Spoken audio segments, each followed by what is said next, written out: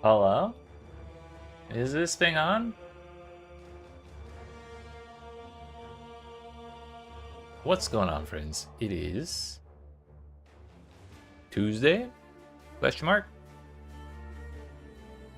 Yes, it is indeed Tuesday.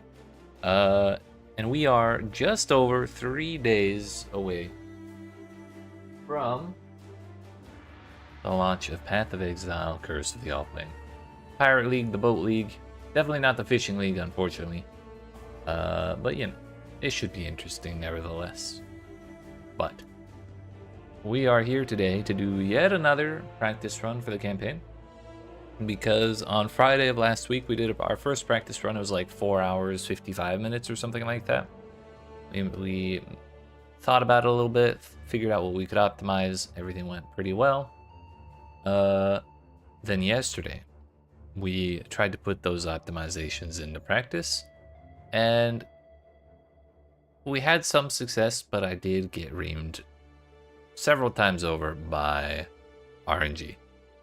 Particularly in acts like 1 through 3. I ended up not even getting a 4 green link until the beginning of Act 4. And we had terrible RNG with rolling flasks. I rolled instant recovery and 66% reduced recovery on, I believe it was 8 prefixes in a row. So that put a strain on our early currency, on our early damage, and really gave us a hard time. I had to make extra trips back to town to vendor stuff to try and alt my flasks so I could not lose all of my damage.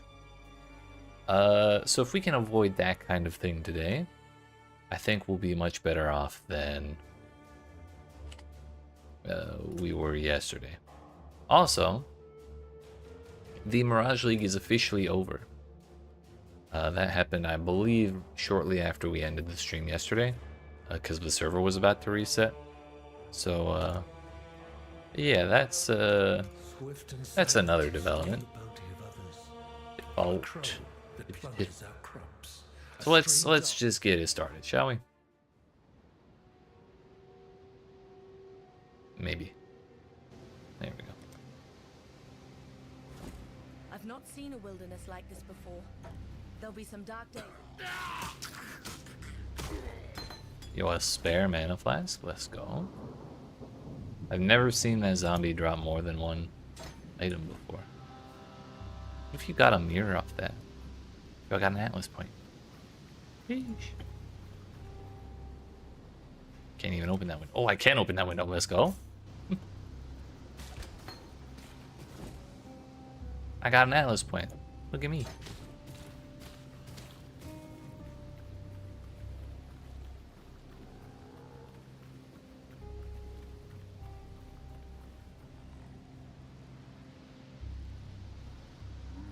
Yo, what's up, Rosenspell?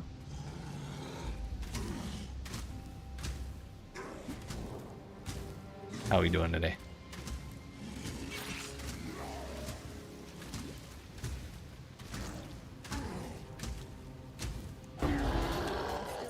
No damage, no problem.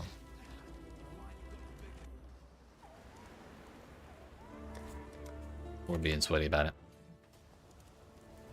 Fine work with Hillock. Fine work with Hillock. What's that? Hey yo, the runner boots. First item. Huge. Any 3 greens.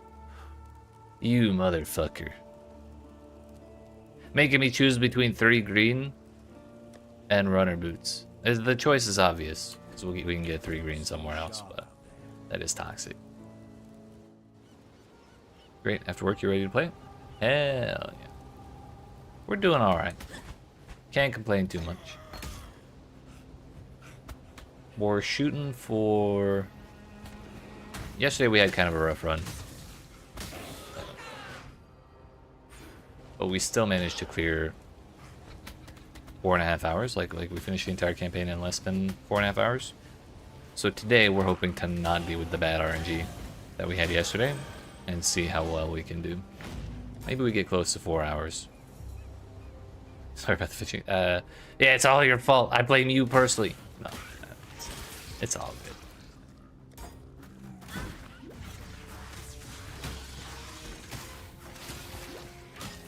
It does, the new League mechanic does still look cool.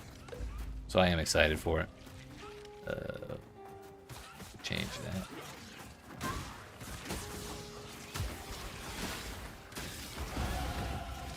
Hit Act 8 in 4 hours? I mean, literally anything under like 12 hours is a good time through the campaign. That's the thing. Like, sure, some people, the top speedrunners can do like all 4 Void Stones in 6 hours or some ridiculous shit like that, but that's like whole other levels of this shit, you know?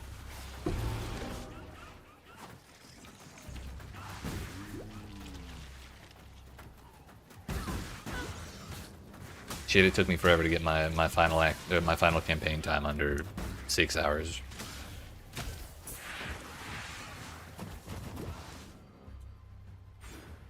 Yo, what's up, Sean? How we doing today?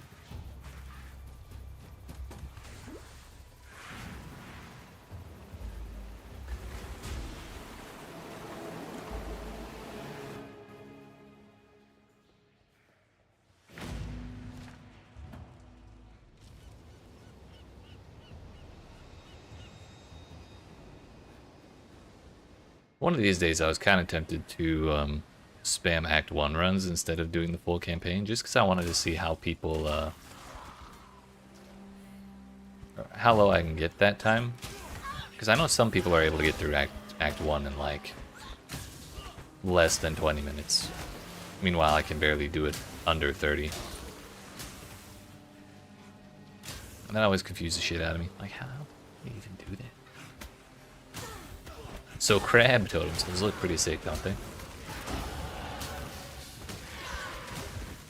I did not see that coming at all. I thought they were going to talk about the barnacle unique, and then they just didn't even mention that. We got crabs instead, and honestly, I'm not that upset about it. You finally decide on what your Leaguestart's going to be? Oh, hell yeah. What'd you go with?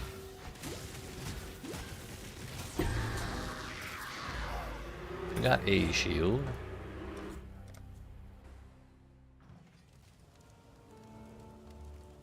Now that you've drained that. RF Chieftain. Yeah. It really is a solid build. Stay sharp. I'd almost. Pierce, chance poison. We want Mirage Archer.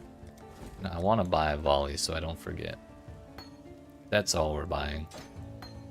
It's 2. Farewell. You can try and farm it. Are you gonna be playing SSF? I believe.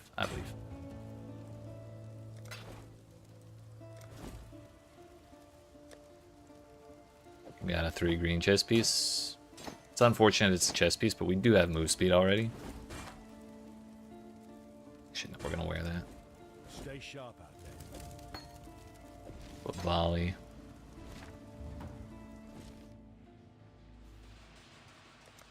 Forgot to put dash in. We did put the Quicksilver on, so at least we have that. I think that's full already.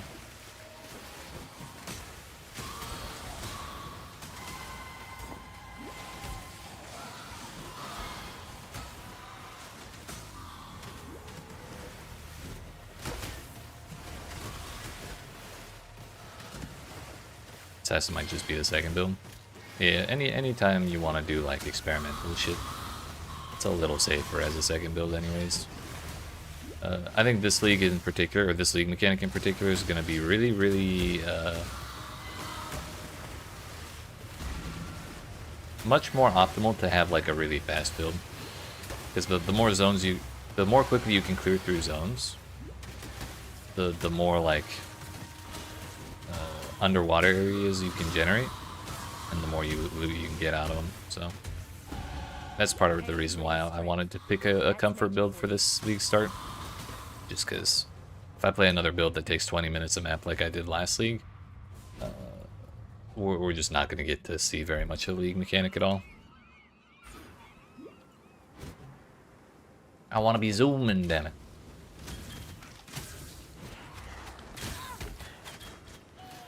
RF will be experimental for you as well.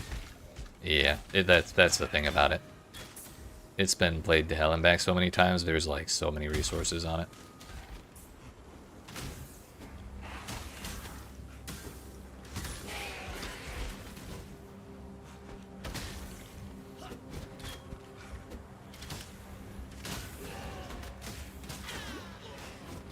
I enjoy the build though.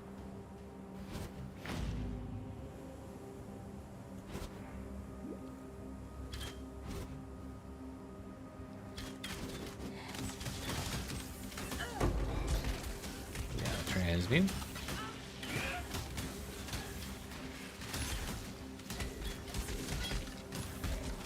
Leather cap. Am I going Lightning Arrow Deadeye? No, we're going to be doing Poison Concoction Pathfinder. I've played the build like probably at least 3 times through like the full game. By that I mean like through the end game all the way to Ubers and like level 100 and all that.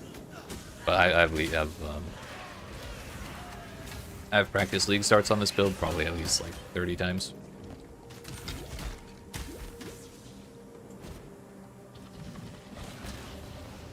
So at least for the campaign, I'm very, very comfortable on this build.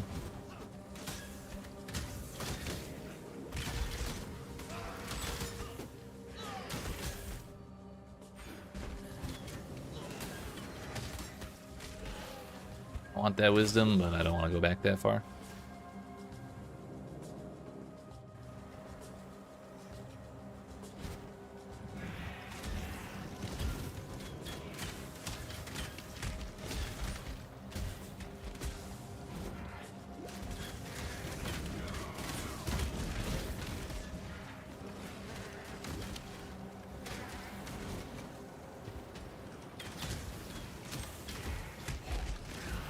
Medium flask as well.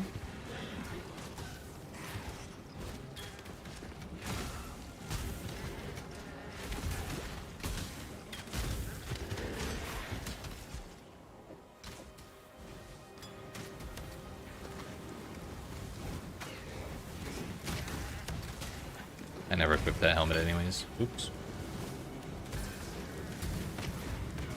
It just hit me again that we're not going to have to worry about socket colors again. Like ever again after the league start. I was like yearning for that change all day yesterday, and it's only getting worse as we're getting closer to the league itself. Technically we're supposed to talk to Nessa because she gives us multiple projectiles. We don't use that right away though, so like whatever. Probably didn't need to take the time to do it just yet. We're gonna keep this shield, equip that belt. It's gonna feel so nice and comfy, yeah.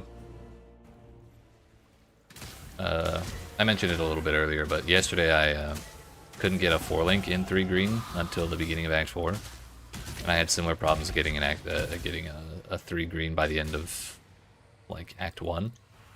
I think it took me till halfway through Act 2 to get a 3 green. And I was so miserable. Just think, we won't even have to think about it after 3 more days ever again. They can't hurt us anymore. Yo, what's up, Professor? We're off to a good start. My very first item was a pair of boots with 10% move speed. We're so back. Try to run through the campaign quickly. If you know one thing that slows you down are some of the side quests. Yeah.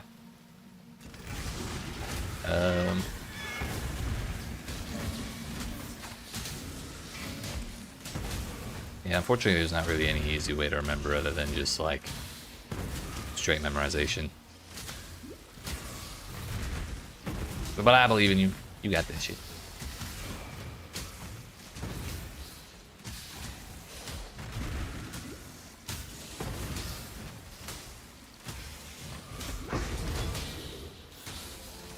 Rare bow.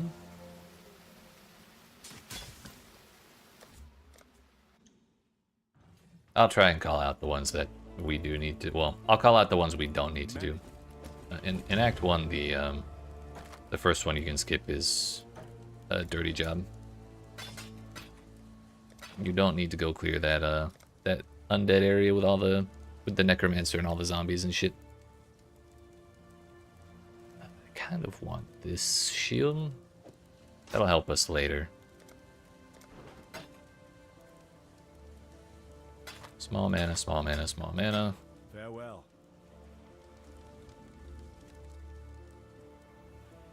Hello. I think we're gonna take Void Manipulation right now. Costs a transmute. Is there anything else I need to buy in Act 1? Not Sniper's Mark? I don't think there is, actually. Like, I think this is it. So we can put Puncture and Dash. Put that there. Would be better to vendor that, but I'm not going over to the vendor right now.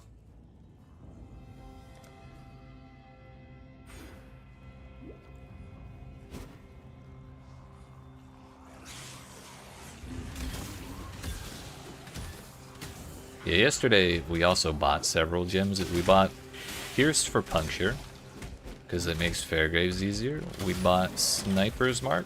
Not Sniper's, is it? I think it was. The one that splits your projectiles. Because it's like kind of helpful, but not like insanely. So I ended up feeling like I kind of wasted currency doing that.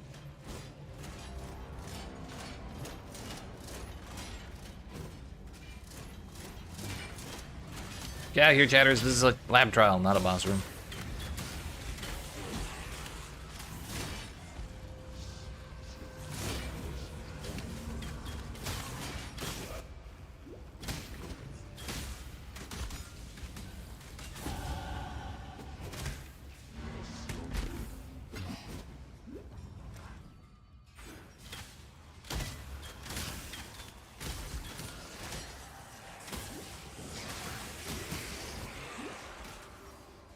This looks promising. I was promised lies. Actually, are there any other quests you can skip in Act 1? Not really, I don't think. Dirty Job may be the only skippable. Actually, no, you can technically skip the Tidal Island. That gives you your first Quicksilver, like guaranteed, so you wouldn't want to do that. It's 100% worth the time to use it.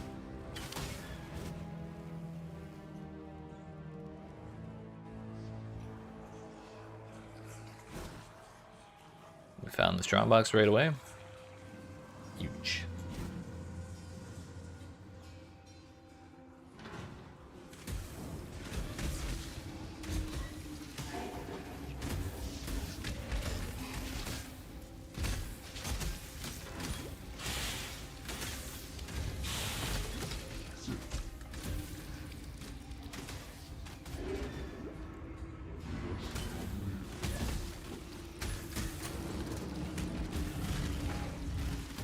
Missed. Don't freeze me, don't freeze me, don't. No, they're here. We lived.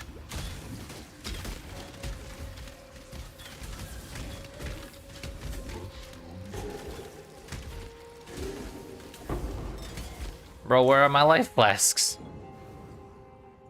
Okay. That's pain.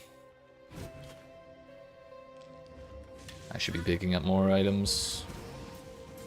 We're gonna need some wisdoms if I want to buy some flasks, because clearly we're not allowed to have any.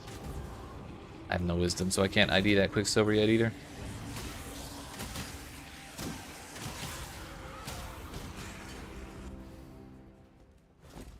What level are we? 8? A little under level. Quite sure of yourself, aren't you, Huntress? The Warden enjoys the taste.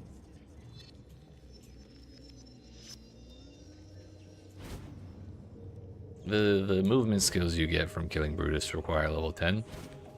So if like the closer you are to 10 by Brutus, the more quickly you can equip the skill gems. But that said, I also don't think it's really worth like grinding out to 10 before you get to him.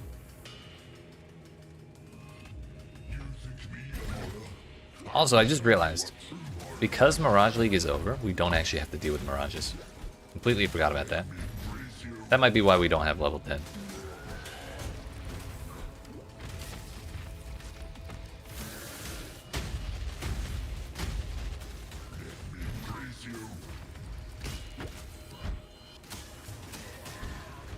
Oops. Motherfucker. I should have opened a portal. Resurrected in town and come back. Or I should have just left home or left for home to refill my flasks.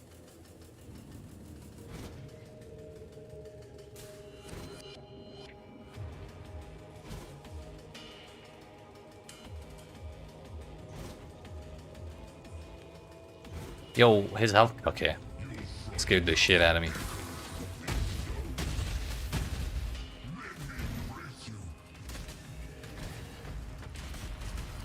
For info on side quests to skip, but most of the info is outdated. How so? Most of the shit hasn't changed since like forever, right? I've done for you what I would do for any wounded.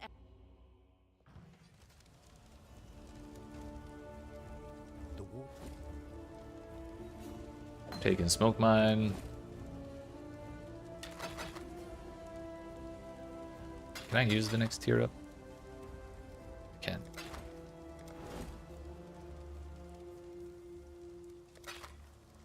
I'm gonna sell one transmute. Because I need wisdoms. Stay sharp out there. For some, be well. Hello. It did? I mean, I know they've adjusted the campaign a little bit, but I can't think of a single... Oh no, there's one quest that is different. I remember now. And that is the Golden Hand. Goodbye. Oh yeah, it was life flasks, because these Hello. ones are kind of shitty. We'll be prepared to do that, While we live, we are blessed. but not yet. Yeah, what's up, Kernes? How you doing?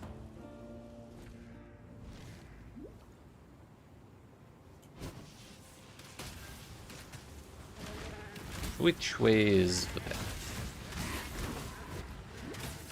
Probably this way, right?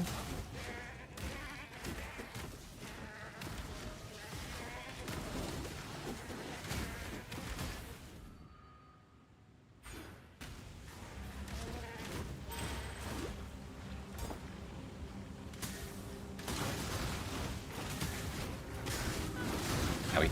Owie. Rude. First of all, I should have bought that flask.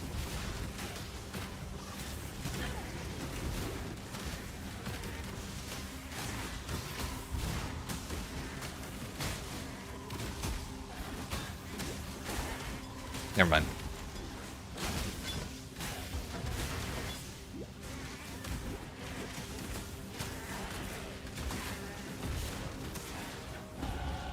As the prey grows more fierce, so must the hunters. Let's grab this and that, because they don't take up a lot of space and we can get currency out of them. Going up for the flask charges, because we're close to getting PConc.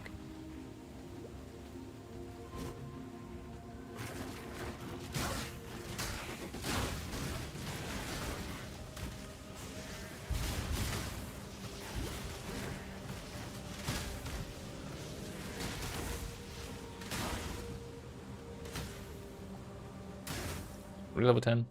Oh, we did hit level 10 there. Nice. Life and death live side by side. This is a strange land.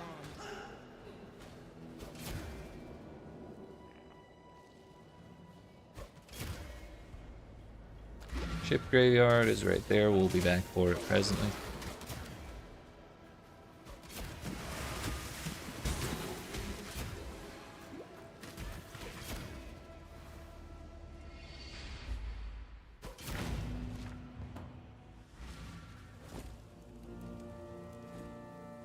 Gonna grab the skill gem from Nessa.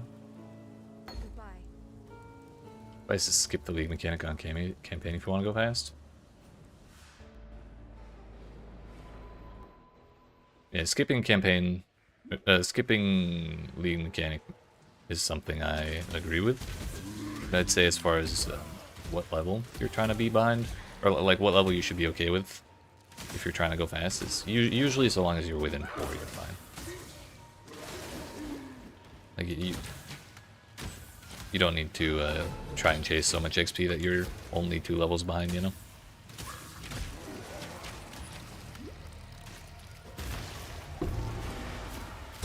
Damn it, every time. I thought we could make it this time.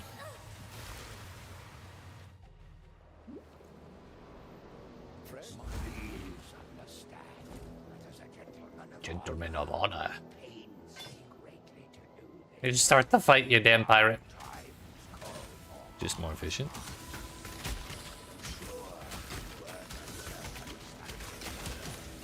I was always under the impression that the XP penalty comes when you're like 5 or 6 levels behind, which is why 4 levels is acceptable.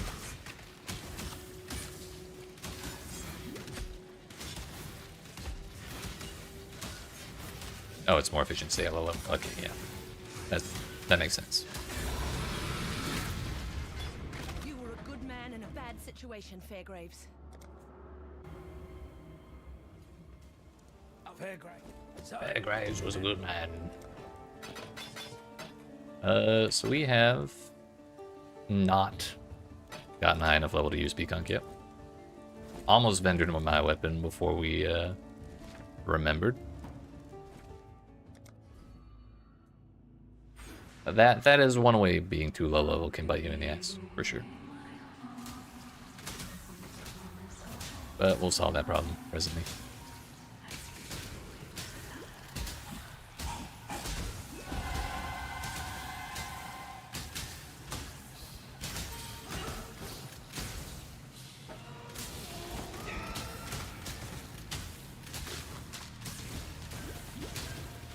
If we don't find another large life flask by the time we reach Mervale, I'll probably go buy one. I also haven't gotten a single ring, iron or otherwise. Those though.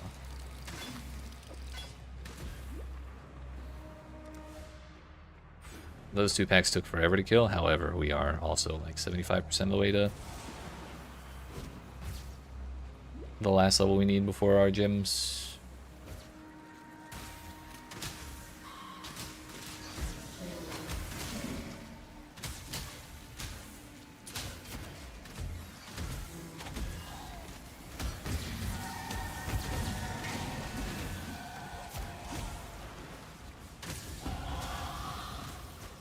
Business land. It's not one I really recognize, but it's also not impossible to navigate, so not the end of the world.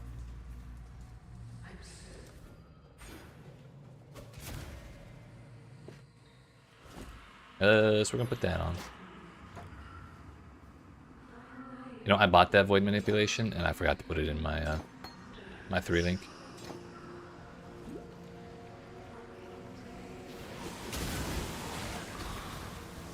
It's better. I missed you, PConc.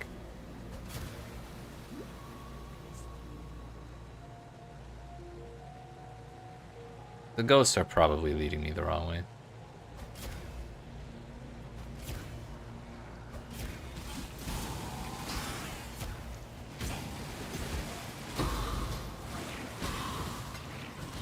Leather belt is probably better for me than... Ow, dude.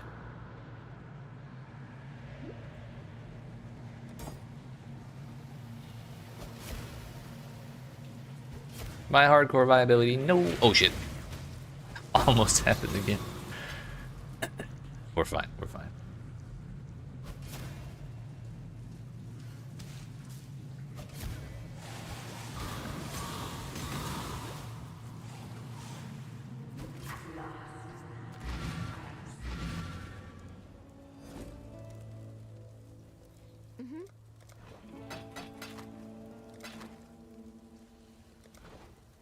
Gonna sell another one of these. I might have to sell 2, honestly. Greater.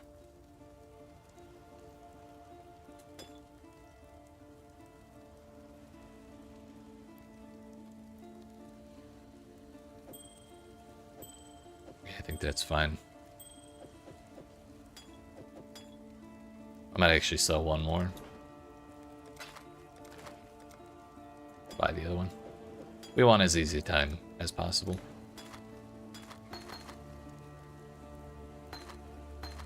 Take care.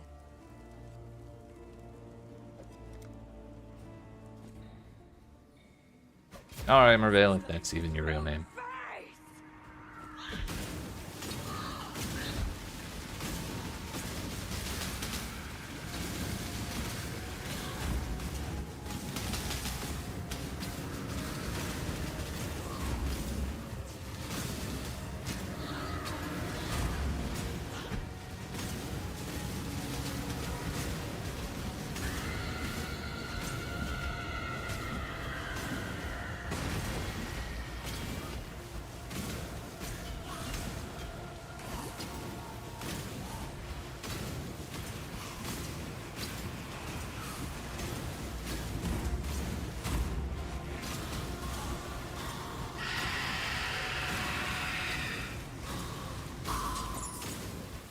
Amber Not for a Amulet. man. It's not my Let's not do favorite, this but to you, it's not bad. Mervale. Red Gears made it to Mervale the first time. Was like, damn, she was easy. And then phase 2 started. You love to see it.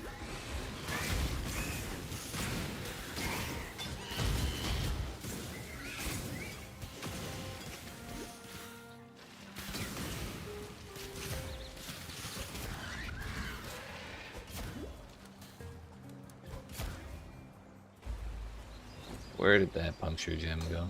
Go get that here. I am.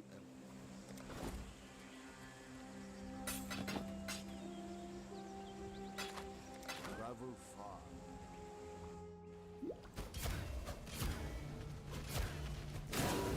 So in Act 2, the only quest I think you can really skip is the Great White Beast, which is the side area in this zone. The quest reward for that is a Quicksilver. There are other rewards, but the one you would want is a Quicksilver. So if you find the strongbox in the prison level 2 and get a second Quicksilver from it, like we did, you can skip that entirely. But if you don't have 2 Quicksilvers by this point, you would want to run that one anyways.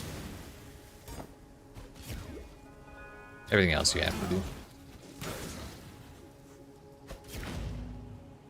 Or rather, you should do to make sure you get all of the skill points and everything. A long time ago, and by that I mean like a year or 2 ago, you used to be able to skip the quest in this zone. The Golden Hand, or was it Through Sacred Ground, I think is the name. But you still had to come this way to do a lab trial. It was just when you did the lab trial, you didn't have to do the quest afterwards. But now, there's a skill point locked behind that quest, so we do it.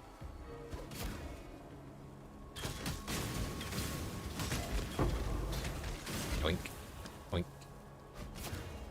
What are my thoughts on Innocence? Is he really not coming to help in PoE2?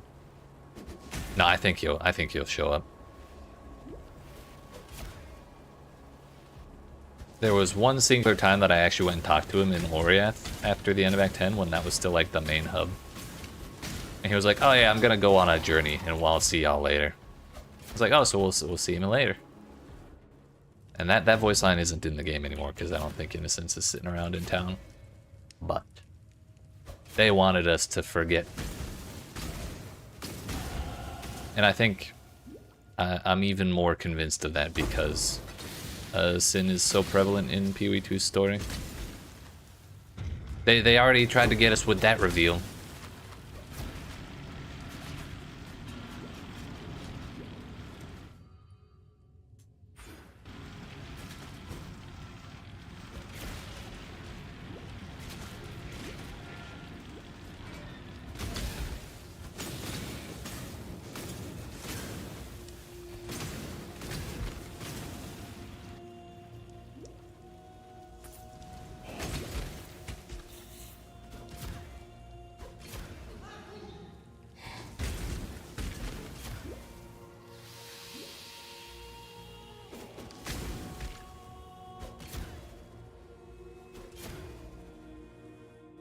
Oh shit, what was our time through Act 1?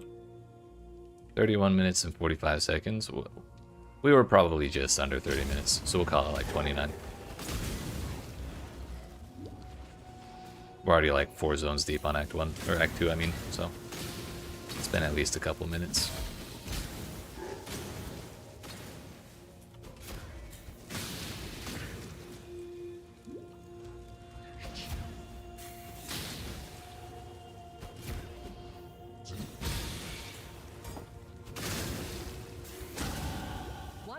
Closer to the top of the food chain.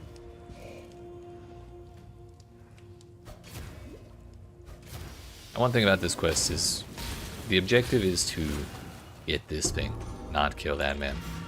So you can just go home.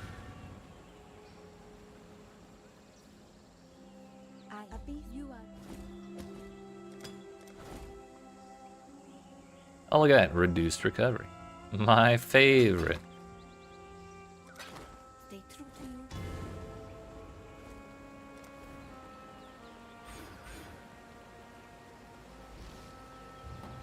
Can't you be sure that they dropped him? Said something about an info they shared? Everyone's got to be wrong sometimes. We'll just say this is his time. Except me. I'm the only one who's never wrong, of course. Obviously.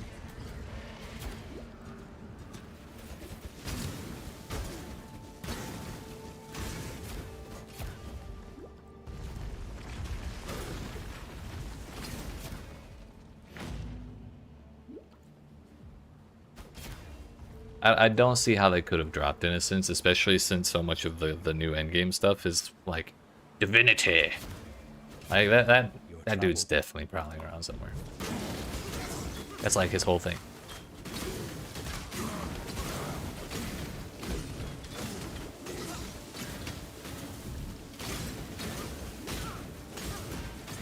You know the trick to finding a Lyra? I do. Well, I know a trick to finding a Lyra. I'm not sure if we're talking about the same one, but she's always on the same side as same side of the road as the waypoint in Western Forest. 2 versus 1, like those odds. That's well,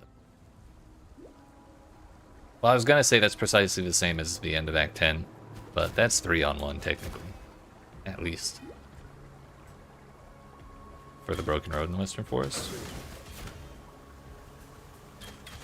You'll have to point it out when I run into it. Luxury and cruelty go hand in hand. And for like a decade and only found out about it last week. That was me with the waypoint trick. Because I made, like in January and February, I was making a guide on how to like navigate most of the zones through the campaign.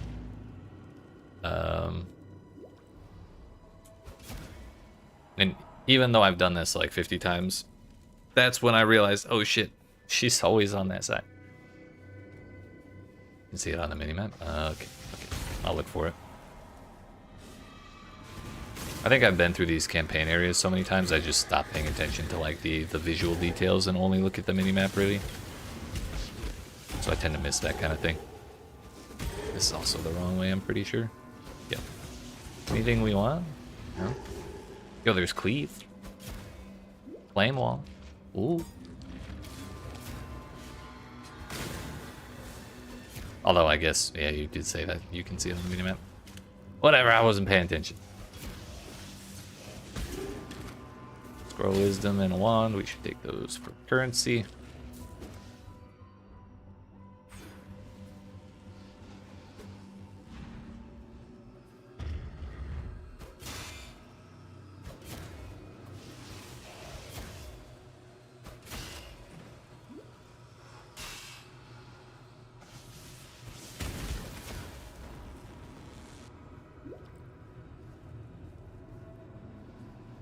Yo, thanks for the follow, Gucci's.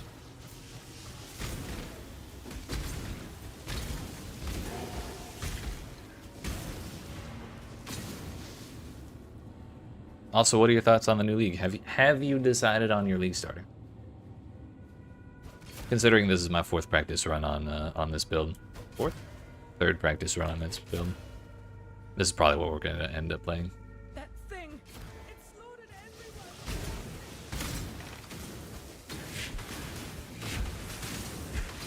I can't even be tempted away from the build by crab totems, I'll be honest.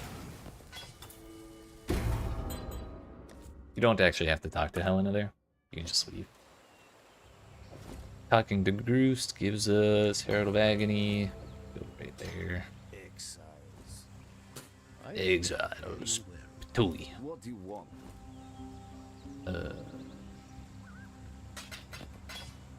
Vendor them ID or unID'd.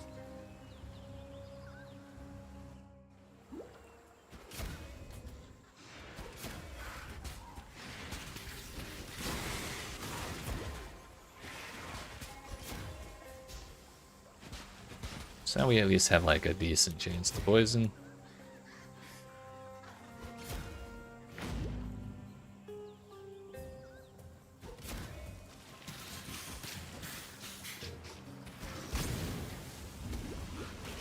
That was right. Yo, we can make that jump. Smoke mine's just the best. Confirmed.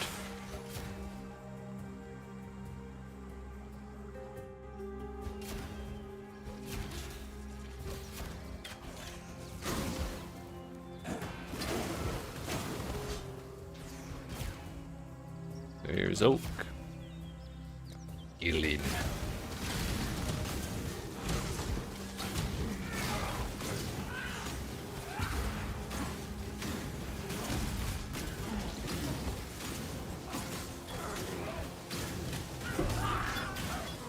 Three green shields. That would free up Bandit. my chest piece to be upgraded. Conveniently enough, we have a rare chest piece right there, but I don't really want to look at it while I'm running for my life.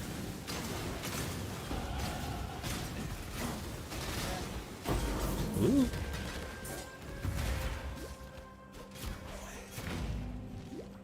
Back there, we're gonna take a quick look at this. I need level 21 for it. I'm not smart enough. Well, we're gonna get a intelligence amulet in Act 3. So if I haven't found a better shield by then, we'll worry about it then.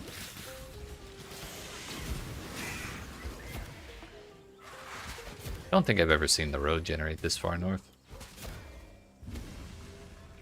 Okay, where is the busted ass road? There's the waypoint, so we already know she's over here.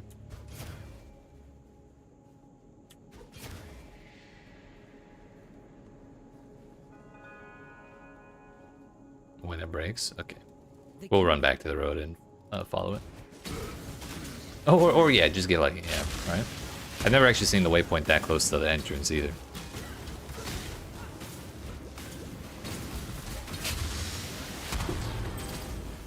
I hate to pluck a pretty flower, even a poisonous one like you.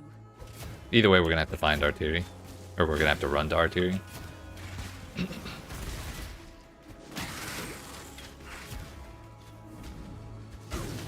He's at the end of the road.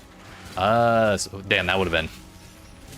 This particular layout, that trick is not quite as useful.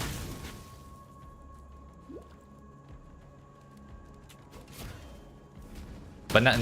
It's better to have two indicators, right? Because it may not always be the waypoint and then the broken road.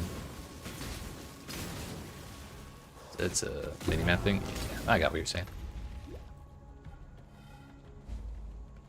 I picked up what you were putting down. Uh-oh.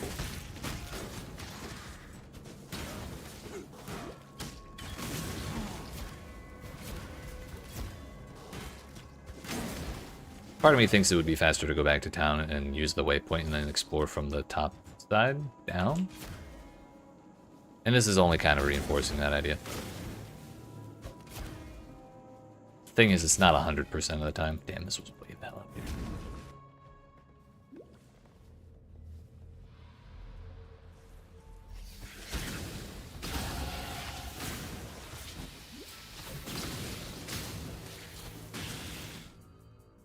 We're not taking the withered node yet. We're going for freedom of movement or whatever the hell that node is over there. Eagle aspect or something.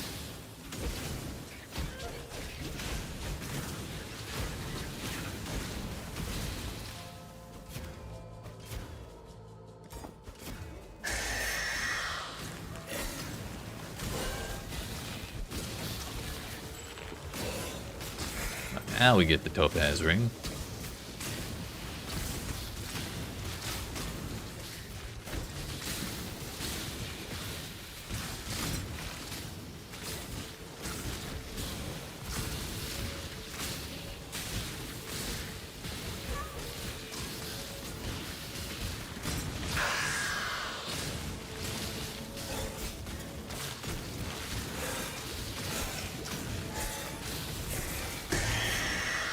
Barboot. No room. I greet you.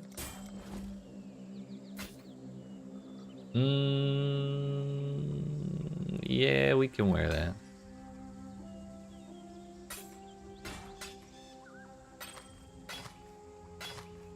Actually, gonna keep those two. Sell the coral ring. Can I use the next tier up? Level 18, level 12. I can. We have the currency for it as well, and I only need to buy one. So we can sell those 3. That there, put this here, put that there, sell this. Hold on to that one. Remember. And this one. You Dr. Silk, because he gives us something I probably don't care about. Yeah, we're not going to use vicious projectiles. 0% chance. Oh. 24, 23.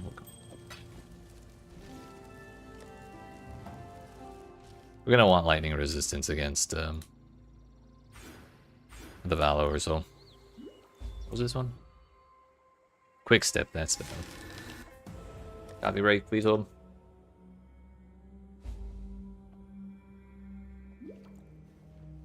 Sip acquired.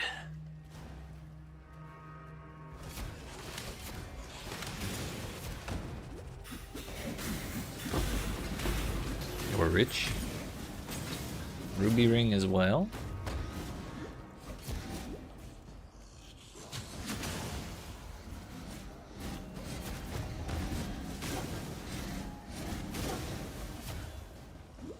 One thing I need to do is I need to not level up Smoke Mine 1 billion times. It kind of messed us up yesterday because I had a piece of gear that had intelligence on it, and then when I replaced it I had to go buy new gems. Thankfully it was after Act 6, so I could just go talk to Lily. But that was a hassle. That room stuck. That room stuck.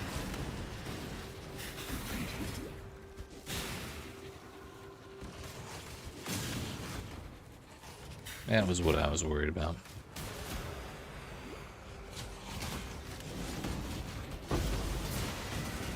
Definitely gonna want that.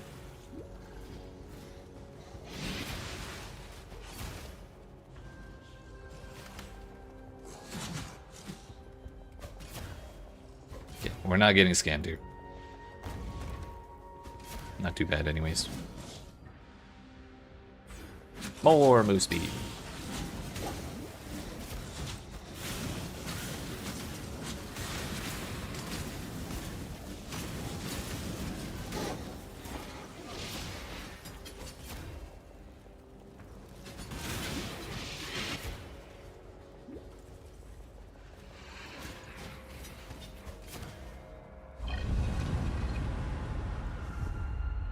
Yeah, we're moving. This shouldn't be happening. Not in the world I know. That is not the way forward.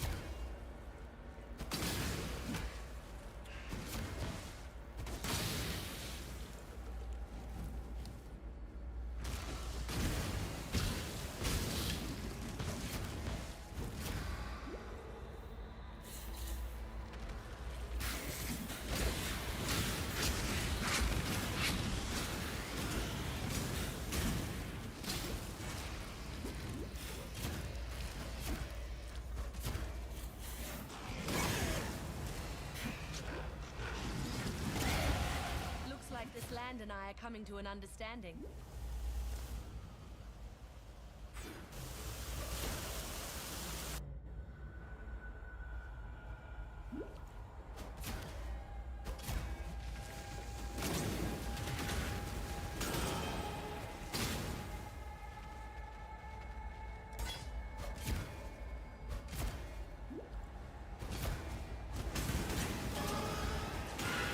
Rome, you say?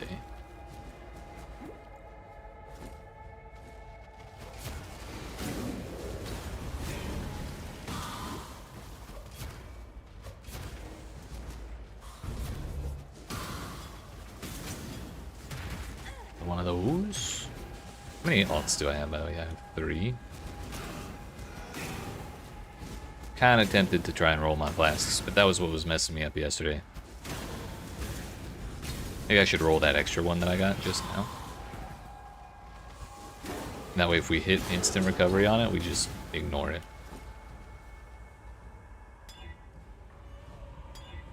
We rolled it twice in a row. Kind of want to make sure we keep at least one alteration. Just in case I need to buy something. So we are going to need to buy Flame Dash and Shield Charge in Act 3. Because we'll actually be taking the time to do the library. As little as I enjoy it, we must. Flame Dash plus Shield Charge is like... I'm sorry, Flame Dash, Shield Charge, and Smoke Mine all together. It makes our life a whole lot faster.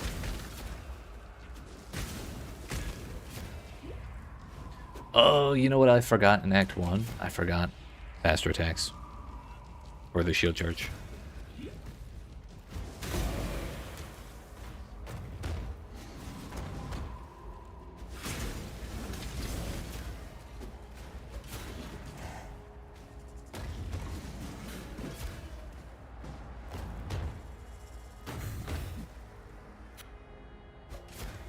That's bait.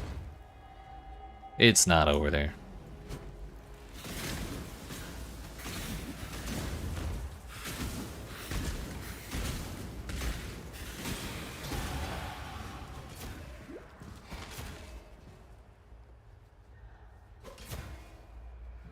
Case in point.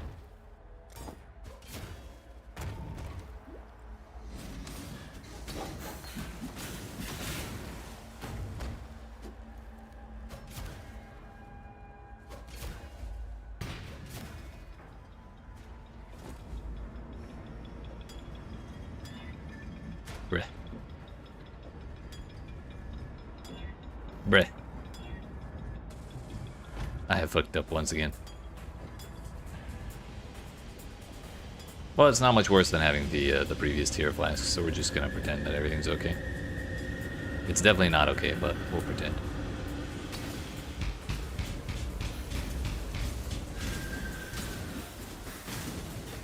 Okay, so early on I'm probably just gonna abandon the idea of rolling flasks, because I did not realize how high the weight of that modifier was.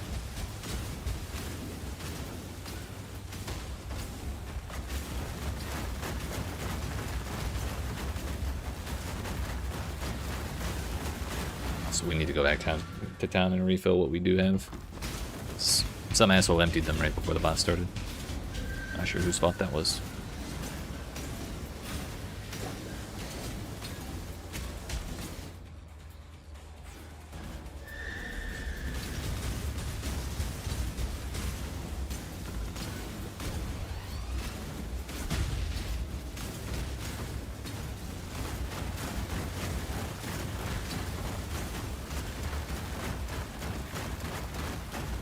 That may also be part of the problem. Uh-oh.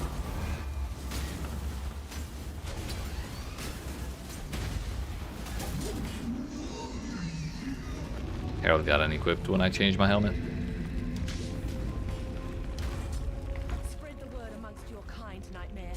You're not welcome in my world. EO 15 move speed as soon as I hit level 23. Nice.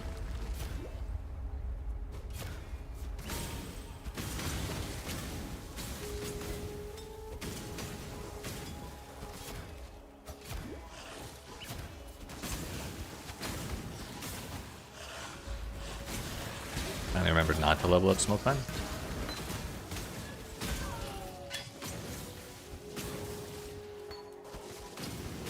Speaking of. I don't mean.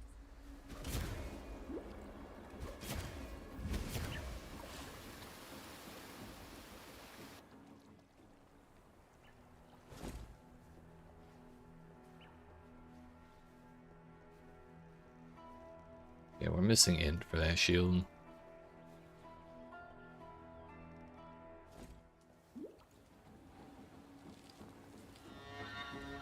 The last like 3 times I've come through here, the sewer grading was on the top and the path was on the bottom, but the one time I try and anticipate that, it's the other way around.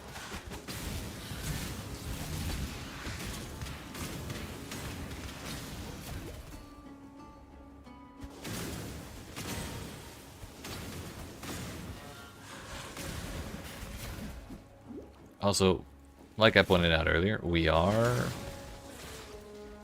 much farther behind on XP than we usually were before on our practice runs, but like, we're also not having to deal with 500 rare monsters per zone because of Mirage. So like, I'm way less stressed than I was before.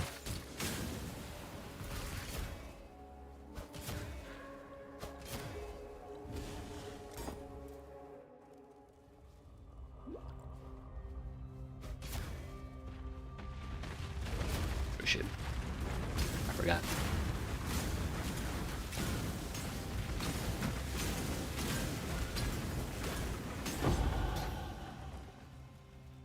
"53 minutes and 10 seconds, we'll say it's been like another probably 3 minutes since we started this league, or this act.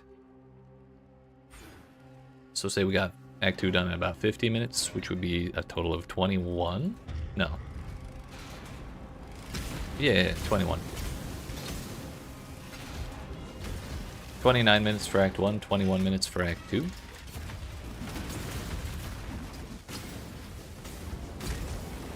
Which is like 12 minutes faster than yesterday by this point.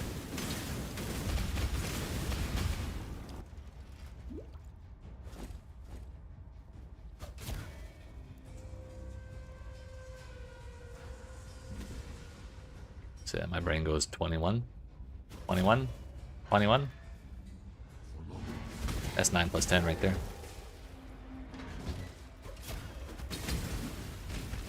Oh, fucking, yeah, I was thinking of 9 plus 10. You were talking about 21, 21, 21. Yeah, fucking 21 Savage. I get that music reference, yes.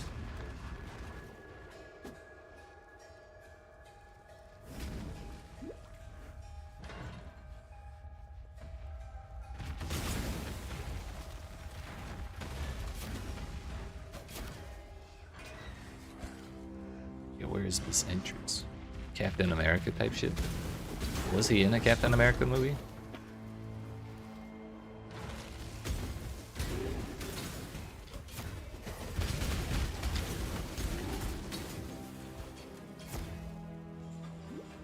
Huntress, you are beatific because you answer to no one. And that's why no one will miss you.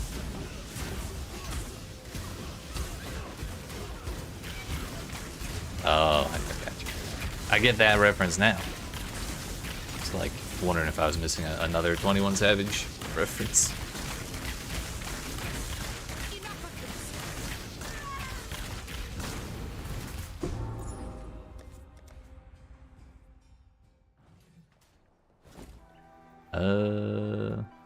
Larissa, can you identify this?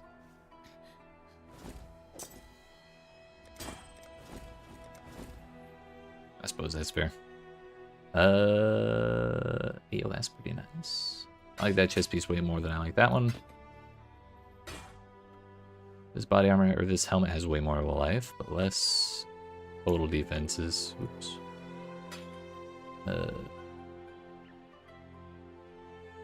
Keeping those boots. I need to keep that.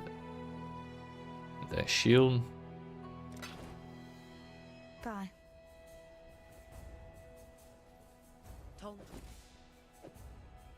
General Not smart enough for that Talakota. gem yet.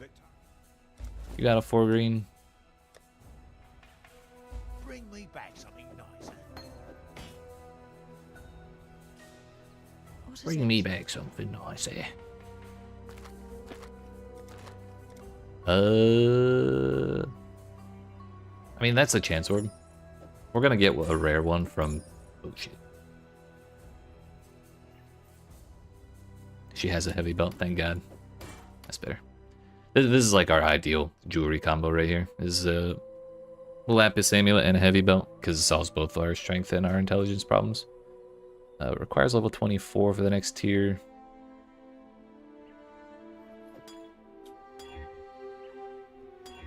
Bro, we cannot catch a break with this shit.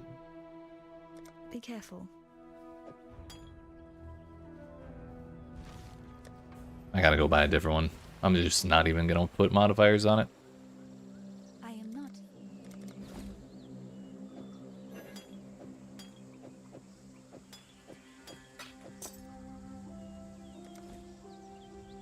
Well, that one I re-rolled because it was already shit. I had a good reason for that, I promise.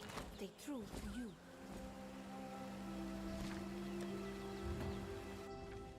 I'm not putting mods on this one. Hello.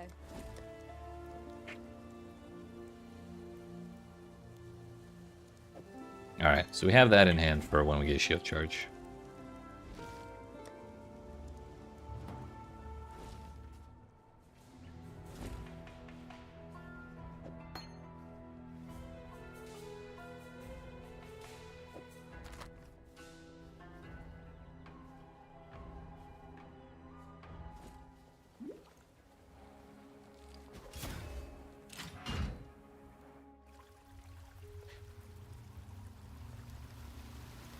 Last time we came through here, I got hella confused because I didn't realize I had picked up 2 busts in the first half. And so I got the last one in the second half, and I was like, where the hell's the third one? And I didn't realize till after I left the zone that I did have it already.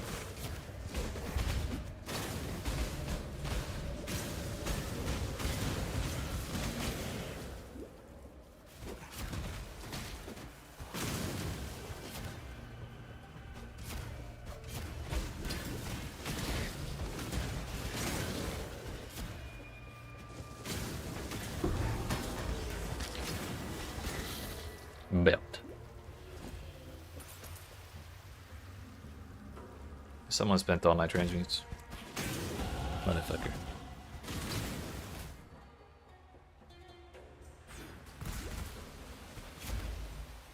Can I make this jump this way? Oh, you can. You just have to be at the right spot. Not worth the time, though. It's way easier to line that up from the other way around.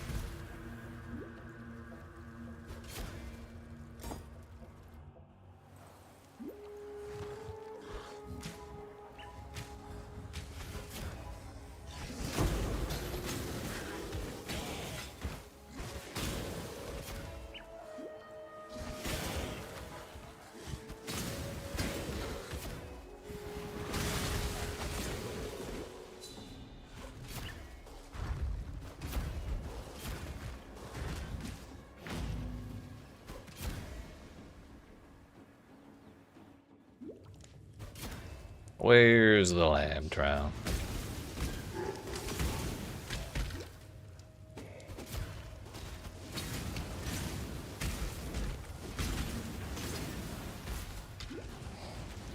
That looks promising.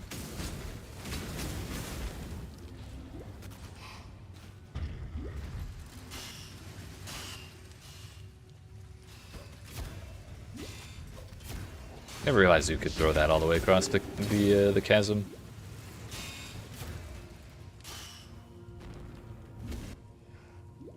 Wait, we're done here.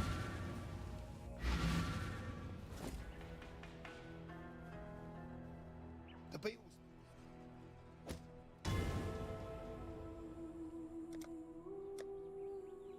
There's a 4-link, but it's red-blue. Kind of exactly the opposite of what we want.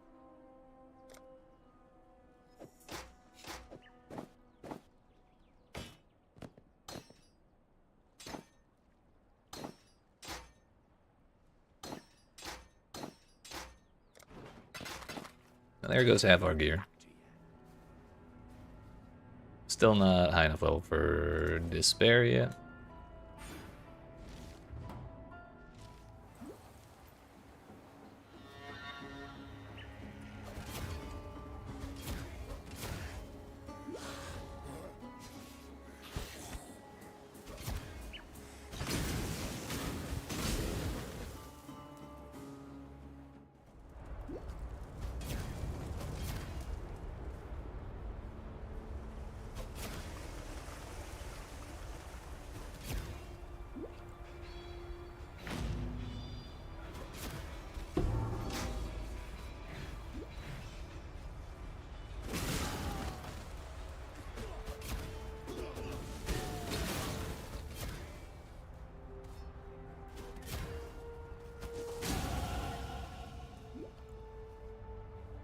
Alright, we're 24 here. We need 4 levels.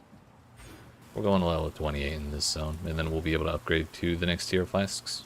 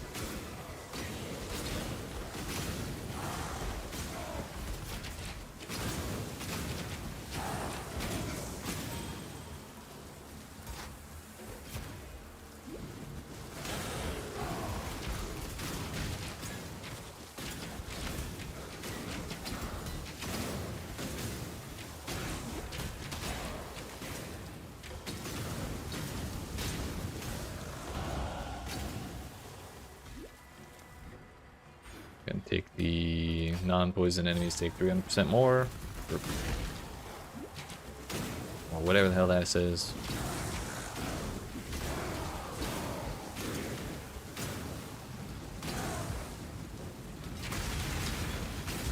Okay, maybe we should have vowed that essence monster.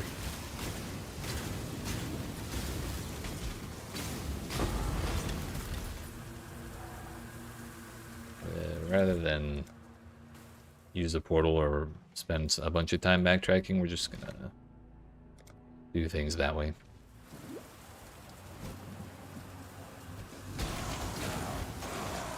We're at 25 and a third right now.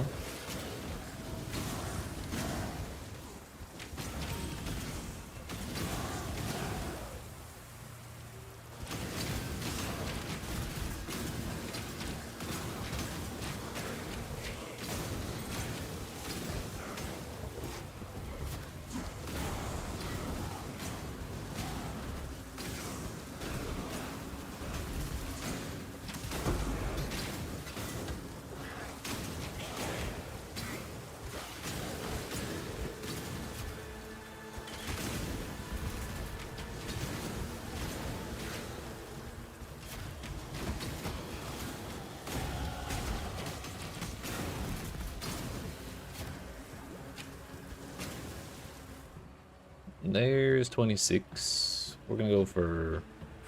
Probably gonna take intuition earlier. Like next level, and then we'll go for herbalism after that. Normally I was leaving intuition until like 30 levels from now.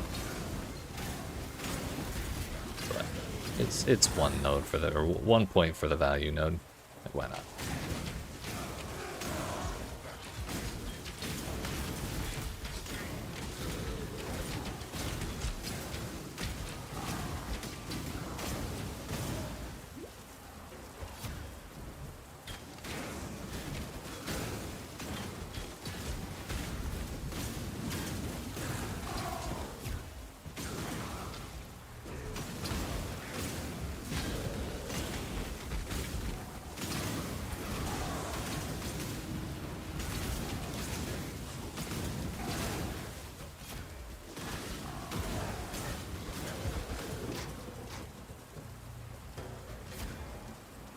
Almost to 27.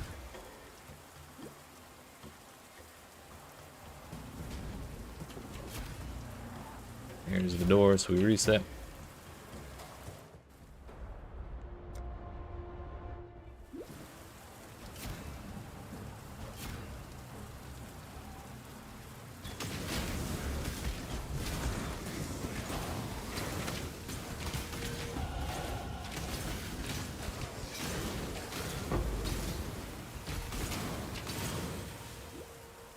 Got a blue, red 4-link on a weapon, which every detail of that item is wrong for me, so not for us.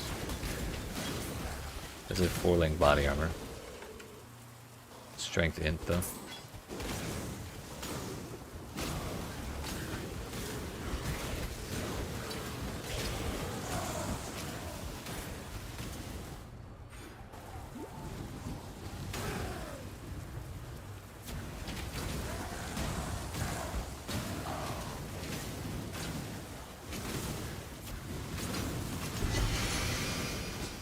Damn, I was hoping for Karui Ward there.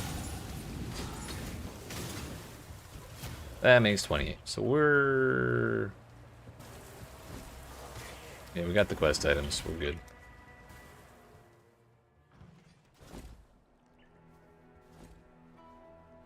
Yes. Vendor that, vendor that. Vendor those.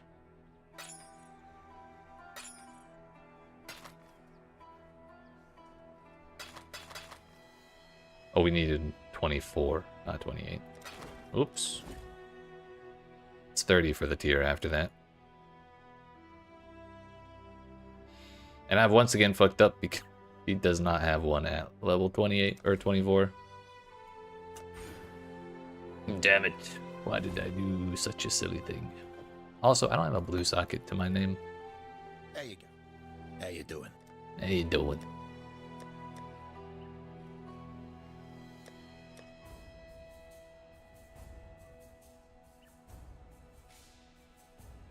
Kind of want to keep that red-green there.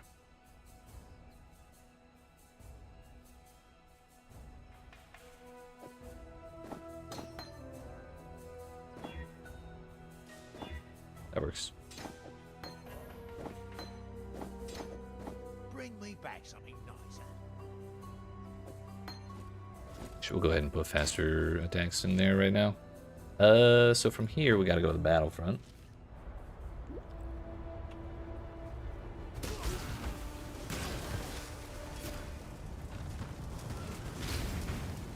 I'm sure we'll find another life flask before too long, right? Maybe I should have bought one of those while I was there. How many wisdoms do I have?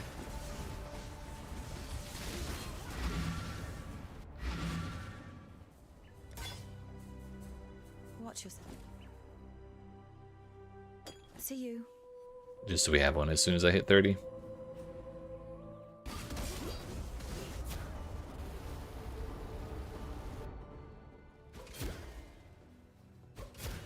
I've never felt further from what I know and love.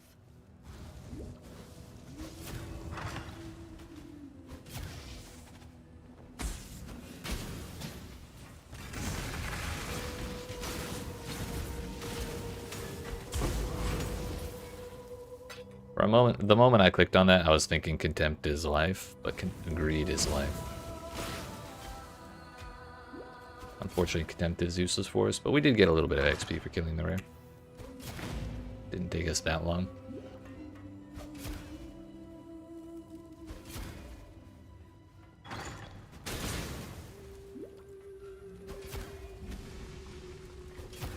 We're getting scammed, dude.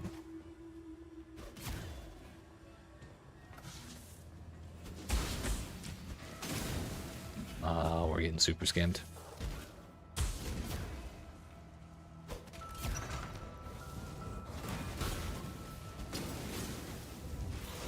Also, there's nothing in this place to give flash charges. What the hell? My quick servers didn't want to refill.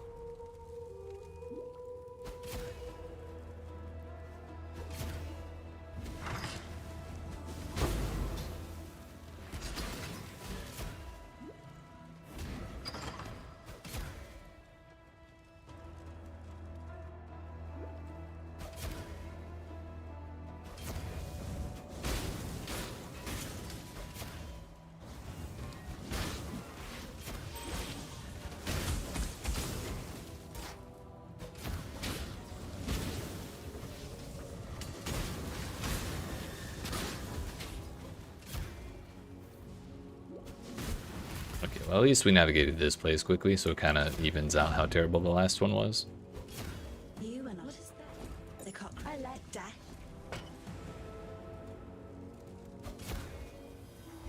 Yo, what's up, Evie? How we doing today? Yeah, that's a lot of intelligence. Sheesh.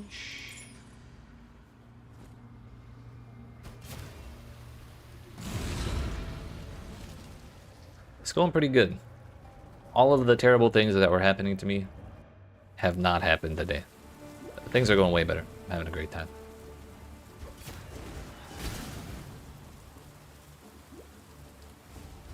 No complaints here.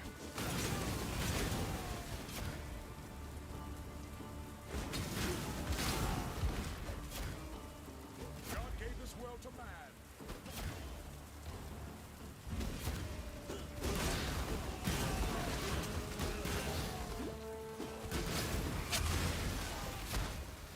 Good, just drawing a little bit. Hell yeah.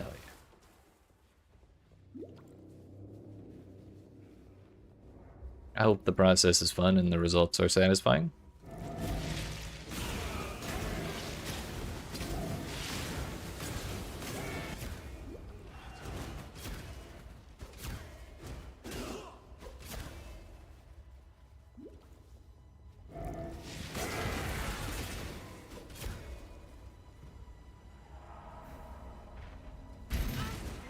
Thanks, Cole. Bro was trying to boost me over to the exit.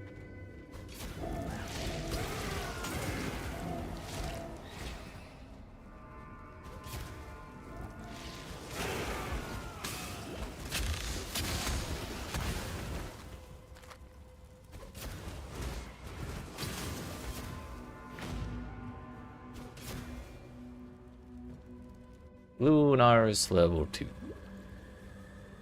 That already feels like the bad side. Much to answer for. But most sides kind of look equally bad.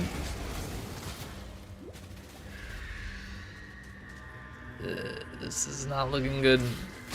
Maybe, possibly. Oh, we were right. Sometimes you gotta commit to being completely wrong if you're gonna, like, potentially be wrong.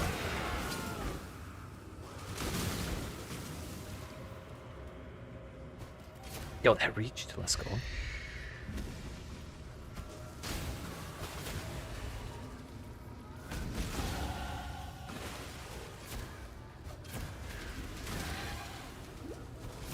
That was also entirely wrong.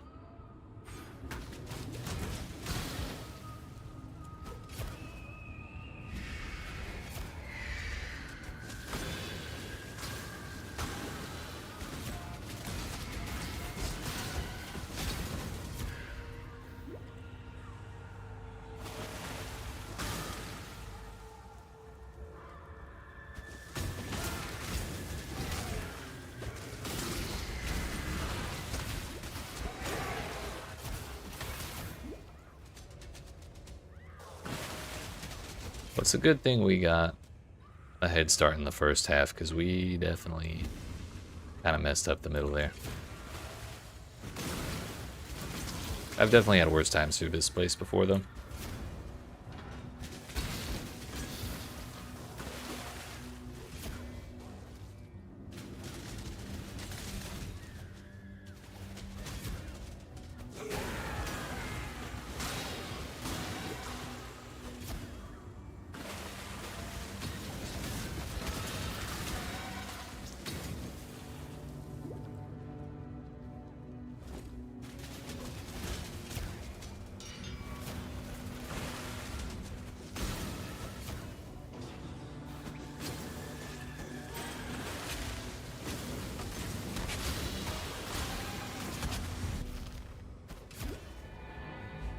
Pursued a greater existence for us. What have you ever done but serve yourself?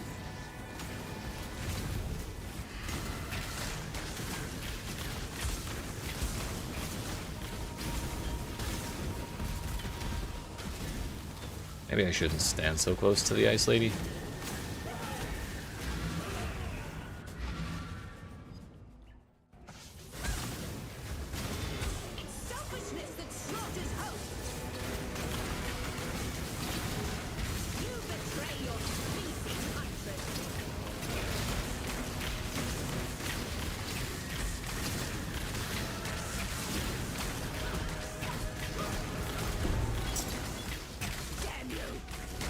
Damn you!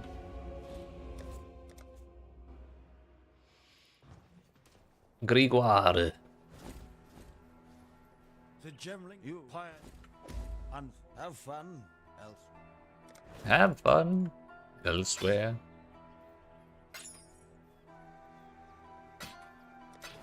See you. Need some.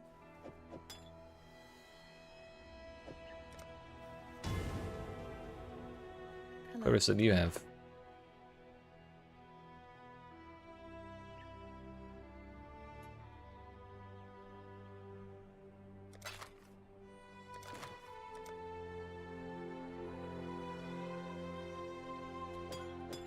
We're just gonna buy both. Keep these. Watch yourself. Is that a threat, Clarissa? Okay. Our problems have been resolved. We have 2 flasks in my flask slots now. And we have 2 flasks for the next tier up as well when we level up one more time. But now, we have to do the last labyrinth trial, the library, and then the labyrinth. Then we can do Dominus. It was Greed. That one we should take.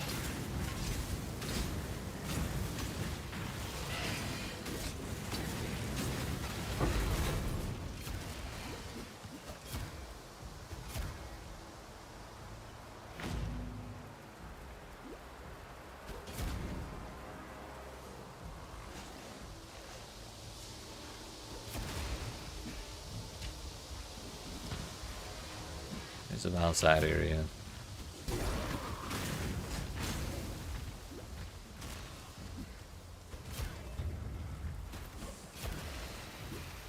Yeah.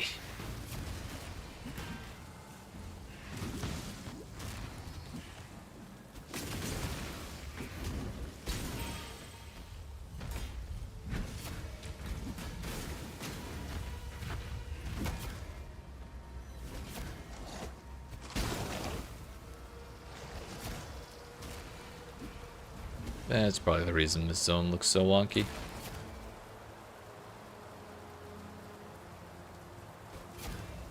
Yeah, alright. Speaking of wonky zones, here we are.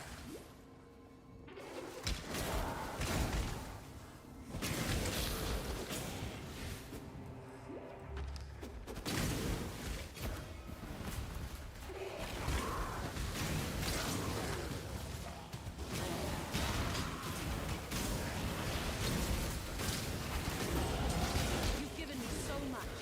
What can I do for you, Ray Class? Yeah, we're 30 already.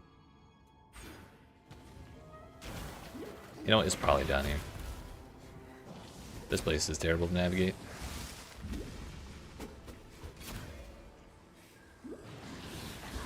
I was wrong.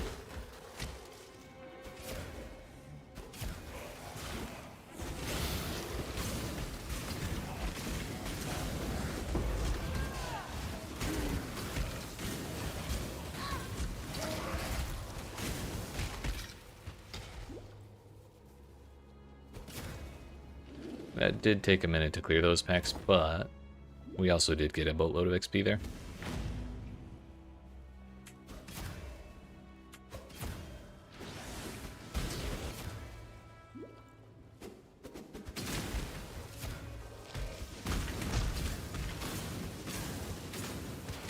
Yo, what's up, Blue Jays? Yes, this is gonna be the build that we play. I thought about trying out one of the like buff spells or something, but honestly I couldn't settle on anything, and I kind of just want like a safe build to farm on, so we can get a good bit of currency early on, and then do something a little more interesting like within the first week or two.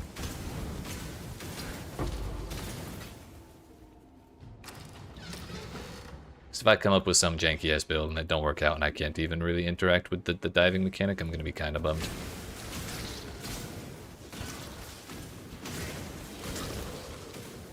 Might play Winter Orb. Looks pretty solid from Patchy. Yeah, you're right. Which is kind of exciting to see. I think it's barely had any attention at all since like Synthesis League, probably 23 leagues ago or something like that. I think maybe it got a little buff sometime between then and now, but like never got more popular than it was then. But I hope it goes well for you.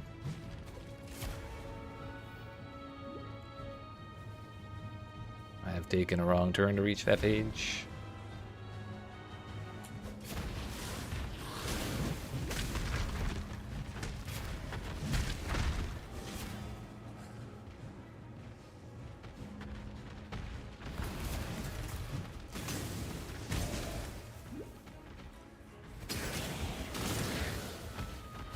Am I gonna have mercs? Not really, no. I'll be on Pathfinder, not Luminary. I mean, in the end game, I'll like interact with them and let them follow me around and stuff, but honestly, in the campaign, I'll probably ignore them because they don't really last that long, as far as I understand. Like, if you're not a Luminary, that is.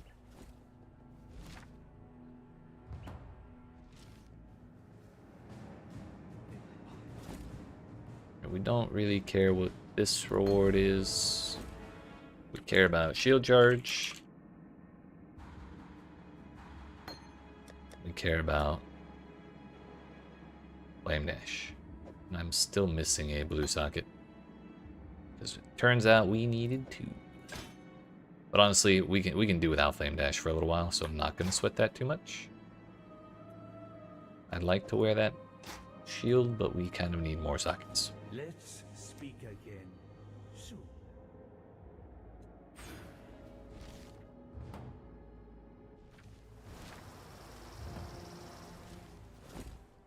Also, we can wear these. Mr. Hargan. Parties off. 3 green. Don't do anything I would. Nothing worth anything, unfortunately. Really glad after 13 years they're fixing sockets. Dude, I'm so excited for that.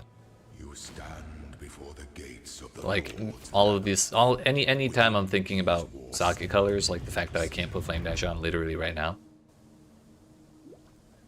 my desire for that change to be in the game gets stronger by like 1%.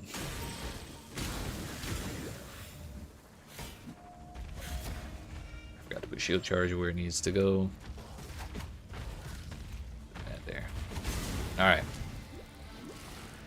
We're not that fasty with it yet, but we'll get there.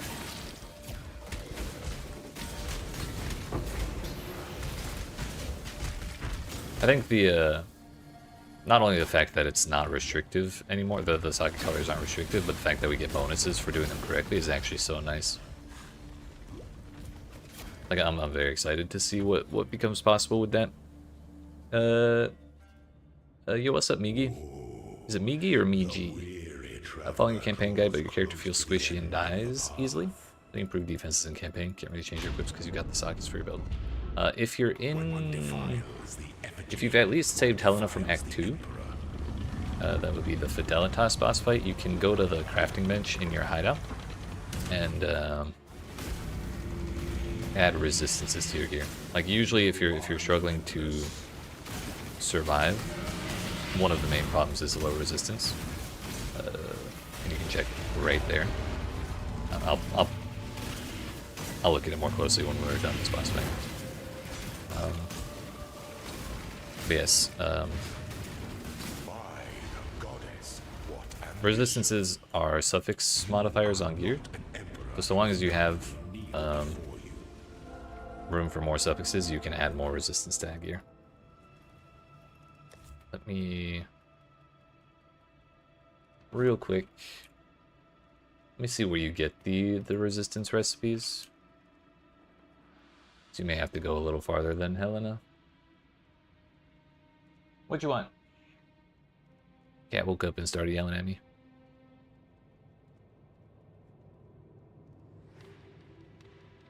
Yeah, so you start with resistance recipes unlocked, but fire, cold, and lightning. Not sure if you always go to hideout to cap your resistances in the campaign. Yeah, it's like one of the simplest things you can do to make your life easier. Resistances can go all the way up to 75. And so the game is kind of balanced around you having 75% of all the resistances. Like, it's kind of a little lower, or a little more lenient early in the game.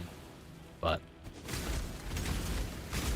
getting elemental resistances to 75% is like one of the mandatory things to do when you're building a character. So the more you have early on, the better.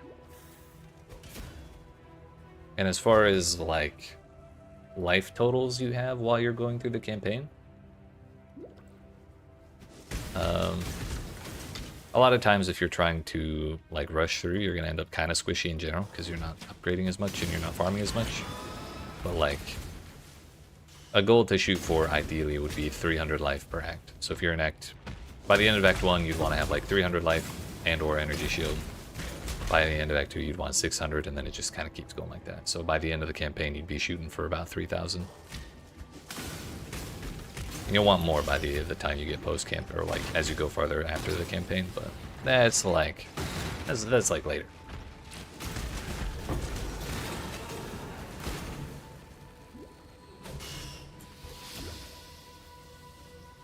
This place is a scam. Funny thing is that their passive skills in PoE1 have life nodes compared to PoE2. Yeah. So there's less reliance on gear in PoE1 for that kind of thing, but the modifiers in PoE2 on gear in PoE2 are When the time comes to strike, an emperor strikes without hesitation. much larger. Emperor entertain doubt at the words that Yeah, I hope that helps, Migi. If you need to, when I'm done in the labyrinth, I can demonstrate the crafting bench if you want, but I hope it helps. rise to the occasion. Honestly, I did not realize how good my defenses were, or my resistances were right now. Like, we're fully capped on lightning. I don't even know how that happened. You were born for this. This empire remains filled with emperors in waiting.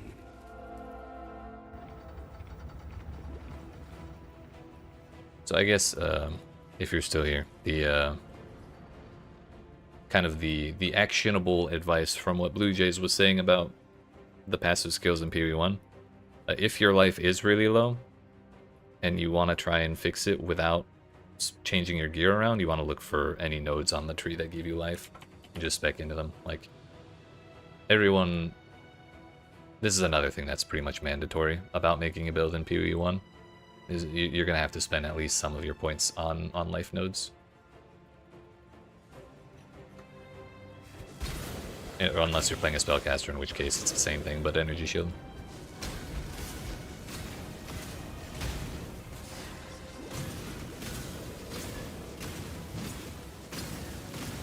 Blocks attacks. That's toxic.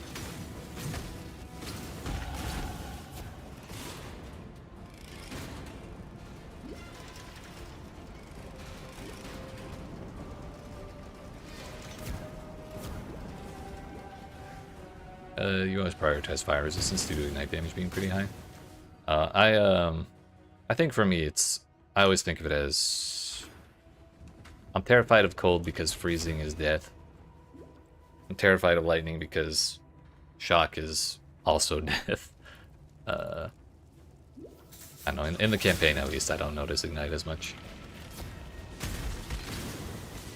Please, if you don't mind. Hell yeah. Yeah, we just gotta do one more boss fight here. We're almost done.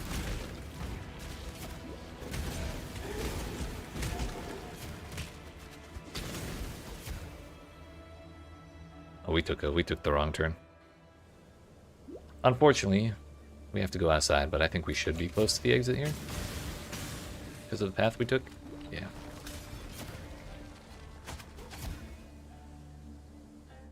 An aspirant can afford to be promising. An emperor must keep, though you must navigate your empire through troubled waters. Also, Sean, I just saw that message, sorry. Want to pay more attention to the challenges and try and complete as many of them as possible. And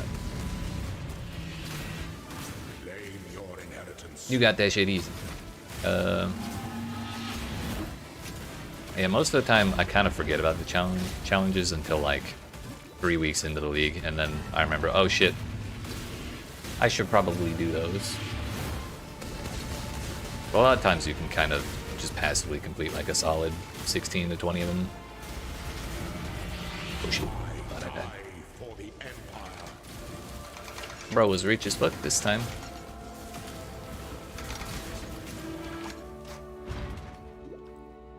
Look at those ones too. Before your emperor, you are worthy. Before the goddess of justice, and virtues are worthy. Receive our blessings, embrace our gifts, and rise a Ascendant. Rise, This is the ending that we all deserve. Take those, take that. I think we're good on the rest. Oh, I have another one. Damn. Wink.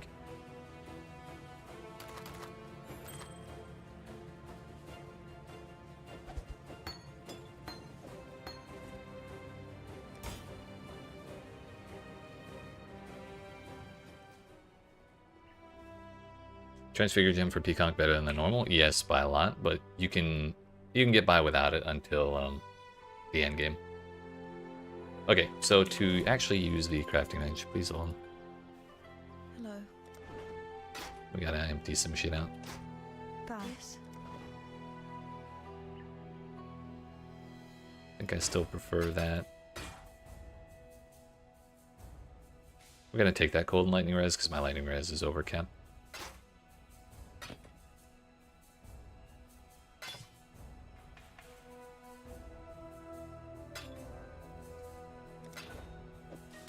Be careful.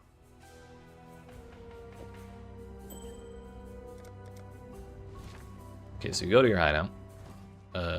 Again, if you unlocked Helena in Act 2, I'm sorry, well, after you killed Fidelitas in Act 2, you should unlock Helena. She'll have a quest for you to unlock your hideout. Yours will probably look different than mine, but in there you'll have a crafting bench. Mine looks different than usual, but it'll have the label. So from there you want to take any piece of gear. If you hold Alt on it, or I'm not sure what the button is if you're playing on console, but you should be able to see whether its modifiers are prefixes or suffixes. An item can have 3 prefixes and 3 suffixes. I'm sorry, a blue item can have 1 prefix and 1 suffix, and a yellow item can have 3 prefixes and 3 suffixes. So you kind of want to look for gear that has less than 3 suffixes. You want to take it off and put it in the bench, and if you're, depending on how early on in the campaign, you kind of unlock these as you go. So yours will probably look different, but by the time you unlock the crafting bench, you'll at least have the lowest tier of them. And it costs 1 transmute to put the modifier on, but you click craft and there it is. Suddenly your res is better. My fire res is pretty terrible, so we're actually going to fix that as well. Job's done. Job's done. We can put life on this shield if we want to, because that's a prefix. Let's craft some fire res. Oops, I put too much fire res on. Unethical, my bad. There. Now we're all capped up on our resistances, and so anytime I come across elemental damage, I'll be much more comfortable.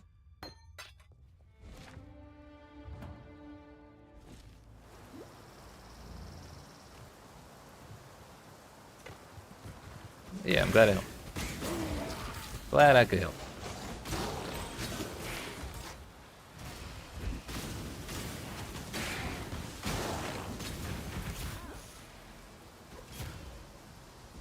Honestly, most of the time I forget to do that in the campaign, so taking the time to do it helped me out too.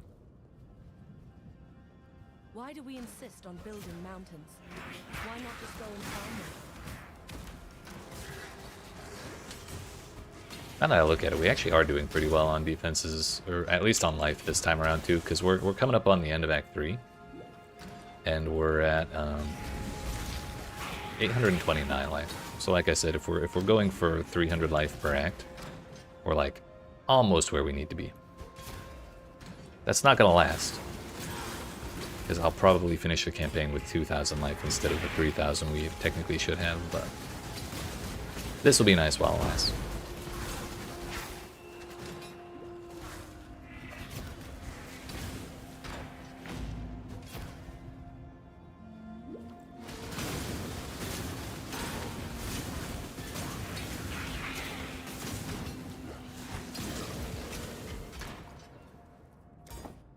We're already in upper scepter, holy fuck.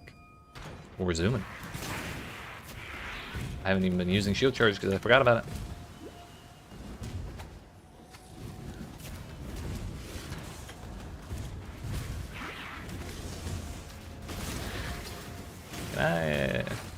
Let's go.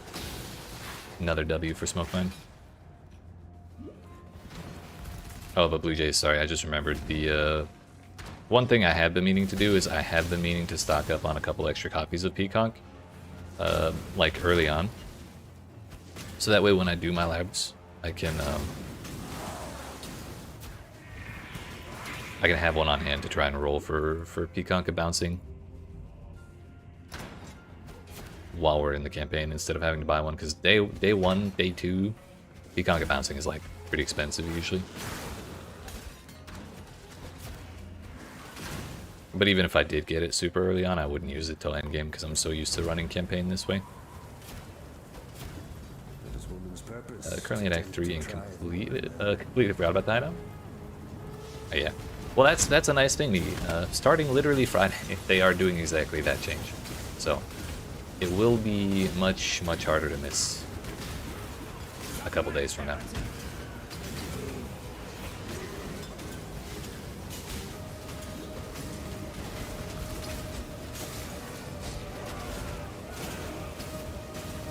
you ever seen the true face of God in exile? Yeah, see, because our lightning resistance is so high, we can just face tank that. Probably not that slam, but the lightning projectiles are totally fine. Is PConc in the meta or not? It's I don't know if it's meta. It's just comfortable.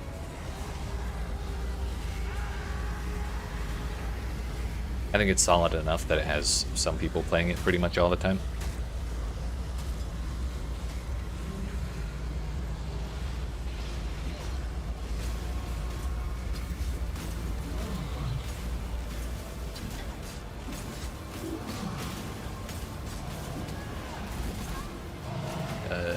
All the improvements you've made from these past 2 leagues in PoE2? Oh, you're hoping all the improvements we made from these past 2 leagues in PoE2 carry over to PoE1? I think they should. Like, most of the skills are pretty transferable. The, Don't die, please. Cities are a blight upon nature, and San is the foulest of them all. the main difference is really just in the builds themselves and, like, the character mechanics, but gameplay-wise, it's not that different.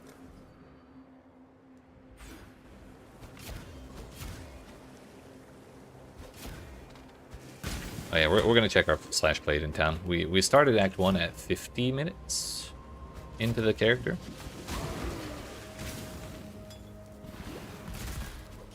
But we had a lot to do in Act 3, so it probably took us a pretty long time to get through that. Even if it's like another 50 minutes, it was definitely worth it because now we have ourselves pretty well set up for the rest of the campaign. I need to just remember to use shield charge. Use skip Mirage, so you haven't checked which classes are popular. Mirage had a lot of funky shit in it because it introduced a belt called Screams of the Desiccated, which, if you haven't heard of it, gives permanent flasks. Not flasks, permanent shrines. Which is even crazier. I'm watching you. Actually, I need to check her shop for 4-link and blue sockets.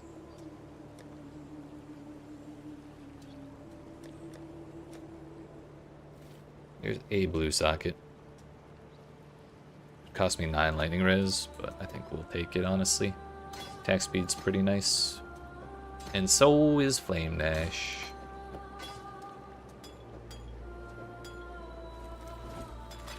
Actually, we're not selling those yet. We'll sell that one. This one. You will be remembered. Slash Blade is 1 hour, 41 minutes. So yeah, it was like a solid 51 minutes. We'll call it 52 minutes. A lake drained, a million creatures lost, just so San can keep its privies flowing. Did I manage to kill the Pinnacle boss in Mirage? Yeah, he was super easy. Like, they ended up putting out a little graphic showing the success rates against him. It was like 99.5% of people never died to him or something. Like, it was very, very easy.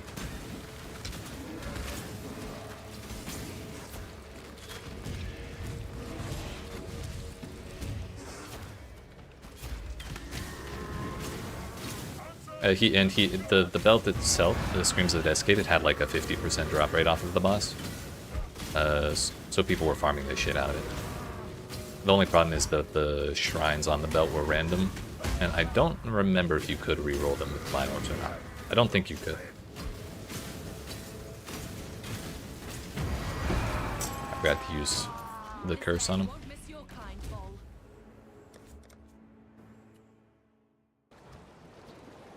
This build seems incredibly strong even for the campaign. Yeah, it's. I think there are better builds out there for the campaign, but as they go, this one's pretty good.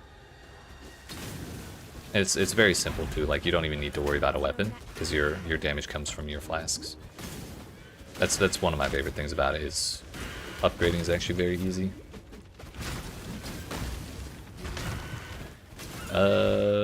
Interest in checking that out. Might consider switching. As far as the endgame goes, because the weapons again are the flasks, getting a high-end flask is much easier than getting a high-end weapon. Like if you're trying to trade for it, that's one advantage. So it makes the build really cheap to get going. It farms relatively quickly because there's an alternate version of the skill where you like no matter how many projectiles you add to the skill, instead of adding projectiles, it converts the extra projectiles into bounces. So you throw one flask and it just bounces all over the place, like really quickly. And the bounces like automatically seek out enemies. So you just throw a bunch of them. And you just kind of let the thing bounce. So farming rate's pretty good. Even on single target, it's good. It's like a really solid, low budget, all-around build. And that's kind of why we're starting with it. My gift. From one fighting woman to another, Dishrit. Maybe I should make a guide about it, honestly. I don't know if I'll have time before the league. But in the near future, I probably will. Where the hell is the pen? Power scaling in PConc, don't rely on your weapons, right?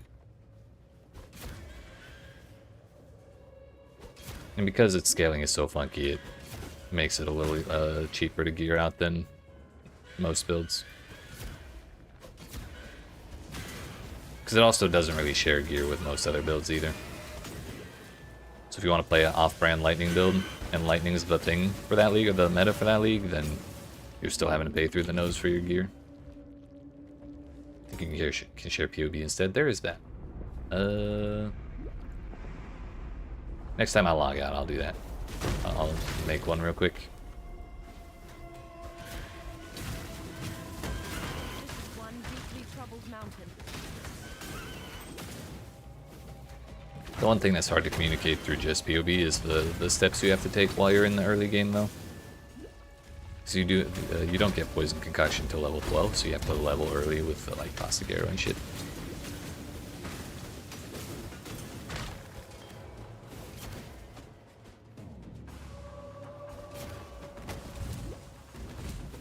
Doesn't have a weapon. Based on any class, you're a duelist and you're struggling with melee combat. Maybe? Duelist isn't that far away from Ranger, which is what we are playing. But it would definitely be best, I think, on Ranger.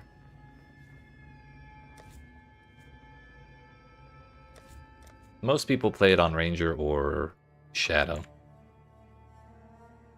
Damn, let's put together the build planner for it real quick. Ranger. And if you want, you can just kind of, like if you're trying to convert your build over, you could just path your way from Duelist over.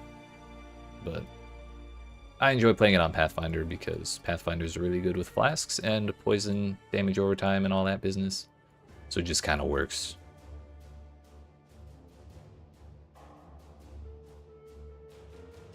I think technically Assassin is higher end. I was supposed to put a point in Wither. Over there, down here. Take the 300% increased damage. That thing, this thing. Those things. 20% faster. Not that one. Those two. Cannot deal critical strikes. Additional projectile. Cannot block your attacks. Lucky. 100% evasion. Life leech. Instant leech. Usually take the accuracy rating here, plus the 500. Then from there, it's down here. Over there. 3%. And you can kind of fill out those points there, and then this one here. And that puts you at level 64, which this is usually about where I'm at when I complete the campaign. Oh yeah, I don't think I answered that fully clearly, Migi. You can use Poison Concoction on any class. Like, any skill can be used on any class, so long as you have the attributes for it, which you should, because you're in like a dexterity area. So at the very least, you can equip and use the skill. It would just be stronger if you were on a ranger or an assassin, or a shadow, I mean.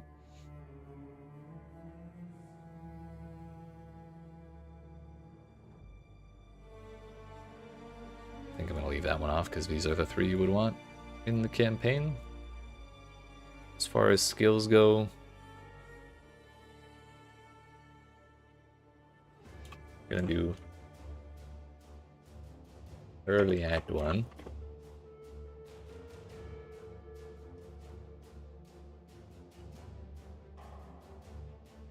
You want Caustic Arrow, Mirage Archer, and then like Void Manipulation's like kind of optional.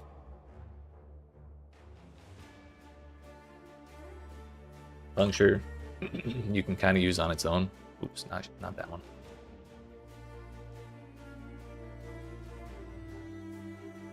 Yeah, no problem. Pierce is also kind of optional.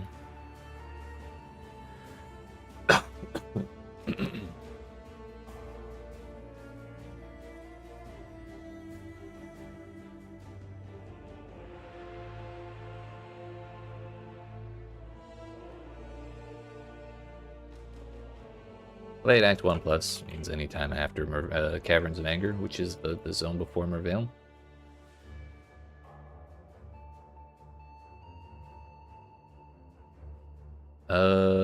It is multiple projectiles.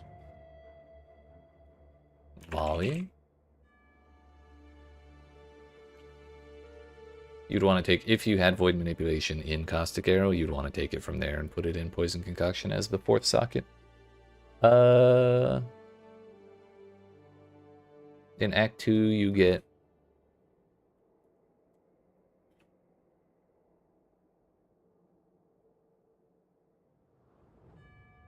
Herald of Agony. I think that's all you get in Act 2.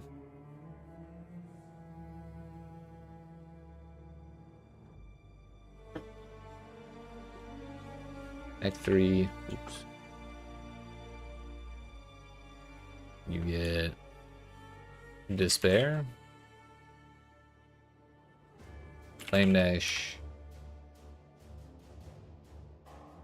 Shield Charge. Also, early in Act 1, you get Dash, and you get Smoke Mine.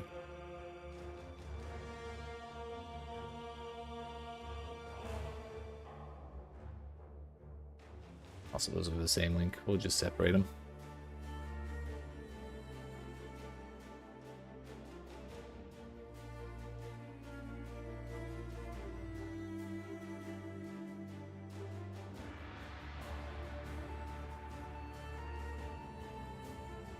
And then from there, you're pretty much set on your gems, I think.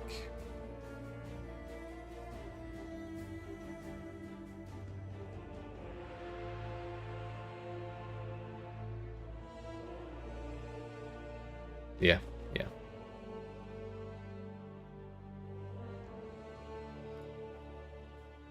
We'll do 3.29. Leaguestart example.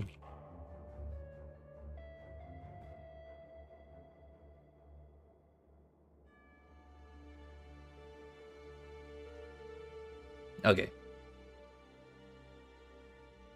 You stick to level 1 shield charge and flame dash so you don't worry about fixing the attributes. Yeah, that's reasonable. The way I get around that though is I'm guaranteed to get a Lapis amulet in the beginning of Act 3 when you talk to Diala. And then it's pretty easy to get a heavy belt. Early on in the campaign for a little bit of strength. Because the extra levels aren't super helpful, but they do speed you up a little bit between the cooldown reduction and I think like move speed on shield charge.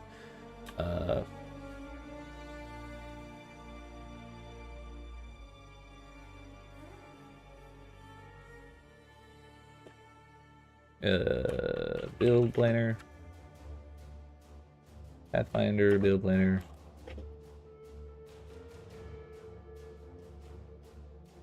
So if you've never used like a build planner before, Migi, if you open that link, it'll take you to this website here. This is Pobbin, and I didn't put any gear in, but probably should have.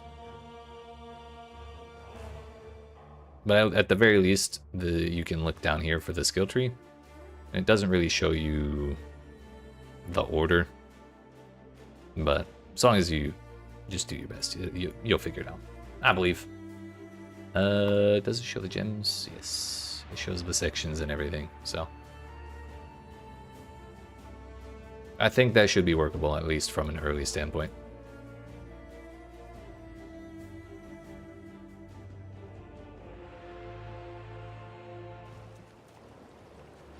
Here's pretty straightforward. The only thing you need to add is the shield, right?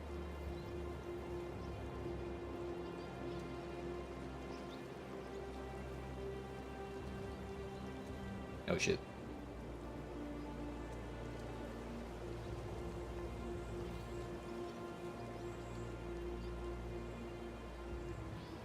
We'll put this in here as well.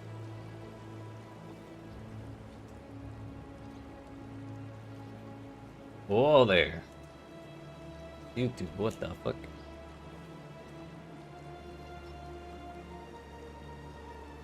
One more thing, our sockets. The priority when it comes to equipment. Really difficult to upgrade or change them effectively if you can't properly socket your gems on them, even if they have better stats or mods. Yes. That is a concept called socket pressure, which is very difficult to deal with, even for experienced players, if your RNG is not working out in your favor. However, that is another funny thing. It's just funny timing for you to bring that up, because this league, they're also fixing that problem. Let's back out one more time. We're gonna show the example because they're reworking the socket color system entirely. From special types of chart. Quiet you. Where does he talk about it? Kind of wish they put chapters on this shit.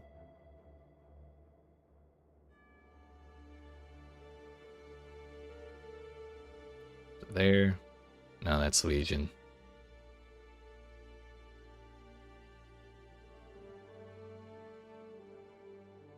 Abyss.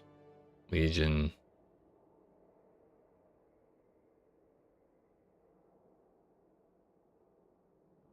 Anomalies. Item sockets. Here we go.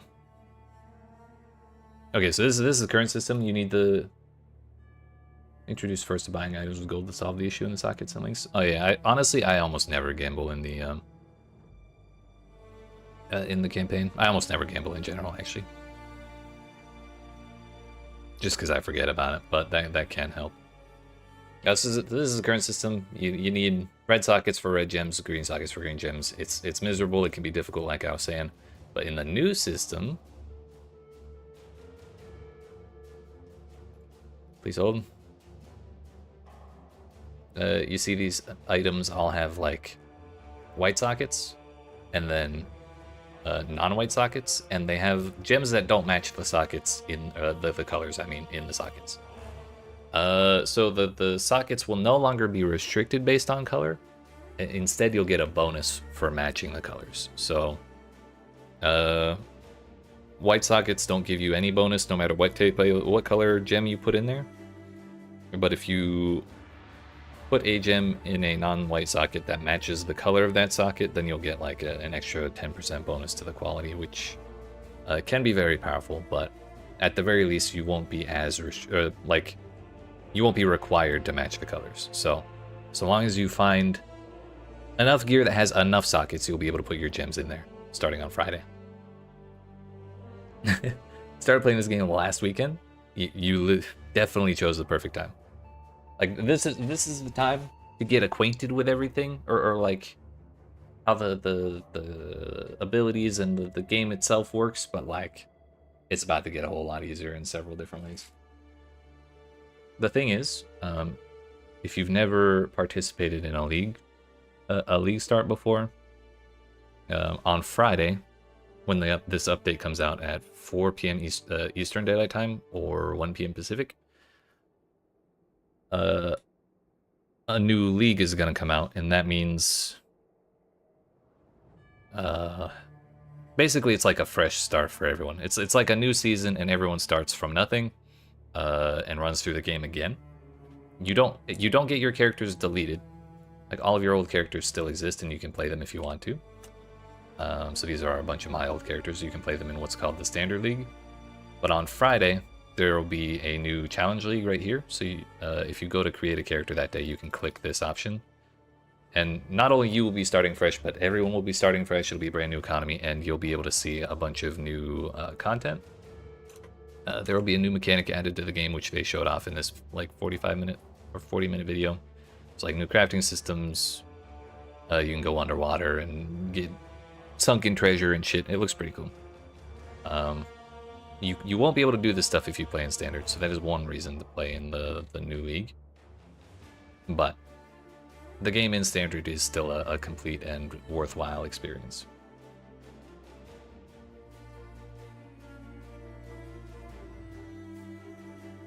So you won't get the underwater shit on Friday if you stay in Standard, but you will get the socket changes. You will get kind of like the big overarching changes that make things easier.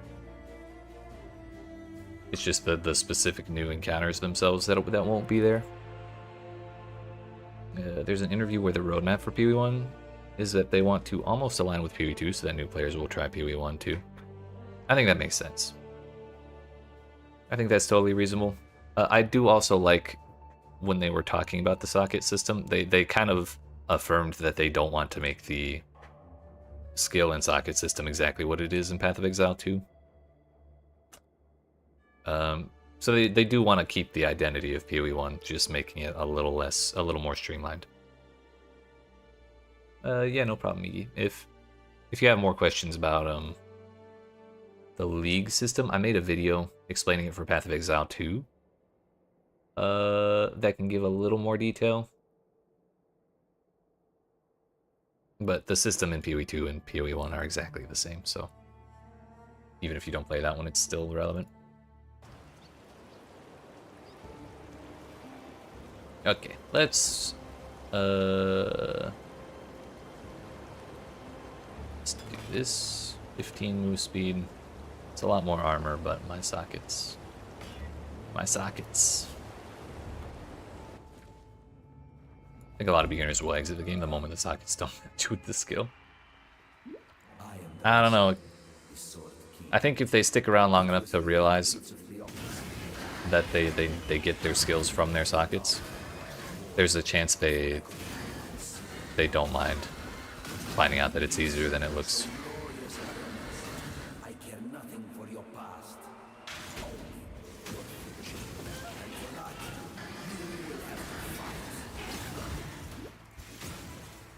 McCree, they aren't removing them per se. It's just right now you are restricted to placing sockets. I'm sorry, you're restricted to placing gems in sockets that match their color. On Friday, when the update comes out, you will no longer be required to match the socket colors and the gem colors. So most of the sockets you find on gear will be white sockets. But even if you do get a red socket, you can still put blue gems in there. Oh, I'm sorry, I misread your question. You're saying that because you know that.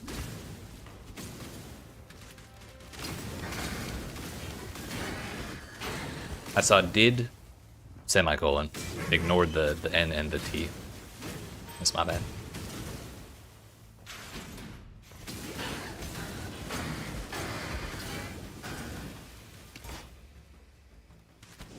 I think what Blue Jays meant was that the fact that they don't have to match may be a little confusing, like visually. But we'll see, we'll see.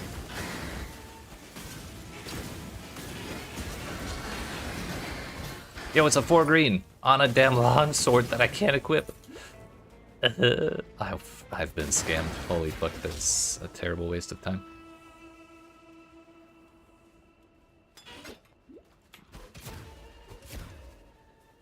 Didn't have to do that second cage at all.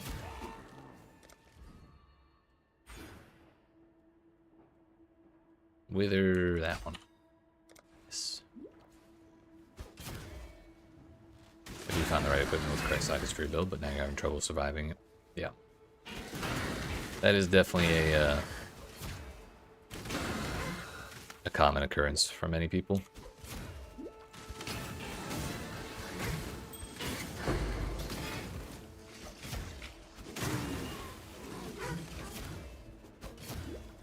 People of the gutters, steal the relics, for the slaughter is at hand.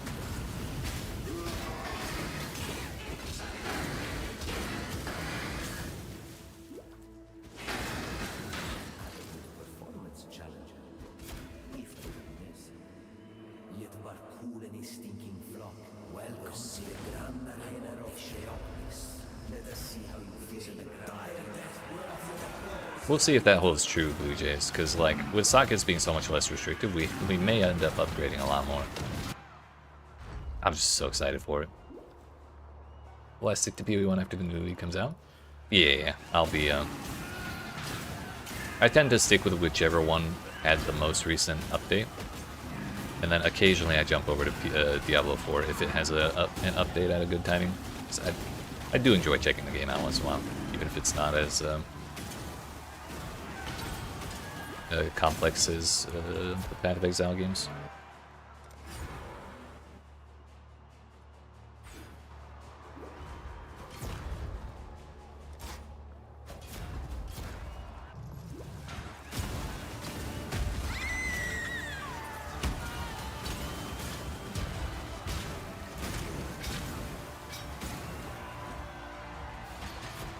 I got too many flasks.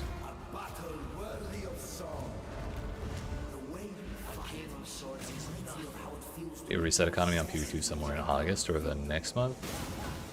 Yeah, if we get like a good 3 weeks to a month on Path of Exile 1, I may jump over to PoE2 for that. In fact, I probably will, because I probably need to make more content around PoE2 before the update, or before the 1.0 in December. But we're definitely playing Path of Exile 1 at least until I get 40 out of 40 in the new league. Because ever since I got 40 out of 40 for the first time, I decided I wanted all of the totems at max height. Mark discussed it during the Q&A with Ziggity. Yeah, they probably did. I just tend to zone out for like half of that.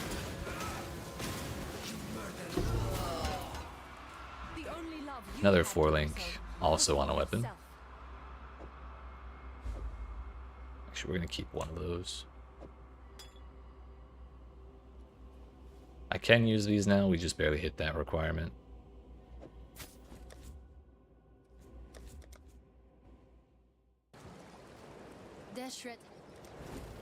Sell that. I'd like to use this shield, but again, speaking of sockets, socket pressure being what it is, we suffer. That's the wrong one.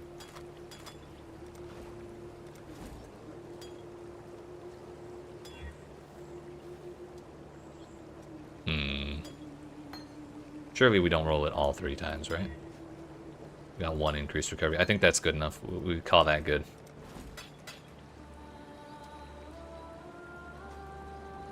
you know if we're getting a new PoE2 league before December, or will the current one run until then? That's what Blue Jays was just mentioning.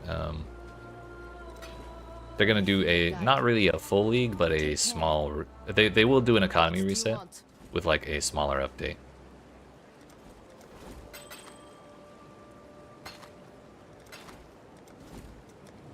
So there will be some, hey yo, it's 4 green, it exists, it's real. However, I require level 37. We can put life on it, guaranteed. Okay, so now I finally have a path to upgrading into that. You will be remembered. Could I have one? Thank you. Okay, so we can wear those boots. Yo, Migi, thank you for that sub. Hell yeah.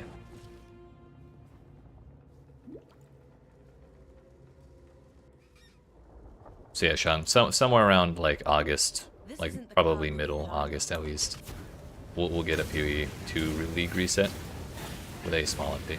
Well, a not quite league-sized update, I guess.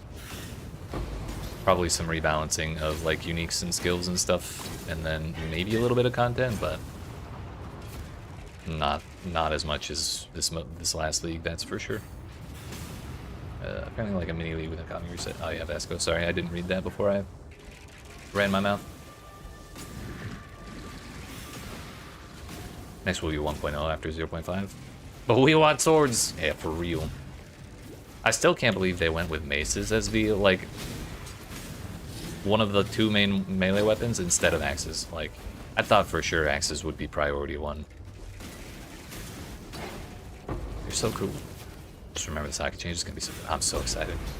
I literally cannot stop thinking about the socket changes.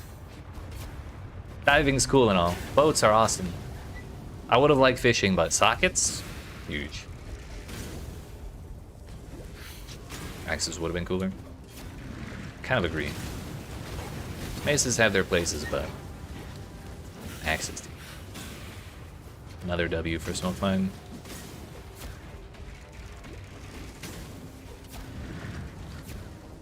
Common Smoke Mine W.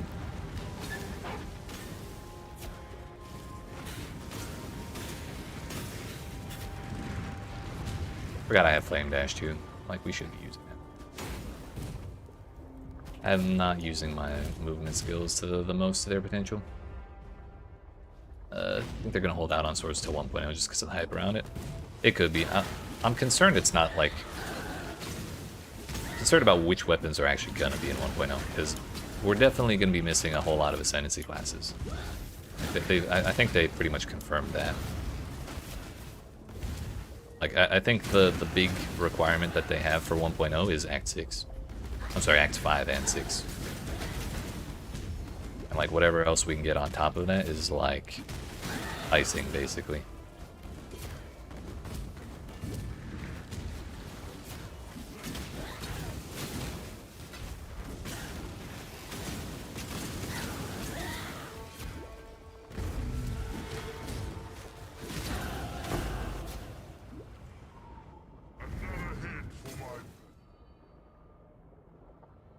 Going for the projectile next.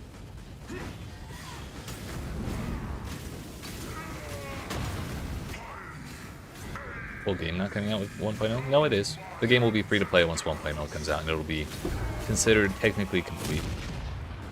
But their threshold for that is the campaign. Free to play and full campaign, right? Yes. Which I think is fine. Like, I think they want to be free to play as soon as possible, because that's just gonna bring in so many more people than being paywalled.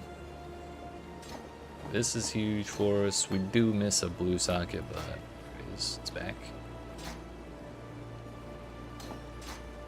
Put this on now. Vendor are those. Put this on now. My res is probably going to take a pretty significant hit here, but our defenses will be higher as far as like armor and shit goes, so. Time to finish Act 4.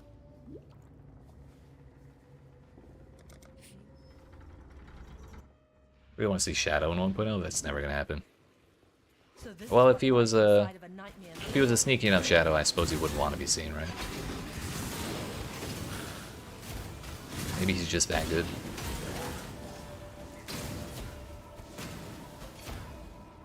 Ah, fuck. That's a side room.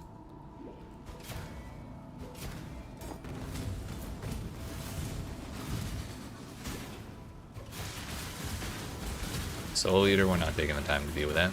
Hell no.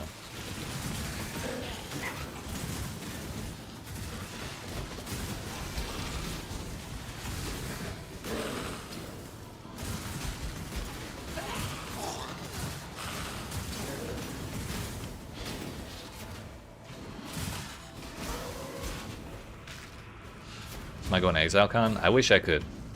Unfortunately. New Zealand's a long way away, and I do not have that much fuck you YouTube money. Yet.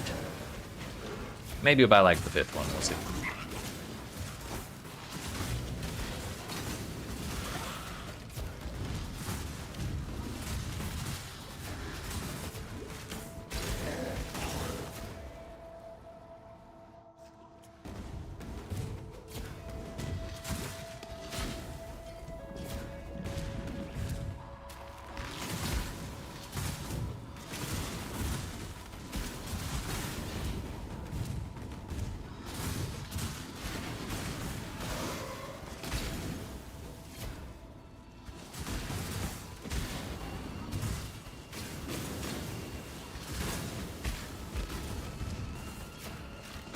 This feels like a terrible dead end. It's not actually a dead end, it's a loop. Slightly better.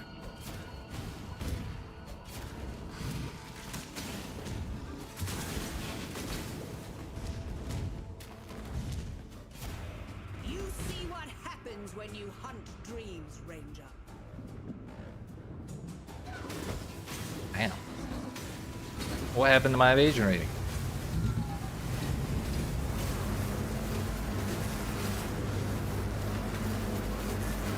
Excited what they're gonna tease. Same. I'm gonna laugh when we get to ExileCon and they just shadow drop PoE2 1.0. Surprise! But they did also say that there's going to be shit to do with Path of Exile to 1 as well, so they haven't really indicated too much of what that might be. But I'm extremely curious. Would be nuts if they tease 4.0. That's kind of what I was thinking about during the reveal stream. I was like, when are we gonna get 4.0? We're up to like, we're almost up to 330. We gotta do it at some point. But like, what would the significant changes be? Maybe WASD? I feel like that would be a significant enough change to the core game of Path of Exile 1 that it could warrant 4.0. But also I think they would have to do like a pretty significant update to the end game as well. Maybe Zana destroys the Atlas and shit, and it all comes falling down somehow. Then suddenly, bam, we're all on Infinite Atlas. Same graphics with PoE2 would be crazy. True. They have been continuing their incremental improvements, as we've seen in pretty much every patch note since they announced Path of Exile 2.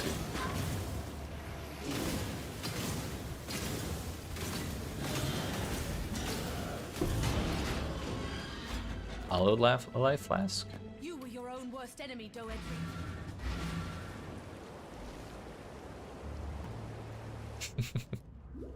Well, you don't like the Infinite Atlas?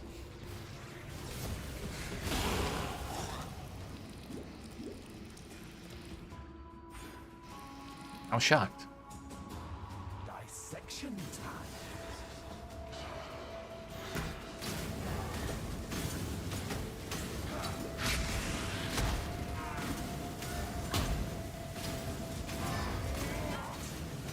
I don't know. Visually, I like the Infinite Atlas. Oops. My hardcore viability, no. I think it's cool to have like feel that kind of connection to the zones we're going through, but like I kind of do understand the desire for player agency that makes people like the Path of Exile 1 Atlas. That said, I'm very interested to see what they start doing with the Infinite Atlas a little more, now that they're kind of, like they've established it pretty well, and they're kind of expanding on it, like with the expedition shit.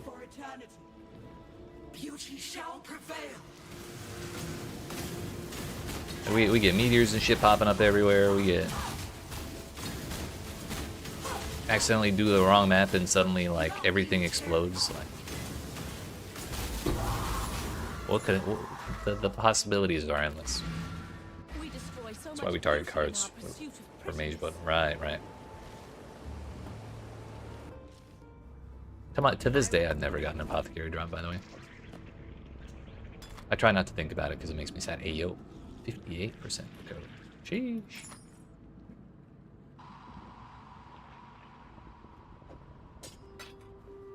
Just want to run some maps. I feel that.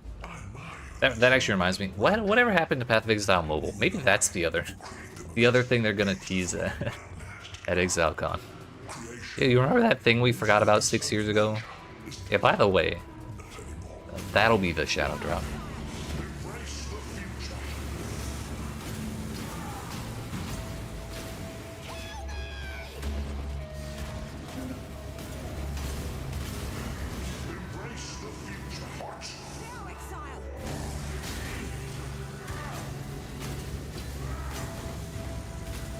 Don't you guys have phones? Right. What? Do you not have nets, Exile? True and real.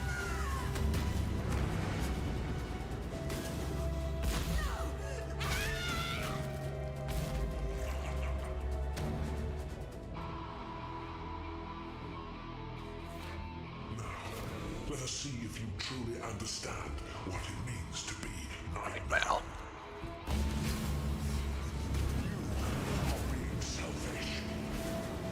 I always feel good about myself when I get to this part of the Malachi fight and I see his health bar start screaming down the little receptacle, but like, I forget Malachi has like a quarter of the health that he should have, or that he technically has, because he heals himself so much.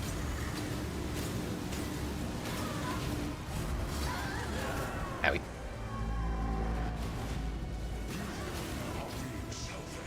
Say Diablo Immortal is way successful compared to D4. It probably makes them more money, honestly. Considering how crazy the pay to win is in that game.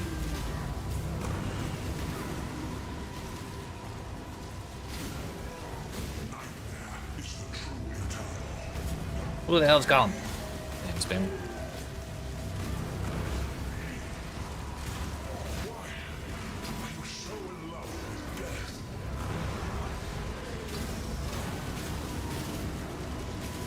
Surprised I haven't died to these mines yet.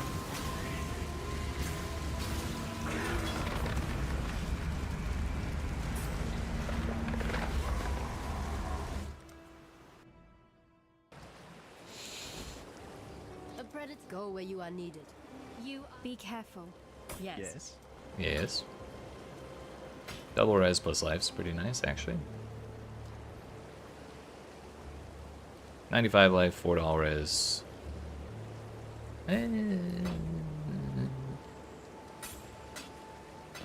Not super interested in all that. See ya. When we get this hollowed equipped, actually, you know what, we're just gonna use the bobble right there.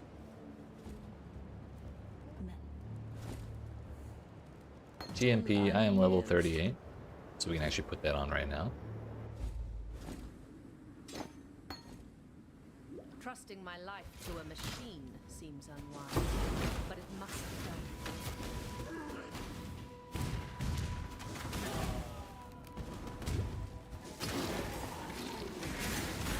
Wait, you see it, before they still don't get why Pewie's so good with everything. Honestly, I don't know if the changes that, or the problems that Diablo 4 has are necessarily the developer's fault. I think it's more of a difference in goals and audiences, really, plus management. Like, I think a massive publicly traded company like Activision Blizzard has slightly different management styles, and well, to repeat what I said earlier, slightly different management styles and goals than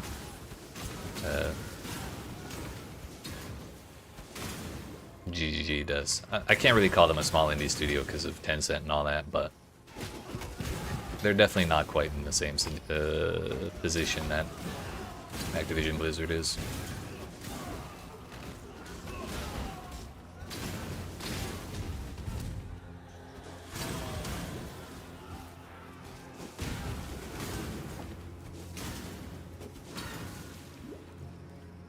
So I try not to shit too hard on Diablo 4, because I do enjoy it once in a while, and I think that it just has a different target audience than Path of Exile does. Like definitely cater to a more casual audience. I don't mean that as a dirty word. Honestly, if I had to guess, I'd say Diablo 4 probably has a much larger audience than Path of Exile does. Break your cages and escape. They're just not quite as, I was always a rebel. just probably not on the whole as involved or as vocal as PoE enjoyers are. For freedom.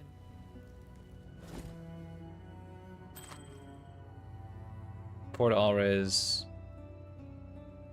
And it kind of beats the 2-stone ring I have on right now. Yeah, it's better.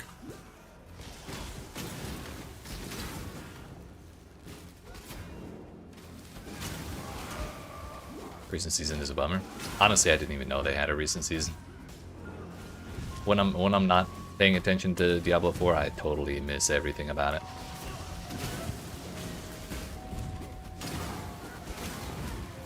What was wrong with it? Thinking like more about PoE2 is to build diversity.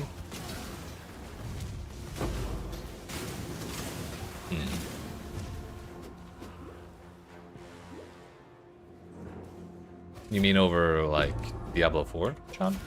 Somehow I doubt piety's science isn't the sole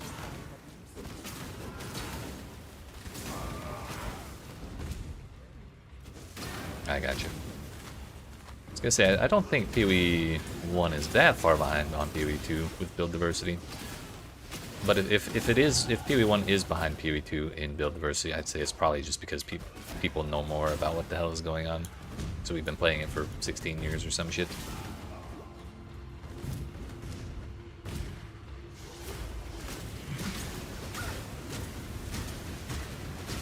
But if anything, I'd kind of wager, or I'd kind of guess that PoE2 has a little less build diversity than PoE1 does, just because the ascendancies are a little more strict on what they give.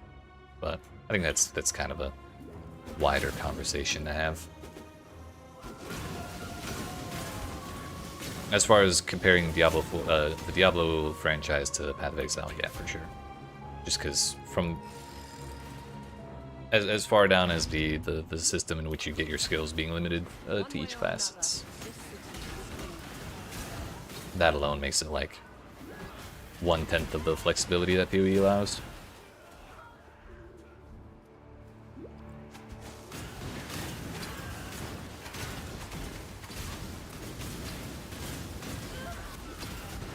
My hand-up level for this 4239.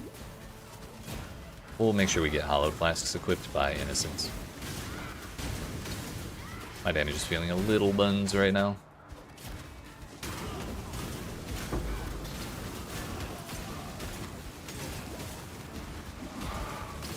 Oh, you know why? It's because Herald of Agony got turned off again, and I forgot. It's like the third time, well, second time today, but it's been happening non-stop on these practice runs. I think PoE1 is way more diverse in introducing more and more skill gems. I agree. Just with the transfigured gem system, and then you got like Charthan gems, you got the exceptional sport gems, and we're getting like packed skill or packed gems. But I think the prevalence of those kinds of things in PoE1 are just kind of by virtue of how long it's been developed and how stable everything is. We'll probably get there with PoE2 eventually, we're just not there yet. Not that room either.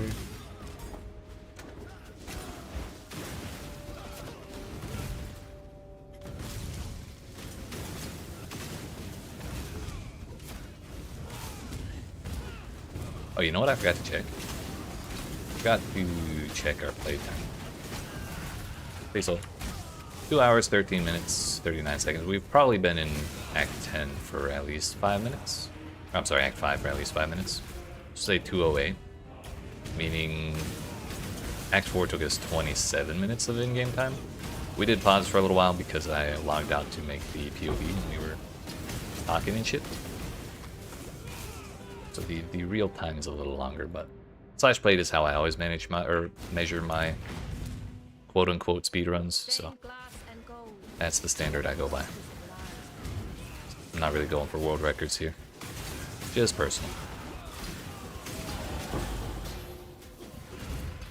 We need to make sure we hit level 42 by the time I finish this zone. Owie.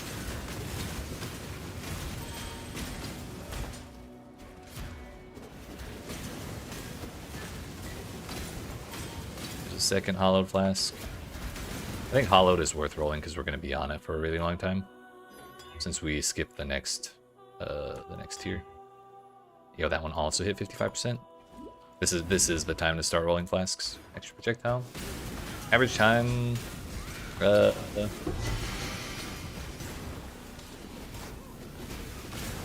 Usually is anywhere between 4 to 6 hours. Sometimes if I have a really shitty build because I went off and did some dumb shit, it'll be like 8 to 12. But if I'm locked in doing something that definitely works, then like 4 to 6 is usually pretty reasonable to expect from me. Usually my goal is to get 4.5 hours or below.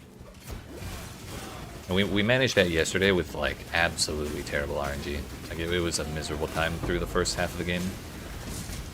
And we still managed to hit 4 hours, 29 minutes, 55 seconds. So today, I'm kind of expecting we'll be a little under, like even farther under that. Because our RNG has been much better. I learned from what we fucked up yesterday. We're doing things in a way. On Friday, I did things in a much less optimal way. And we got like 4 hours, 59 minutes or something like that. And so yesterday, when we did a practice run, I optimized the things I fucked up. And even with the terrible RNG that we had, because of the optimizations we made, we beat 4.5 hours, so. This will be probably a more...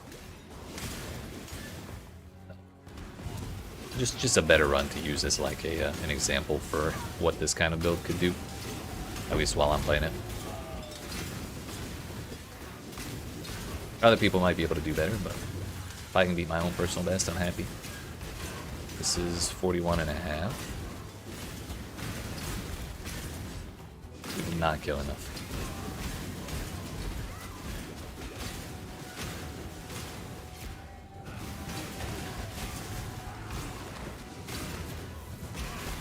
This runs 5 to 6 hours. Hopefully we'll fit on 4 hours with the new changes. True, that will actually speed everyone up. I think you got that. I believe. 77. I want the level, but I also don't want to reset the zone for 20% XP. We'll just suffer and fight innocents with the shitty flasks. The world must be cleansed of impurity. Not if I have anything to say about it.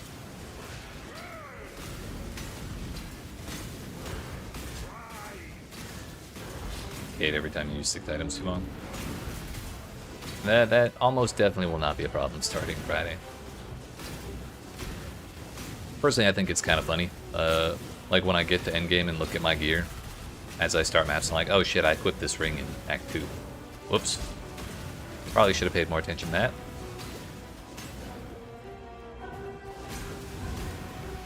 Yeah, by the way, the moment I put Herald of Agony back on, our damage started feeling way better. I gotta pay way more attention to that. Innocence. The pinnacle of hubris, the fall of man. You stop that. You go phase. Summon the dudes.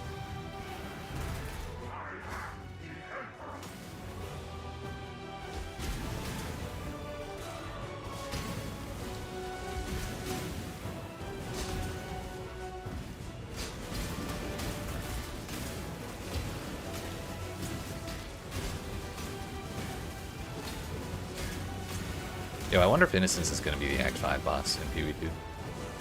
That'd be funny.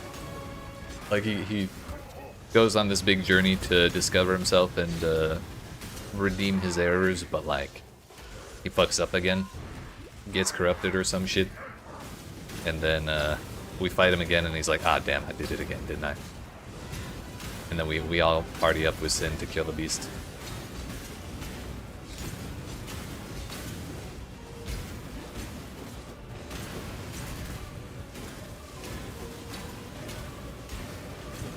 I could see it. I could see it.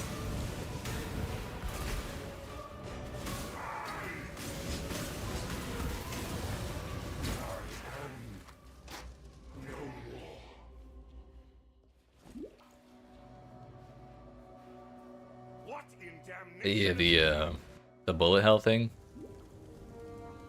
That thing's awful. Fire is the first step. If you want a trick to deal with that, all you have to do is portal out. You hear him say, I am your god. Open a portal, go to town and wait like 10 seconds. When you come back, you should be gone. Or mostly gone.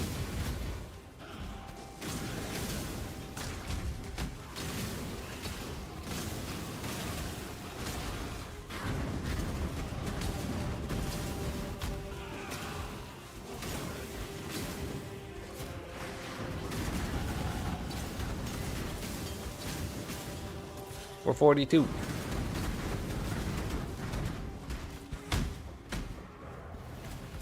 Don't know why I'm still picking up these flasks. We don't need them. The ones I have are already pretty damn good. Oh damn! I'm out. We're good. We're good. God bless fire resistance.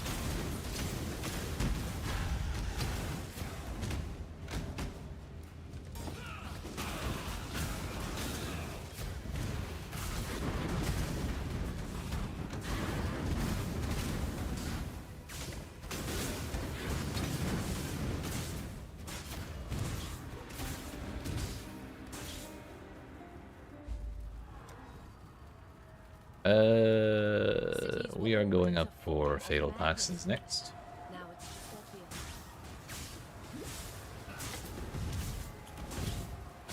What are we at, actually? Oh yeah, we are capped on fire res. So if I was not capped on fire res, I definitely would have died there. Although that may also have some lightning damage mixed in. Whatever that dude was doing. But it's probably mostly fire.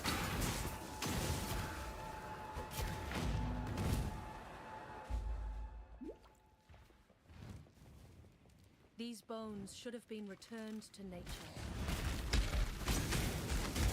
He's returned to the land of Twitch. I have. What's good, Honto? Kind of. We're dipping our toes in both now, because Twitch got a little less strict with the multi-streaming thing. And even after they became less strict with the multi-streaming thing, they tried to be like, no, don't show chat messages from other platforms on our platform. But then everyone kind of ignored that and they didn't enforce it, and then they were like, I don't know, a couple months ago they were like, you know what, we don't care anymore, just do whatever you want, dude. So hello. Yo, what do we get? Damn it, I lost damage. I lost 2% recovery, but it's over. Reroll.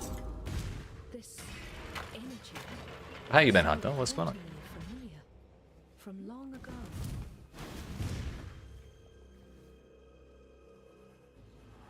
I do have room to go do the reliquary before we go to town. Step on top.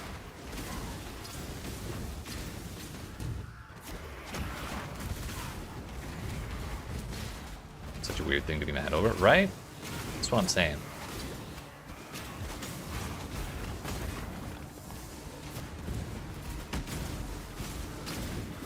The funny thing is their rationale for that clause in their TOS was, we need you to prioritize including Twitch viewers in your community's activities.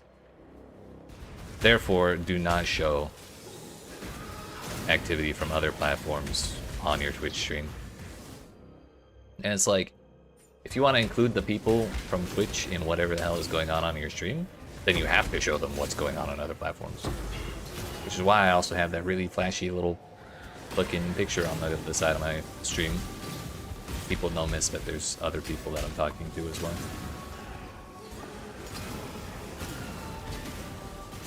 Do you have metacrafting or just buy out items on trade? I am not much of a gambler, so I do not craft terribly often. Most of the time I just buy. If I have a certain, like a really specific thing that I want to craft, and like it would be prohibitively expensive to buy, then I'll like work through the steps myself. But only if I also have shitloads of money. Like if I expect a craft to take like 5 div or like 10 div or something, then I probably won't even think about attempting it until I have like 30 at least.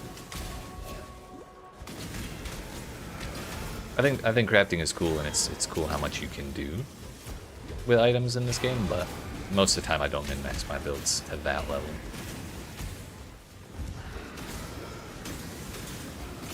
Usually if I get to the point where I can barely squeak by Ubers, I'm pretty much set with how good my build is.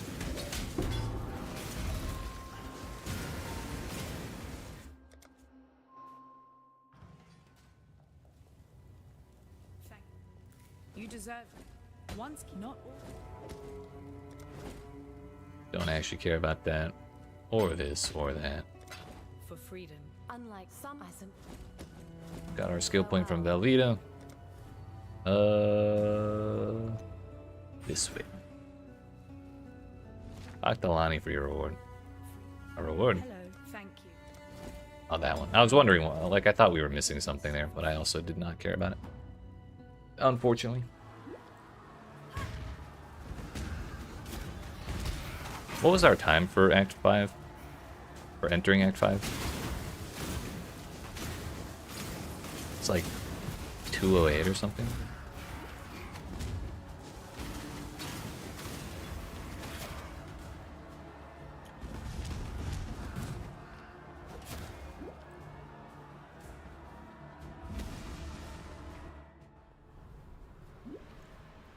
Oh, also, I just remembered, going back to the crafting comment, I am very excited for the ghost crafting in this upcoming league. I've only ever found one Hinakora's lock in my life, and I've never used one. Neither the actual item nor through the bestiary crafting. So to have a much more accessible crafting system that is even slightly reminiscent of how powerful that is very exciting to me. Like, I'll definitely be using that.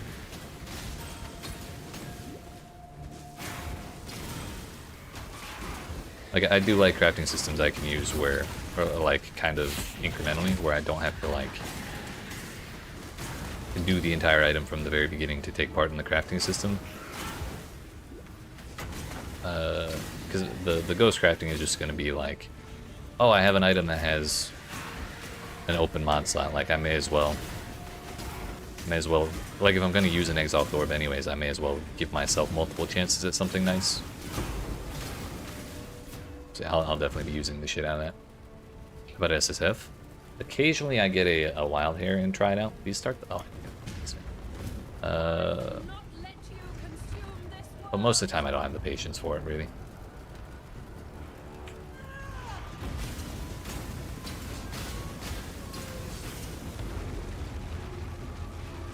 I think I enjoy the idea of SSF more than I enjoy actually playing SSF.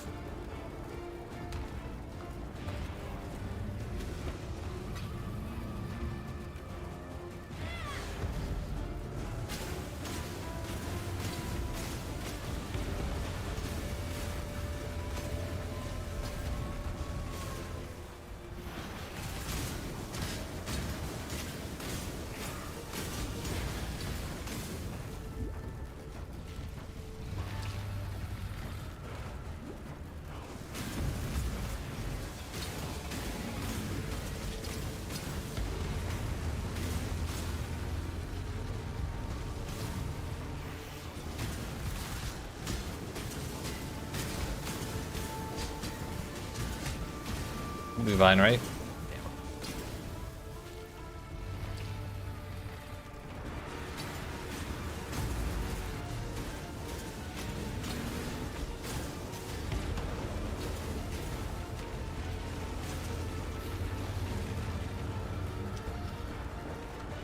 I think we're done, right?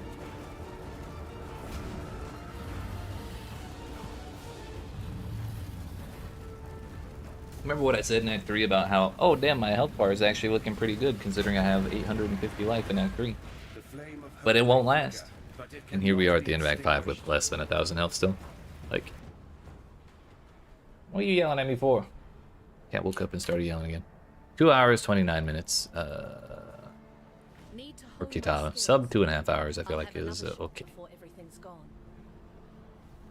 I'm Cap. Remember? Time and tide. Wait for Farm strat for this build? I don't know. I haven't thought that far ahead. Usually I just kind of pick off of vibes when I get there. For a while it'll probably... for a while at least it'll probably be like Harvest, Blight. What'd you want? I can't watch that. 2 seconds. Yeah?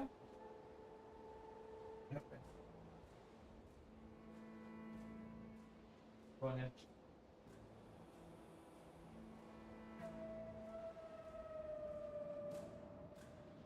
Thank you.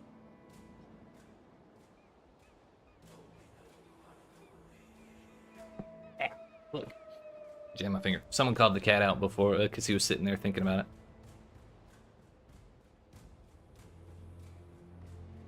But yeah, as far as farm strats go, a lot of what I default to is like Shrines plus Harvest and then Blight for a little while. But Legion's looking kind of interesting this time around. Abyss will probably be a little more enjoyable as well in general, so I might give it a try, but I'm not sure how long I'd stick with it. Definitely not Expedition. Can't stand that shit.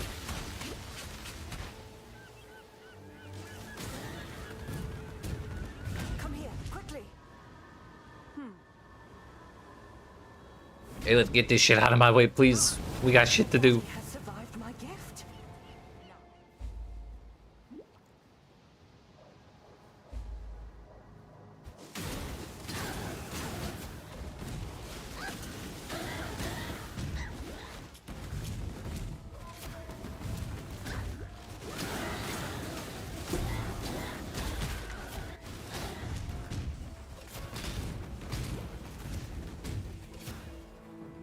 What's my res at? Our res was in a really good spot before, so we're probably alright. It's 50, well, we got extra resistances from that flask, so it's a little lower, but we're not at 0 and negative numbers, so we're alright. How is my belt is the next question? Pretty terrible. While all League mechanics, Expeditions never your thingy. Same. I am one of Expedition's biggest haters, I'm certain. Thing is, I don't even mind it in PoE2 as much, because it doesn't block my screen as much. Especially now after the current league. Where they got rid of the remnants. I teleported back and everything to try and avoid that.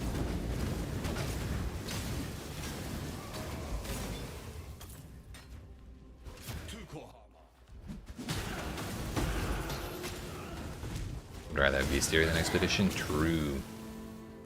I was actually wondering if they were going to put Einhar into Path of Exile too, but like, how could they not? Sure, he's 20 years older, but like, I'm sure he's still got it. We're going to do the belt quest, even though technically it's not really required. It won't take long. This op tourist.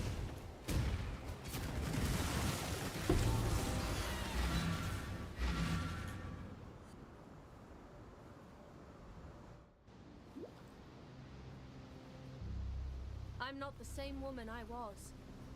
Rayclast has changed. He's very important to my heart and well-being. I talk shit to him all the time in the campaign because he constantly summons beefy monsters to ruin my day, but like, I do like him personally. You there, locally. Come These tourists, however,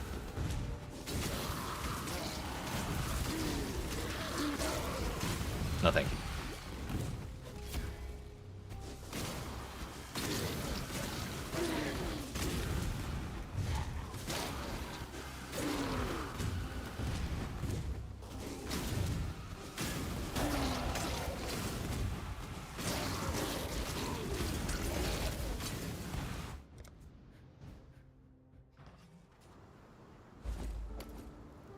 while you be. We'll take that. It's free. I mean, we lose the life and 4 strength. That might actually ruin my day. We're fine. I did not overlevel my shield charge. That one. Farewell. Monsters cannot crit me while they're poisoned. We move on.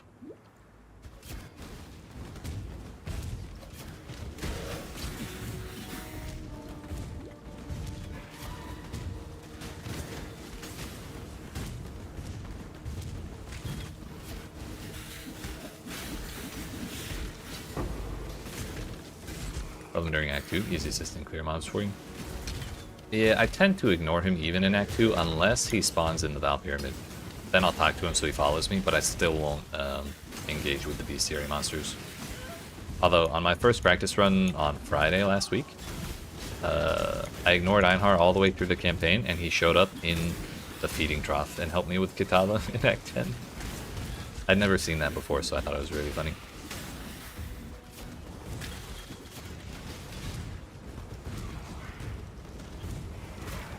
Bro got some big game that day.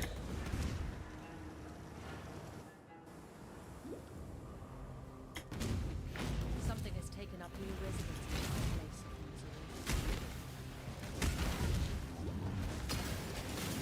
place. Looks like we changed up layouts from last time. We got the same layout 2 runs in a row last in this place. No third time though. There's the exit. There's the lamp trial.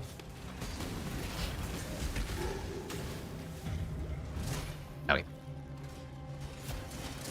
Owie. My toe.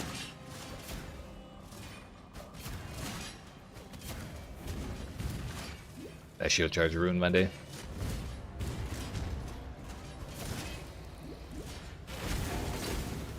Oh, crafting recipe. Wow.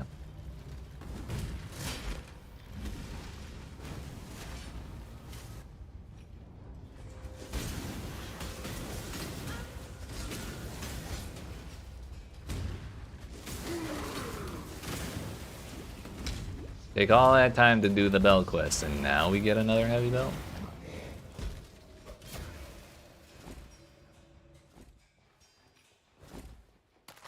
It's kind of shitty anyways.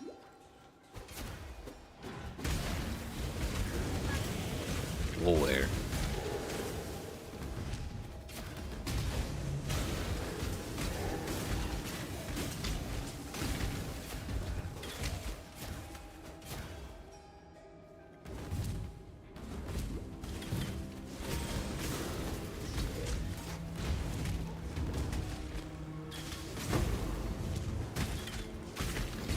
Skipping mobs that are hard to kill? For the most part, yeah. But also, kind of skipping most mobs that aren't, like, blocking my way, number one, and aren't super valuable. So, like, if we see a pack of blue mobs, even if they're not in my way, I usually take the time to kill them. Like, there's 3 of them, it's not that exciting, but...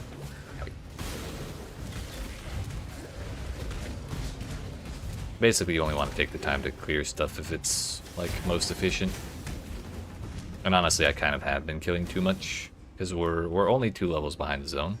And really, you can get away with being as far as, like, 4-ish levels behind. But killing too much is a little bit of a habit of mine.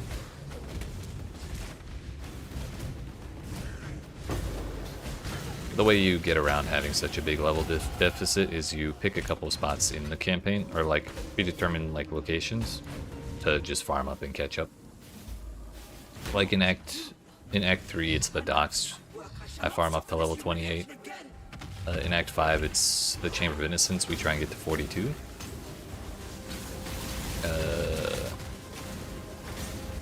Then from there, we're pretty much chilling until Act 9 in the Blood Aqueducts. We go for level 60, and then that's what we do. How many levels am I behind with the area? Right now I'm 1 actually, but I just barely leveled up, so we were 2.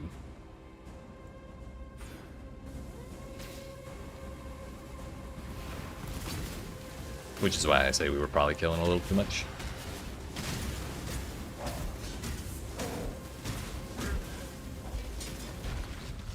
Your reliance on mindless brawn was your undoing, Shepherd.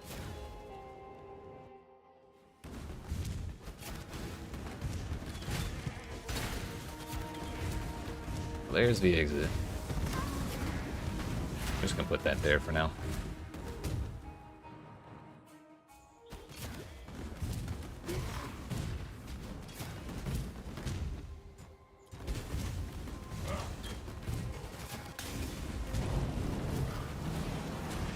Do not want to deal with all that, although it is pretty dense. Maybe we should.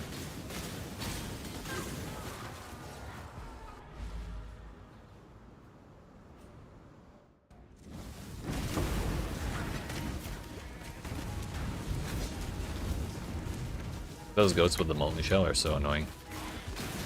Can't tell you how many times I've blown myself up on them. Ness is up there, so that means the ghost is probably down here. We almost just did that right there.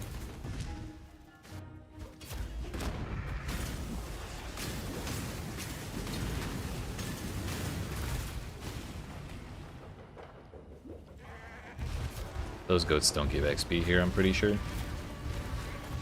They do in the map boss, or the map version of this boss, but not here.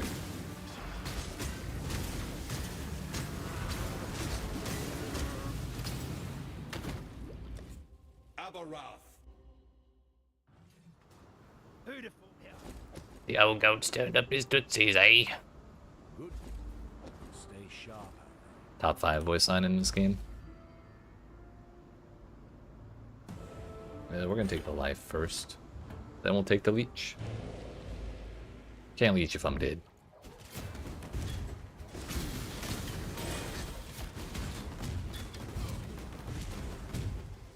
Holy lag, Batman.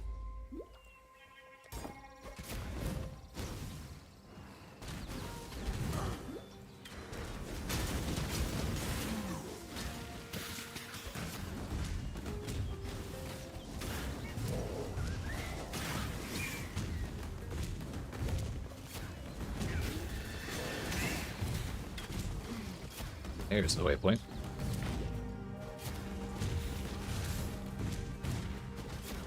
I guess there's the broken road that used to lead to Illyria. Now it leads over here, I guess.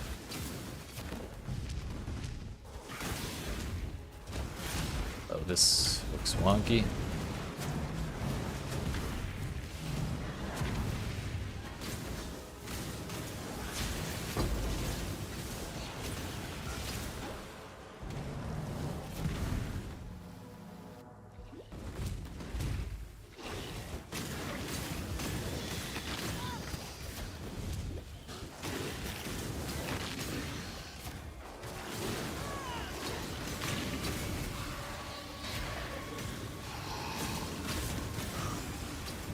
Damn, she just started with the move. Toxic. Trying to waste my time. We're gonna go back to town. I'm gonna put on that damn Risloth, the passive, because I always forget to do that. Another. Farewell. Almost out of wisdom. I am out of wisdom now. Give up 15 res for 92 life, maybe? And also a boatload of evasion rating. Life! Oh, that's the wrong way.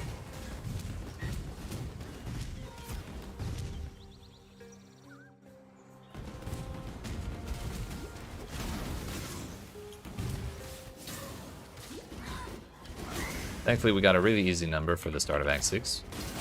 What's that? We got just barely under 2.5 hours for Act 5 Kitava. So 2.5 hours is easy to remember.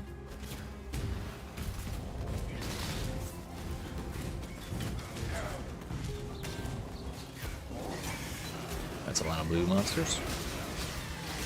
Some new bug boots. That's good for us if it has move speed. But I don't have wisdom scrolls is the problem, because I forgot to... I haven't really been managing those well this time around.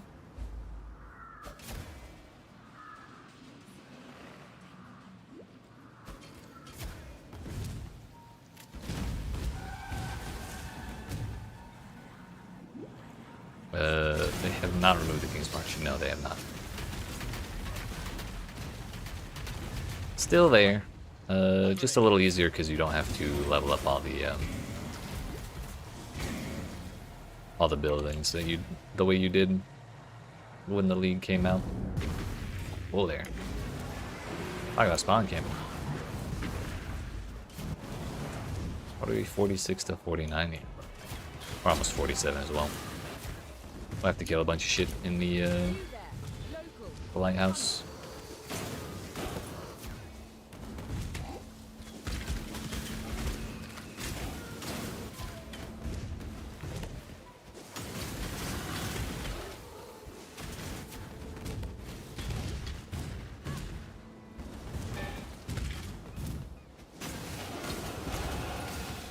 Wisdom. Wink. One thing that really helps here is opening a portal before you start doing these little lantern things. I didn't see no move speed. Because if you die like that, because I was messing with my inventory, you resurrect in town, and then you go use the portal. And even if you hit resurrect at checkpoint, you can still use the waypoint that you spawn by, and then go back to town and then use the portal. Because if you don't have a portal here, you have to run all the way back from the beginning to here, which is a terrible waste of time.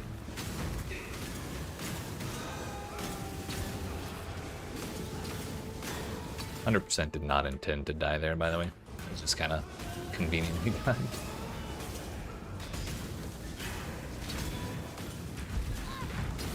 They remove the shipping. It's easy to get currency without effort. I don't know, I don't mind it. The gold costs are pretty significant.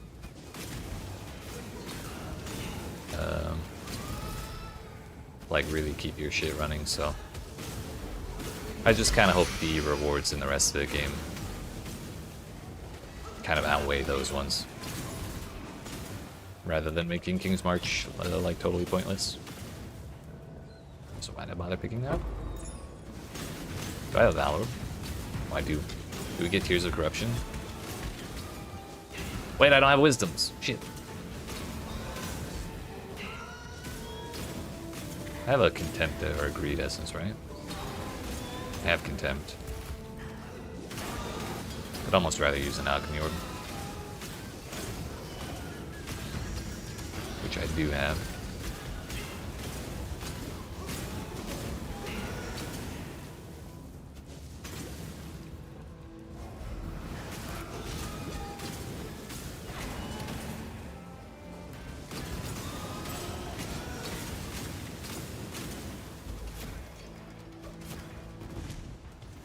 If you go in front of the torch, you can flame dash down there.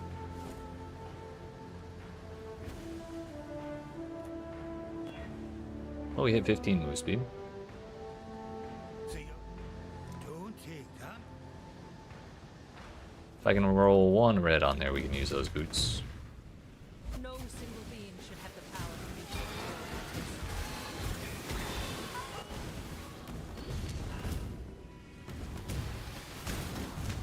I think something killed my smoke mine.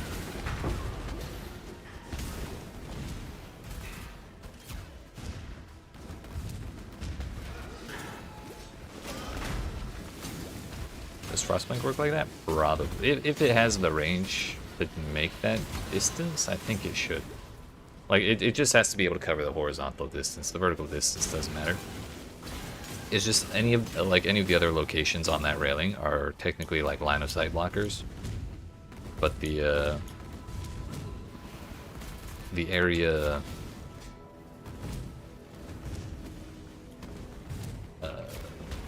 in front of the torch actually doesn't have the line of sight block.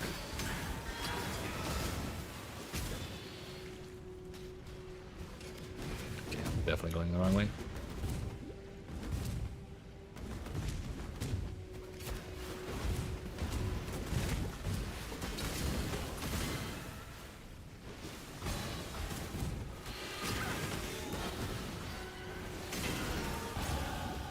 We got the level before the boss. And there's the boss. So courageous. Roll the clip.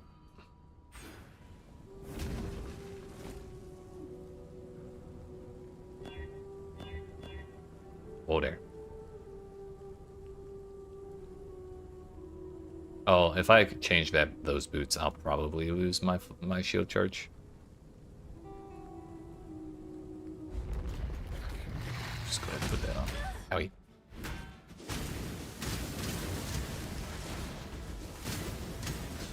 If we just don't get hit, we won't mind losing the res, right?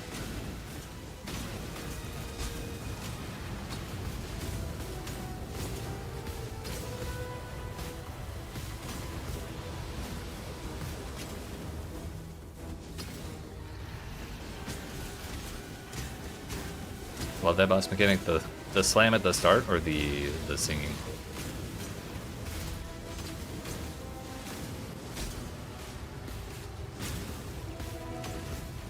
Or the talk no jutsu?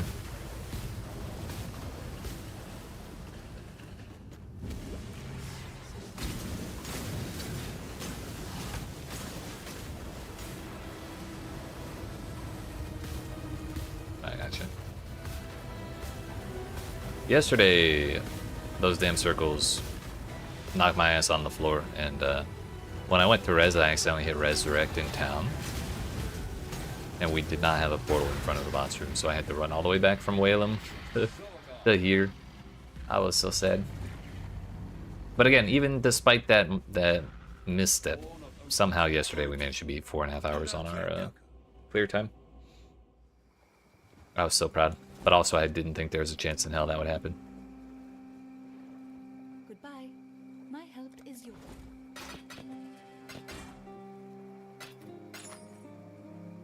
I'm gonna sell like 5 of these because I need wisdoms.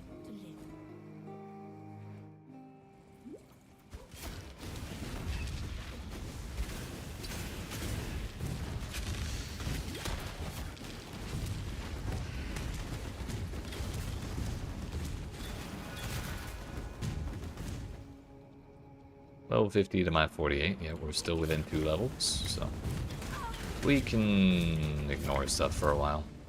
Can't forget that waypoint.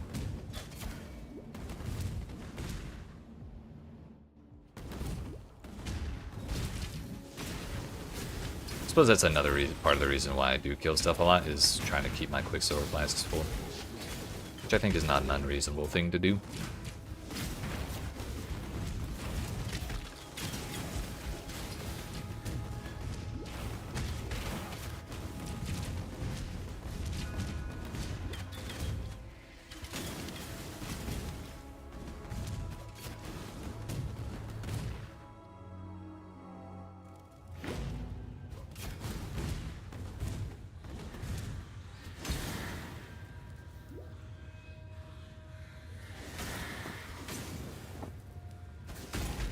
Probably out there.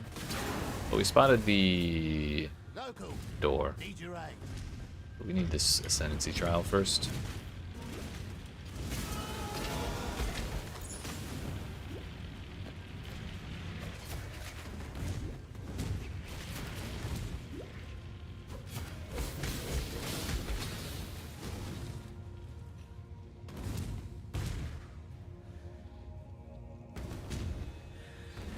Your level gap is near to a 2 or 1. You skip a monster for the next quest.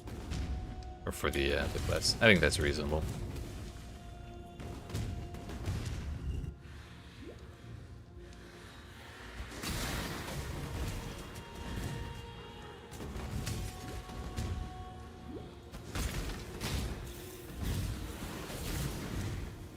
there probably is some diminishing returns on the amount of value you get out of a Quicksilver Flask versus the amount of time you spend killing stuff to keep it full. Where that actually is, I don't know, but it's probably somewhere.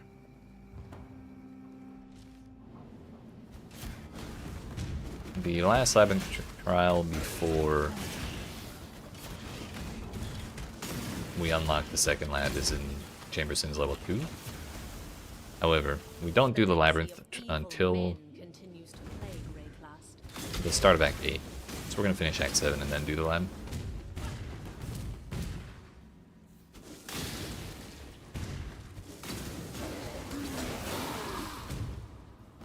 Oh, we got the fun layout, where you have to go all the way around.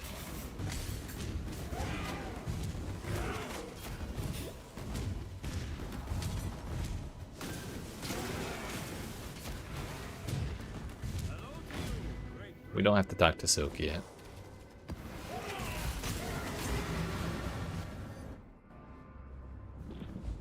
Macro key is bannable, so you're still using the menu to exit the area. Technically not, so long as you... I believe the limitation, and I'm not a lawyer, so don't quote me on this, but I'm like 90% certain. The only limitation they have on macro keys is 1 action per button. I believe I've heard that somewhere.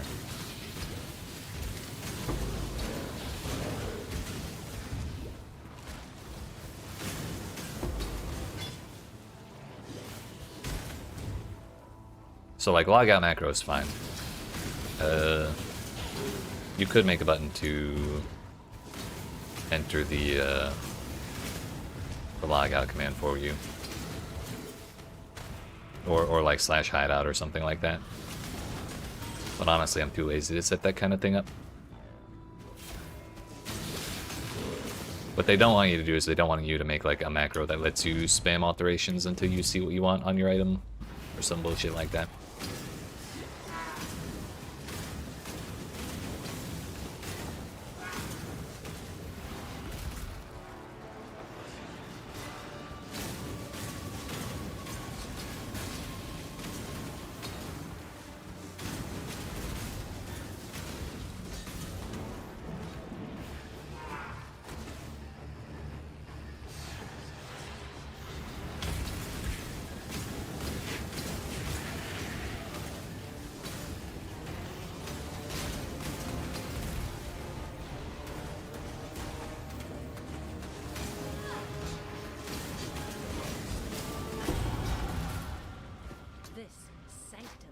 Nothing.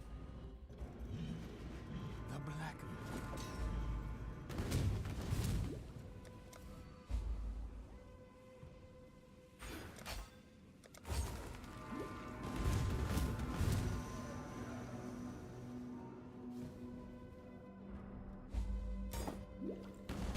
We need the lab trial, then we're good to move on.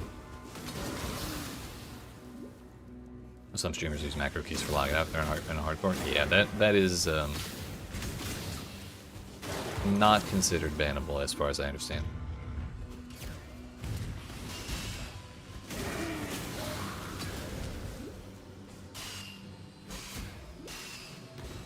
I have looked into setting something like that up. Well, the logout macro that the hardcore players use. But it turns out it's a little more involved than just like /exit or whatever the fuck the logout command is, because it kind of it disconnects you from the server in a way that's slightly faster than logging out by default. But I also didn't feel like dealing with all that.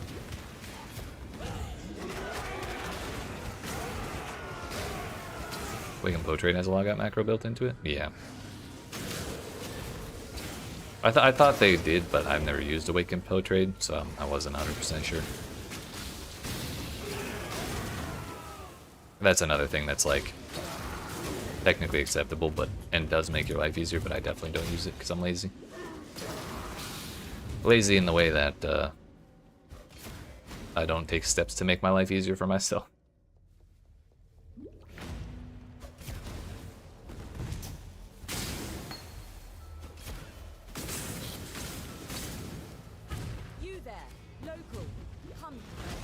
That was the wrong way.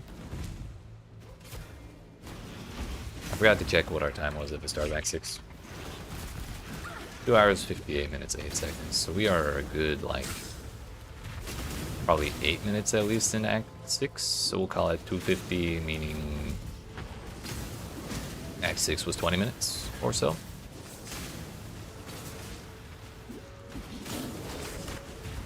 Maybe a little longer. I don't know if we've been in Act 7 for 8 minutes. It's kind of a long time.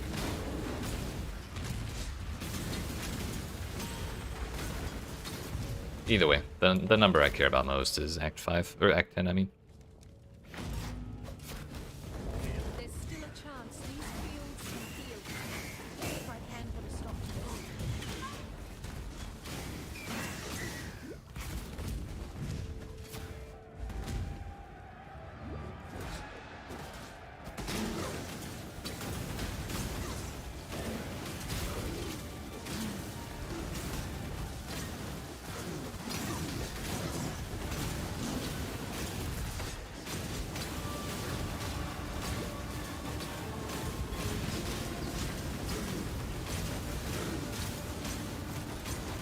We can take that, right? No flasks, no problem. Ranakesh.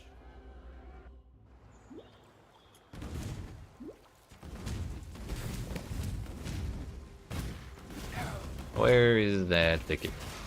349 to the zone's 53, so we should be a little more active about killing things, I think. Here's the thicket. So we just need to rush through... We don't really need to rush through this zone, but we do need to rush through the two after it so we don't lose our portal.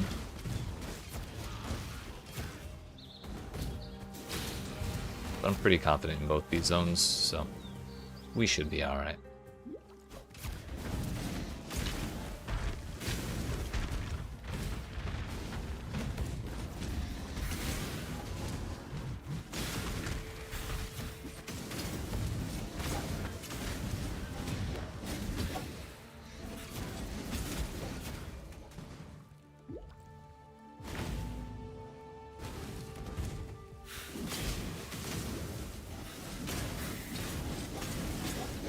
The trick here is if you can run in a straight line to the top right, in a mostly straight line, all the way to the waypoint, then the exit should be continue, like you continue a straight line, you'll get to the exit. But if you get blocked on the way to the waypoint while you're running towards the top right, then the exit's on the top left, so you have to go around. It's hard to explain properly without showing off, but it's not so bad once you figure it out. Same with this place. Looks kind of scary most of the time, but once you figure it out, it's not so bad. So I think the exit's actually up here.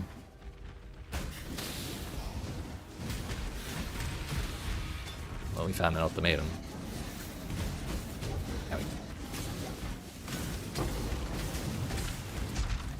I guess Rome. I think. Yeah.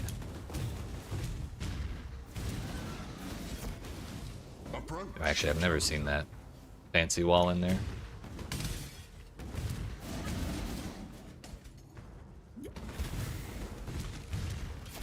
Hey, we got there. Either way, we still have like a long time on this portal, so it's not a problem. While we're here, we're gonna empty our inventory and talk to you.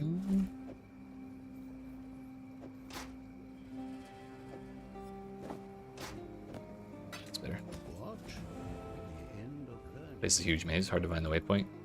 Yeah,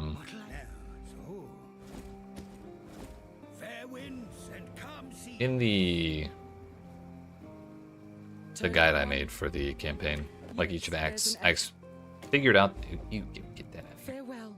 Hello. I explained the trick that I figured out to navigate it, but I kind of forgot what it was. So if you want to see it, go check the Act 7 video in my on my channel. But I just know there's one layout in particular where if you walk in and there's like a giant chasm in front of you, then it's like really easy to predict where the waypoint actually is. You just kind of walk around that chasm, and then it's like at the very next wall you find at the end of it. Where are we going next? It's gonna be evasion rating. Not Val City. Oops. Northern Forest. Yeah, no problem. I think there should be a link to my YouTube under the stream.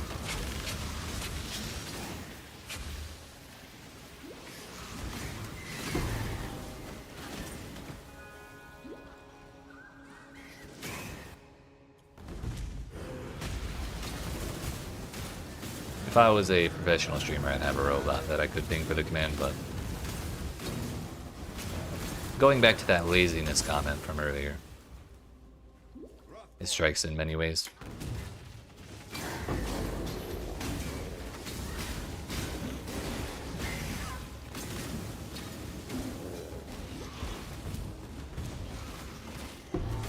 We got 2 fireflies revealed because of the other boss room.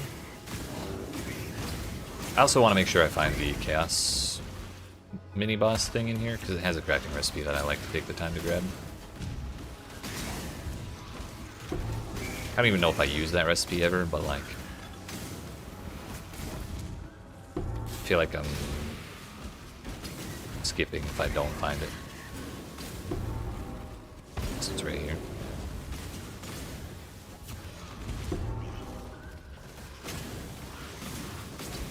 Is that all 7? That was 6.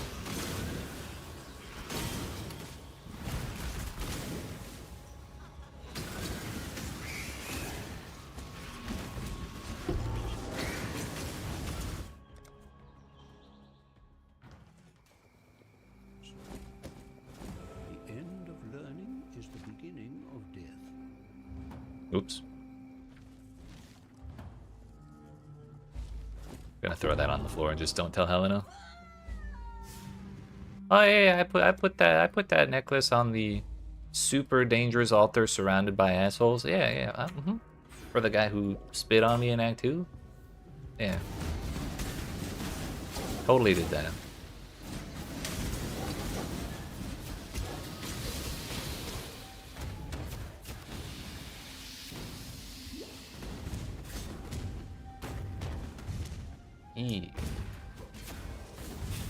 They booked up the zone generation for a side room, dude.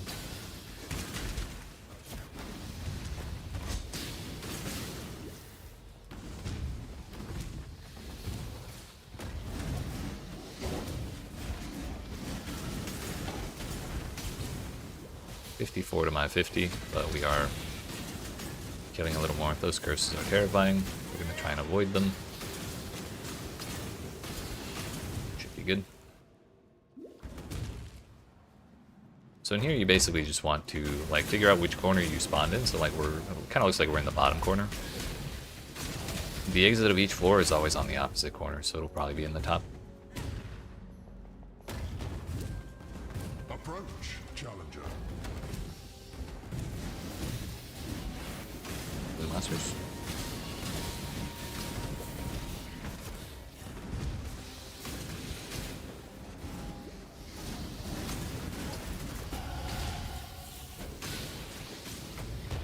Oh, would you look at that?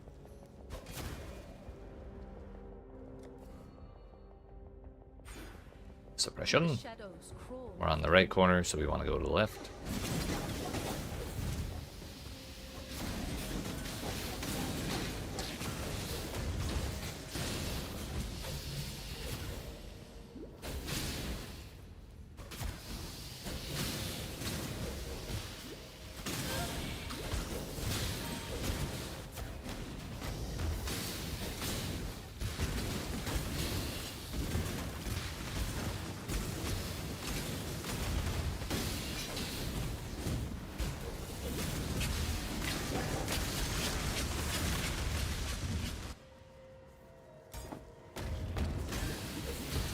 On the left corner, so we go to the right.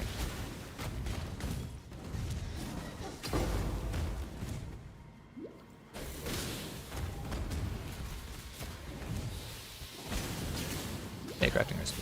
Lame. Common smoke mine W. Flame dash might be able to make that jump, but I'm not sure.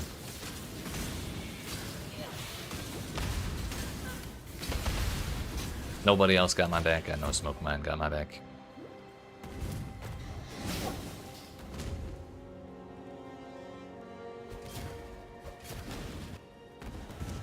Bro, stop it! That's 2 times in a row. We've just had a ghost in our college.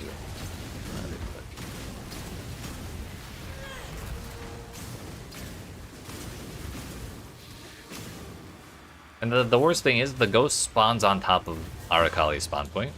And it can ghost her before she even spawns. You just can't do anything about it.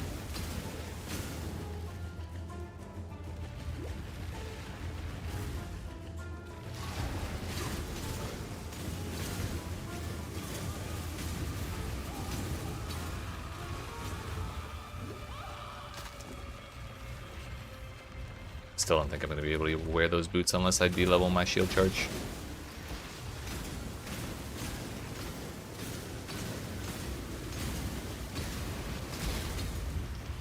Should remove that mechanic. Agreed. It was probably one of the things they added as like a little hee fun stuff to find in the campaign to make it interesting. But damn, I don't like that one. 3 hours, 9 minutes. I don't remember what the other time was.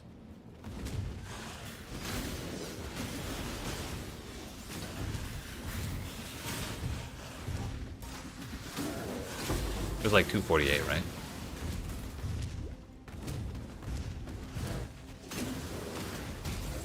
No. Whatever. We're at 3:09. I don't know if we'll hit sub 4 hours today, since we do have 2 labyrinths and 3 acts to do. But we might be kind of close. The funny thing is, I don't feel like I've been using my movement skills well enough today. So, like, if we were doing better, maybe sub 4 hours is possible. Especially if we didn't have to worry about gem sockets quite like we do now. Disease has infected San.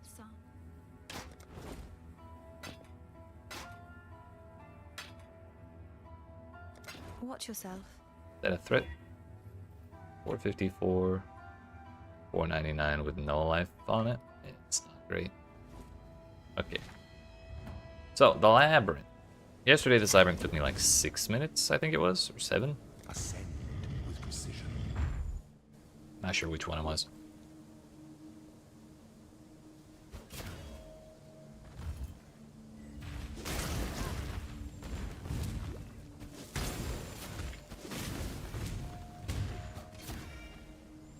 That's the wrong door.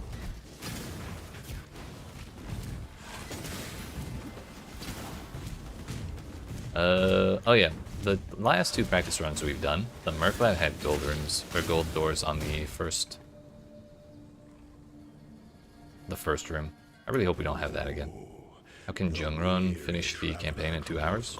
No idea. Probably a combination of like a super min-maxed, very optimal build, and being very good at running that build, so that he doesn't have to go back to town 10 billion times to like buy new gems or think about, oh yeah, what was I supposed to buy after this quest? Which quest gives me this gem? And then also the other thing that tends to eat up a lot of time is doing stuff while standing still. So like socketing gems or moving gems around, changing gear, crafting gear, that kind of thing. The more you can do while moving, the faster time you'll have.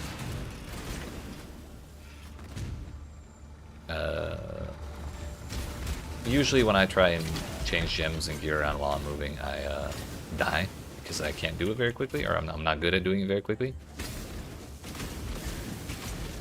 So I tend to take the approach of I will take the time to stop moving and then change my gems very quickly and then keep moving again. I think that's also a valid way to do things, but it is definitely slower. But the thing is, there's nothing slower, or nothing that slows you down more than dying. Can't move while checking your gear. But yeah, another easy way, or another way you can kind of do that thing a little more easily is waiting for like natural breakpoints to do that kind of thing, like at the start of the Act 6 boss while Ness is monologuing. That's plenty of time to like throw a couple orbs on an item or ID something or change gems around. Or like while Azaro is spawning, you just wait for stuff like that to do things. When the time comes to strike, an crafting emperor recipe. strikes without hesitation. The emperor entertain doubt at the world's intents. Like if I had something I could, bam, yo, 103 Legion. Suddenly, slightly more interested.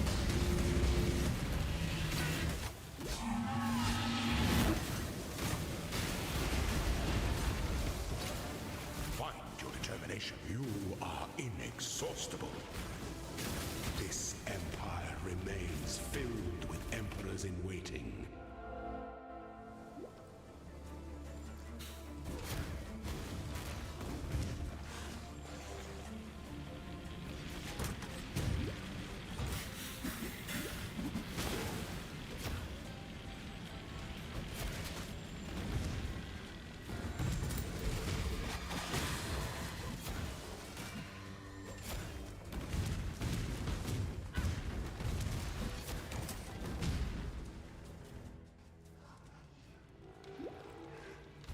I didn't even really care if this was the correct way or not, or like the fastest way. I just wanted to get out of that layout as quickly as possible because I hate that place. Cannot stand it.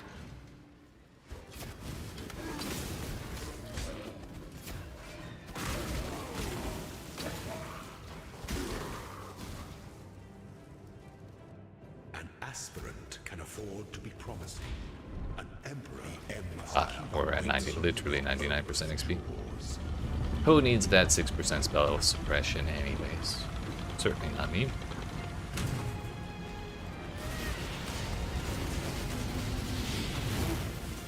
choose your path. Yeah, the golem leveled me up. Triumphant at last.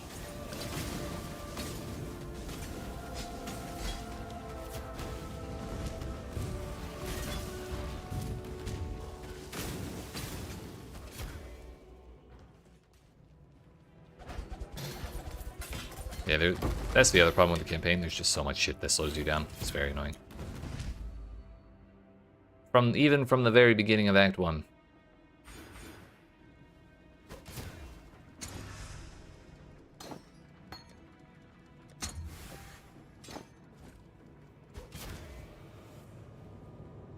Okay, I don't think that took too long. What were we at? It was like, yeah, 6 minutes or so. Actually, that's ramparts. Well, lab plus ramparts. I don't think I care about that. This point goes right there. And it was 8% spell suppress. Thank you very much.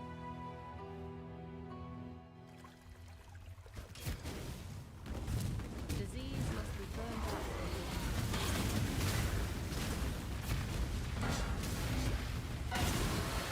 Actually, you know what? How many respec points do I have? I have 12. We're going to try taking the other node. I'm not sure which one's better between Master Toxicist and Nature's Adrenaline. When you kill a poison enemy during the flask effect, enemies within 1.5 meters are poisoned. Poisons you inflict during any flask effect have 20% chance to deal 100% more damage. We just have to make sure that I am keeping Quicksilver flasks active even during boss fights.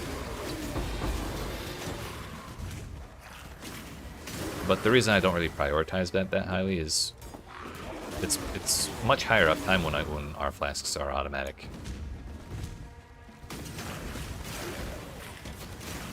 Any pictures for all the map layouts and which things to take, like waystones. Like I have to get downfall on the side. Never done PoE1 story, only PoE2. So the zones have quite a lot of different ways that they can generate. So it's pretty difficult to get a true picture of that kind of thing. However, I did make a guide of every single act through 1 through 10, with every side quest you need to do for the skill points, the lab trials, the everything. And it does include like where to log out, when to go turn stuff in. It doesn't really cover build stuff because I kind of wanted it to be independent of builds. But I will get you the link for that. It's a full playlist of 10 videos, and it's just act by act.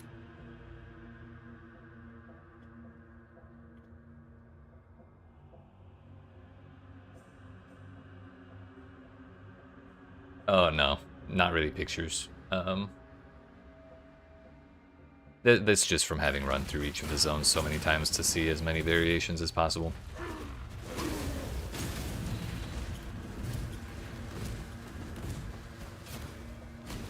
Because they're always like, they never really talk about it, but I do feel like they add more and more every once in a while. Or they like change up the way the zones generate just a little bit somehow. Because it's like every other league, I find some iteration of some zone I've never seen before. It's like, well, how the hell did that happen? Oh, hell yeah.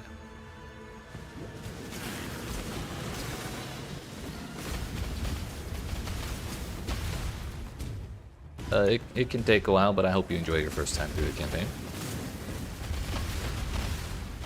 Owie, almost died while I was looking around.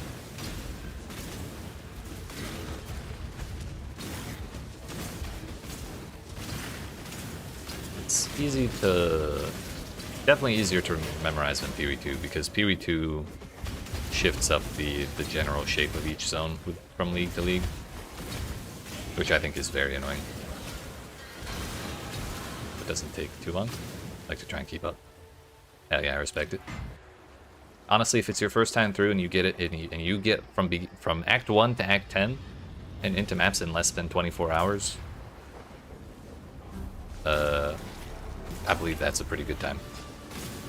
That's definitely how long it took me my first time through, and even 10 times through the campaign, it would still take me like 12 hours or longer. So.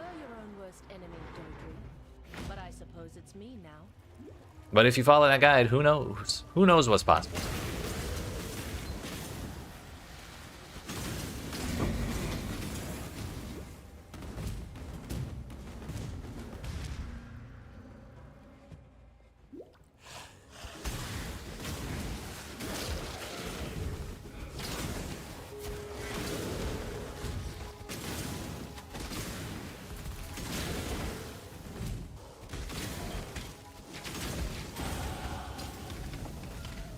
Got him in time? Hell yeah.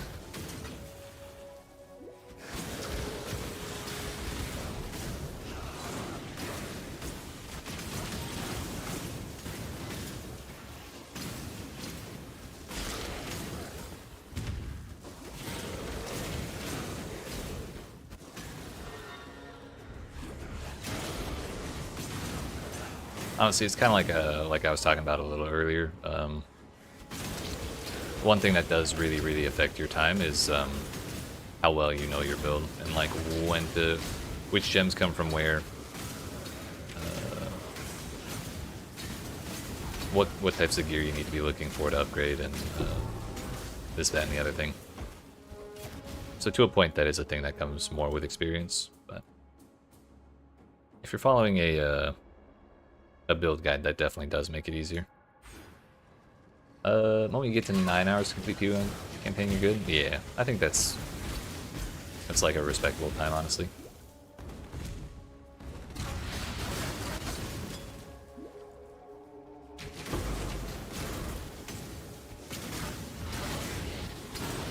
I'm doing the story in like 30 minutes before the league, just trying to keep the guys on the side. Well, hell yeah. I hope they help on the day of. Honestly, that was, when I was making those videos, I was kind of hoping. I timed it so that the last one came out right before, like the day before the league started. I think that was Mirage League. And then there wasn't actually nearly as much traffic on the videos as I expected there would be for the start of the league. But then I kind of realized there might be more people practicing the League or trying to like figure stuff out in the week before the League actually starts than there are on the day of, so we're kind of seeing that play out right now.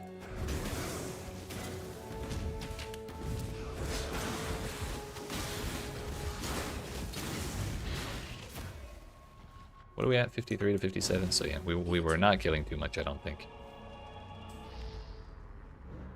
We're just barely keeping 4 levels behind the zone.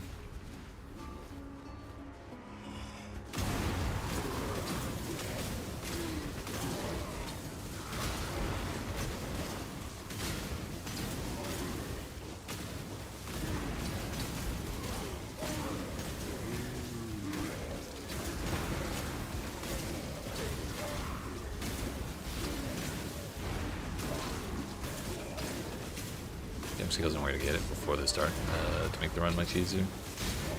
Yeah, honestly, it's a smart thing to do.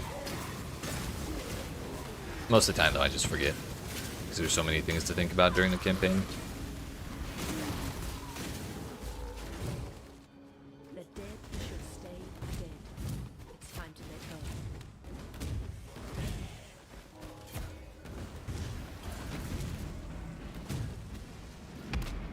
I think this is the right way.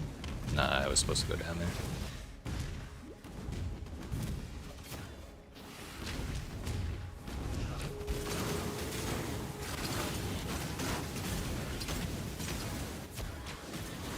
That's a lot of blue mouse. Nice.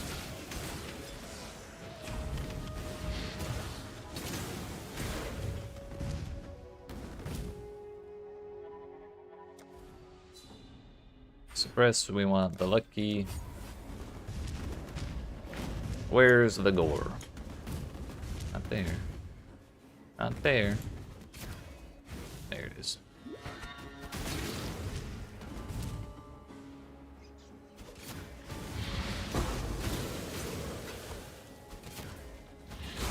Okay, we actually found them after 1 room. It's kind of crazy.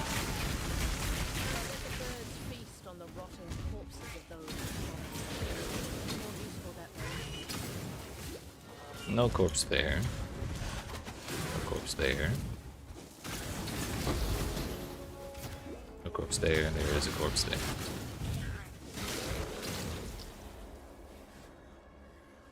There's another corpse.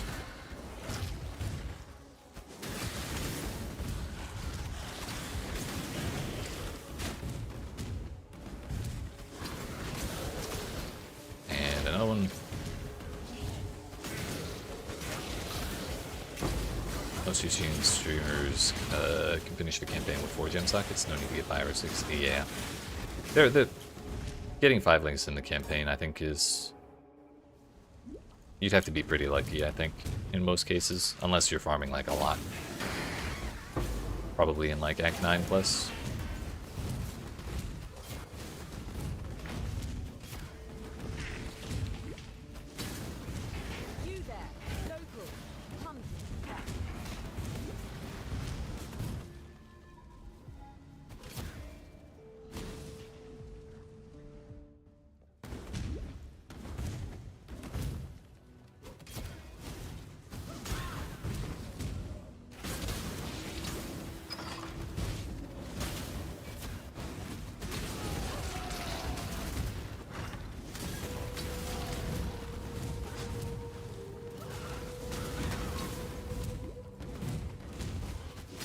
Unlucky. Do we get super unlucky? Let's find out. Doesn't look like it. KO with Divine Life Flask.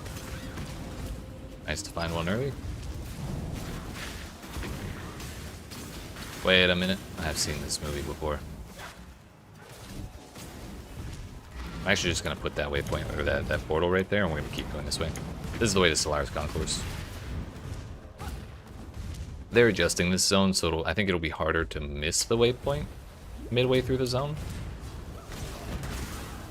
But for right now, we're gonna have to do this. Best starter builds, do we think? I'm a big fan of Poison Concoction Pathfinder. It's very easy to gear, and you don't need to even bother having a weapon equipped. And actually, you can't have a weapon equipped. But I think there are like more optimal builds out there. One that's kind of constantly solid is Righteous Fire in general. I'm not sure which ascendancy is best for it, but I think Righteous Fire Chieftain is pretty popular. There's another creator named Pokes, I believe is how you say it. PoE1. Basically, you set yourself on fire and just burn enemies around you. And you just run over them, and they die. It's a pretty entertaining build style for how simple it is. But Pokes makes tons of guides about it, and he's widely regarded as the RF guy. No problem with big streamer builds is they're pretty expensive. That's the thing about this spell. He makes tons of League starter versions as well. Or he talks about League starter versions, which are, as a general rule, not expensive.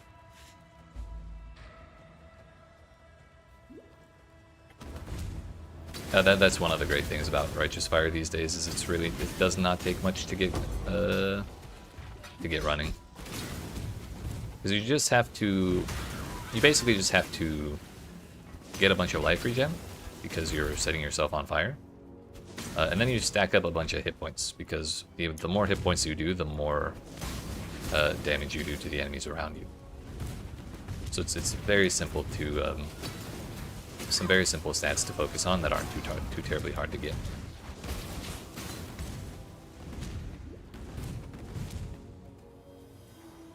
Just focus on fire resistance, right? That too.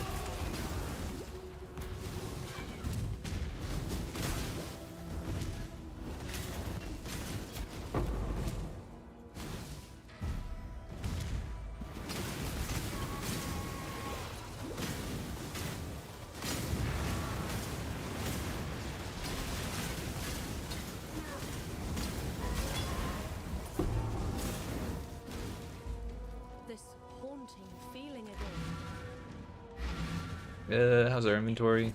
We'll be fine. That's definitely the wrong zone.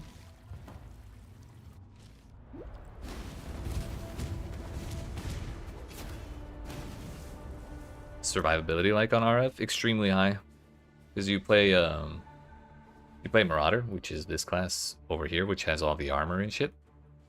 They have a lot of life in that area, and since you're trying to stack as much life as possible to increase your damage, you're gaining damage and defense at the same time. Oops. So it's very efficient in that way as well. Poison Concoction is definitely not a tanky build. So if you're looking for stability that way, this build I'm playing would not be one you're interested in. I think the problem with RF is it does kind of have limitations as far as like damage ceiling, but that's not a ceiling you're gonna run into anywhere in the first like 2 days of the league, really. It's more like can't farm like super high-end content as well as other builds that are more expensive. Let's do accuracy rating. Bossing, clearing early to mid. Super solid on all that. Your clearing is as quickly as you can run past enemies, and your bossing is you stand next to the boss and dodge mechanics. You don't get stuck in no animations, you don't get stuck in nothing. You pivot out. No need to stop. I'm happy to answer whatever questions I can. You can pivot out, and are there other good builds on Marauder? Sorry for asking. No need to be sorry. I'm not really sure on the pivot. I mean, Marauder does slams pretty easily. And slams are generally considered the best way to play melee as far as I understand. Slams are just basically wide AoE, slower attack speed, like high individual damage hits. You can also play Bone Shatter, which is more of a strike build. So you attack a little faster, but you end up self-damaging as well. But the more you self-damage, the more damage you deal as well. Like, it's a whole thing, but that's definitely more expensive to set up than Righteous Fire is. But I think the problem with RF is it does kind of have limitations as far as like damage ceiling, but that's not a ceiling you're gonna run into anywhere in the first like 2 days of the league, really. It's more like can't farm like super high-end content as well as other builds that are more expensive. So Earth Shatter Slam. Yeah. Slams are also considered a pretty solid way to League Start, because it's the same class. Though I've never tried to League Start Earth Shatter itself. I think the only slam I've League started was Ice Crash. Well, the only slam I've League started that went well was Ice Crash. But I was playing Ice Crash Occultist, and that was very silly. We did Consecrated Path last league, but that didn't go very well, to say the least. But I tend to do more goofy off-meta stuff pretty often. Played Deadeye Witch and Sork on PoE2. I think the games are pretty different. They are.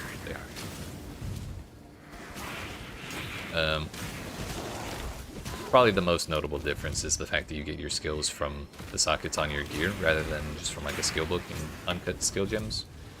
So there's like vendors that let you buy the skill gems at certain times and stuff. But the socket system is getting much easier to deal with starting on Friday with the update. No ASD, no dodge, right?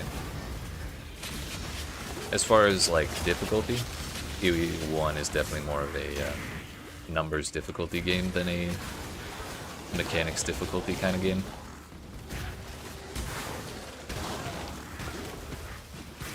I think that's the best build League starter that you know is Earth Shatter Slamming.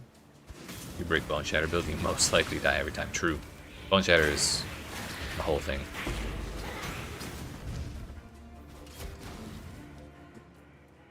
But that's why I was mentioning it as like a potential pivot out of RF.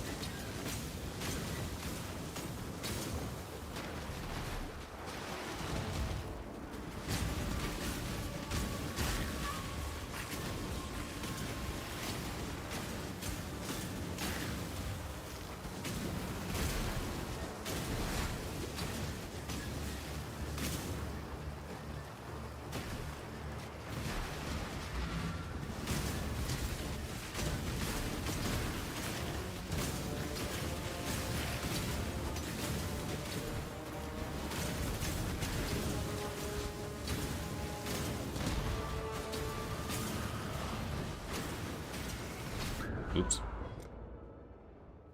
I was too lazy to get out of the quick server. Friends said Lightning Arrow because you play Lightning Arrow on PoE2 a few times. I'm not sure how different the movement and playstyle is. You wanted something safe. Yeah, the thing about Ranger in PoE1 is it's pretty exceptionally squishy. But also, the thing about bow builds in PoE1 is that they can clear multiple screens for very cheap, much like they can in Path of Exile 2.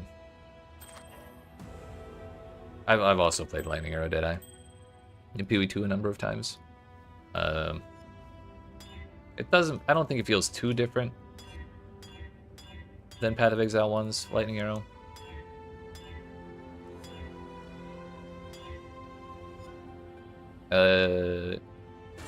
I think it's more work in PoE2 than it is in PoE1, because in PoE1 the goal is to have just one button, really, in pretty much any build. Lightning Arrow is not good for beginners. How so?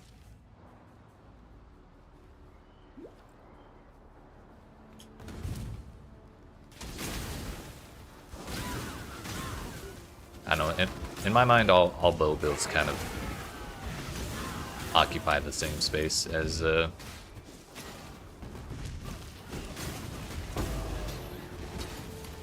very squishy, high clear speed, high clear range. Although I guess they can be pretty expensive. That is the downside to them. It's your first build when you started PoE1 and having a hell of a hard time to clear the campaign. I gotcha.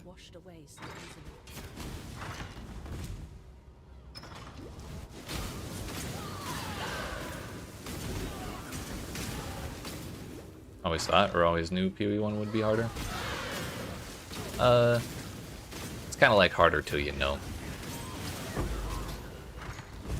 Like I said, PoE2 is mechanics difficulty while PoE1 is numbers difficulty, so if you know the ways to get the numbers, then it's not so bad.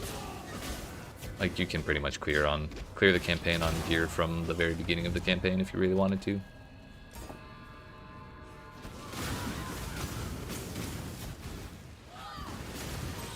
You just gotta make sure you're upgrading the right gear.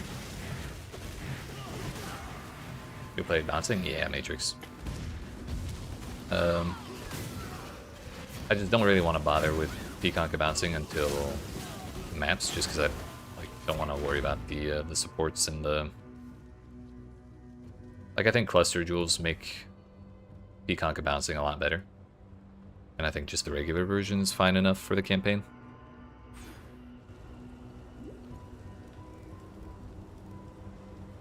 Also, we can't really rely on getting PConc bouncing super early.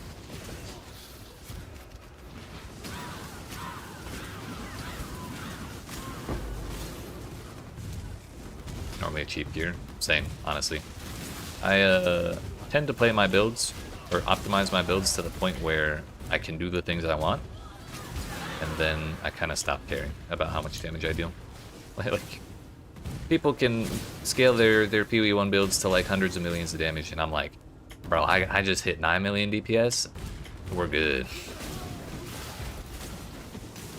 We just leave it that way for the rest of the league. Kind of a necessity is the mother of invention type thing. There's no necessity, there's no invention. I think this looks right.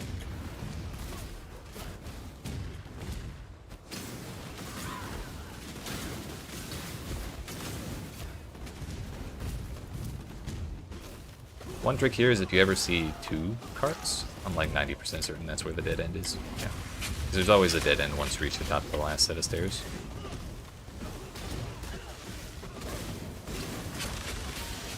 So if you see 2 carts, that's the side that has the dead end. Getting away from this monster. Curses plus corpse explosions, a terrible time.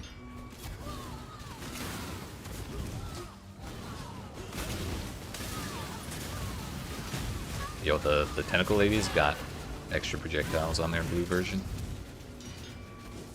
Unlucky. Alright, so are you using the shield movement skill? Yes. We're using a skill called Smoke Mine, where you throw a little mine and then detonate it, and it teleports you to where you threw the thing. We're using another movement skill called Flame Dash, which does that. But they both have 3 charges, so you can throw the Smoke Mine, detonate it, and then teleport. And you since they share charges, you blow through multiple charges really quickly so they can start recharging. But then when we don't have those charges, we just shield charge. Wow, crafting recipe.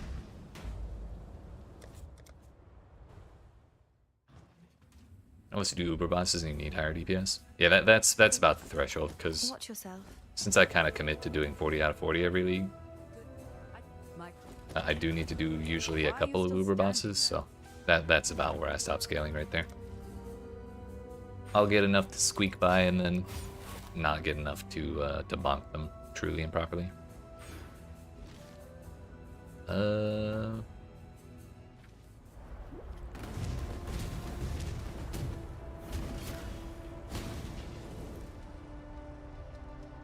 So we're at the end of Act 9, or Act 8 right now.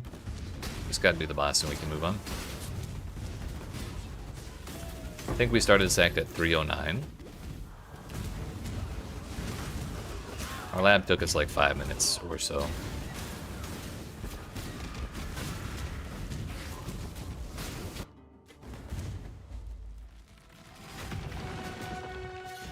You set that up straight away so you can speed through Act 1. No, unfortunately, you can't really do that.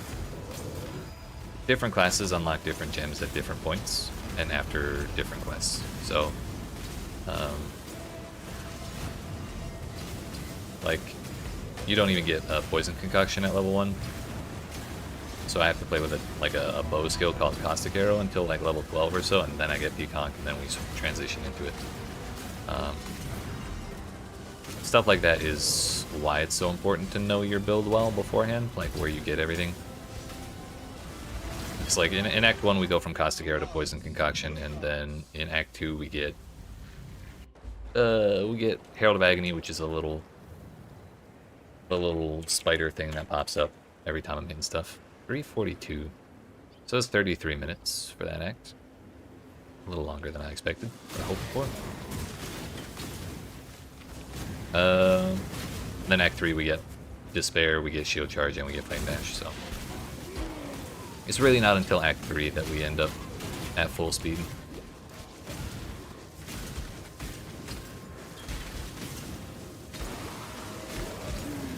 But we need to farm here until level 60, so we're going to be here for a cool minute. Adaptive resistances, I'm not dealing with that.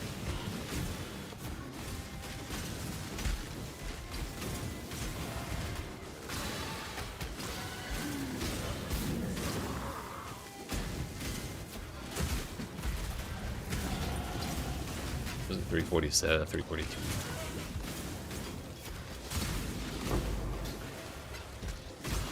Three more levels.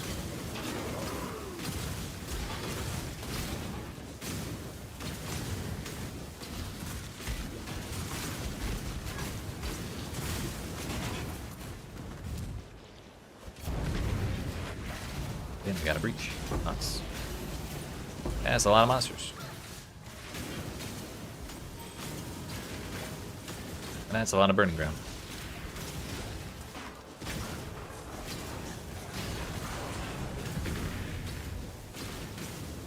At a 5 minutes to your timer?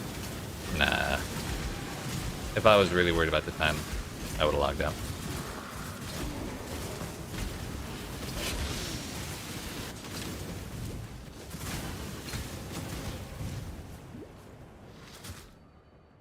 I think I've only really stopped to look things up for like maybe 3 minutes this entire run. We're all good.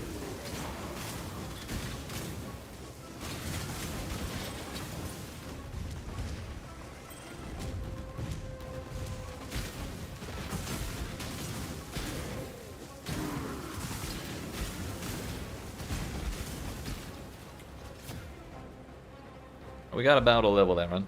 Is this where Tabula Rasa drop, or did they already fix this? No, Tally drops from anywhere, but Humility, the card that gives you Tabula Rasa, has a chance to drop here.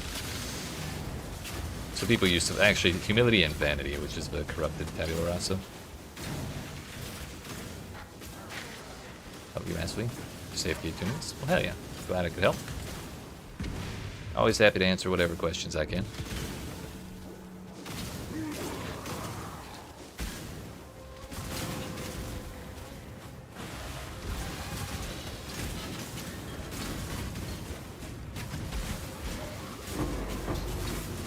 Yeah, there's Humility right there.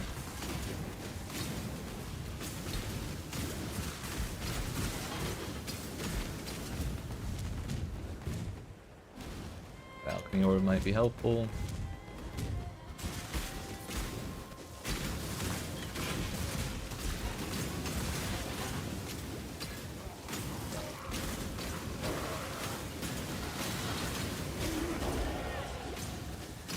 $58. 2 more levels. It's so fast.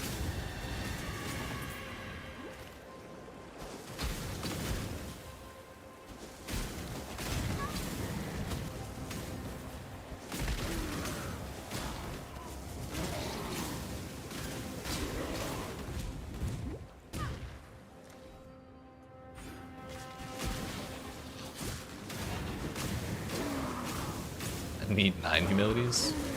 Yeah, I don't think I've ever farmed an entire set of humility in this place. I know some people who have, but I've always been quite staunchly against that approach.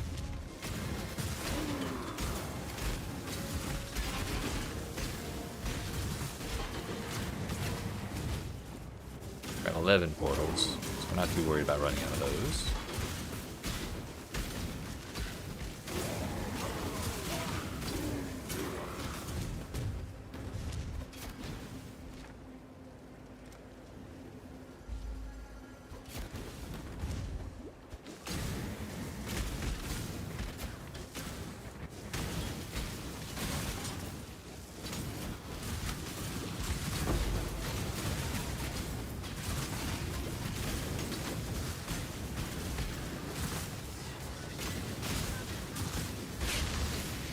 super dangerous. Was that a Divine Flask? No, it was Wisdom. Don't know how I misread that.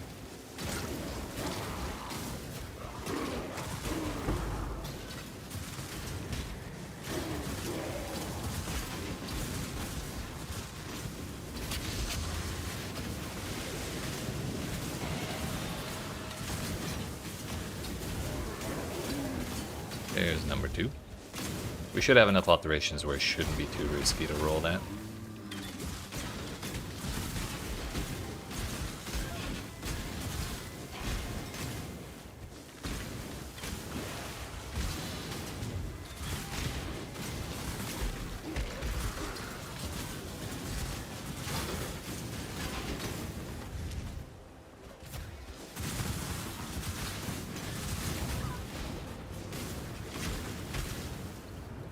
Almost 59. Does this build good for bossing? Yes. Well, aside from the fact that it's squishy. But there's an alternate version of this skill where instead of throwing like 8 flasks at once, you throw 1 flask and it bounces 8 times. And that flask will target stuff automatically. So you just throw a couple of blasts, they start bouncing, it goes like ding ding ding ding ding, like super fast. It's very very amusing for me to watch, personally.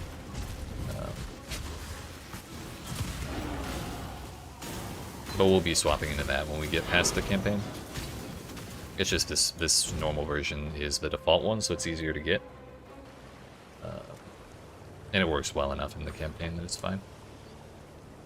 Do I have a guide for the new Atlas map? Might have to review sometime. I have a guide for the Void Stones. I do not have a guide about how the new Atlas works. I want, like, that explains the purpose of fully clearing your Atlas, like 100 out of 100.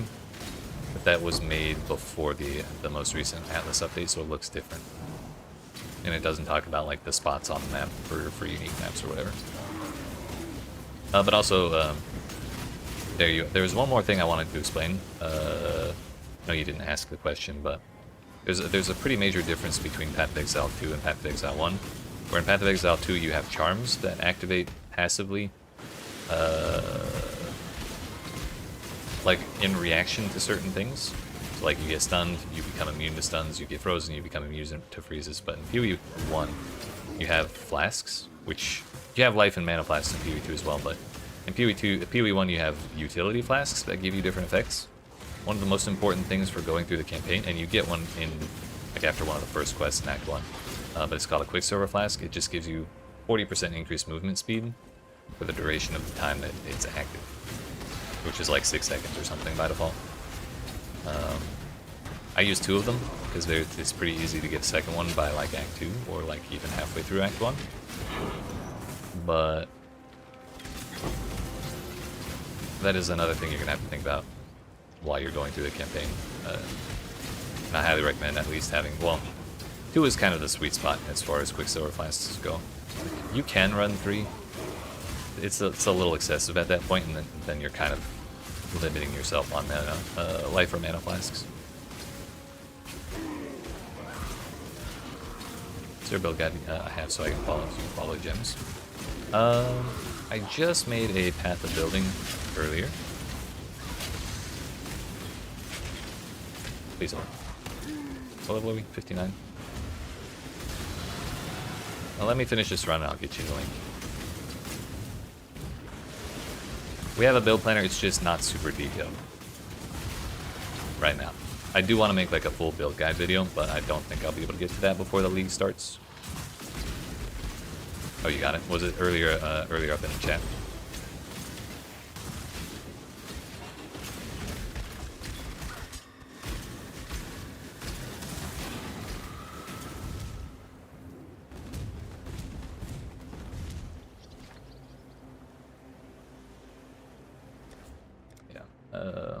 Just to open it up and show a little bit, in case you haven't looked at this website before. Whoops, that's the wrong one.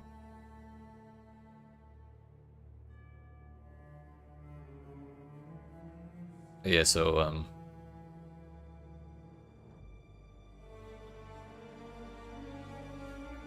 these are the gems you'll have to start with in Act 1. When you get to like the last 2 zones of Act 1, that's when you get Poison Concoction. So you at that point, when you unlock Poison Concoction, you'll have to swap from a bow to a shield with no weapon. And then you'll pretty much just want to constantly be upgrading your flasks, because the way Poison Concoction gets damage is based on the amount of recovery on your flasks. So like the more they heal, the more damage they deal.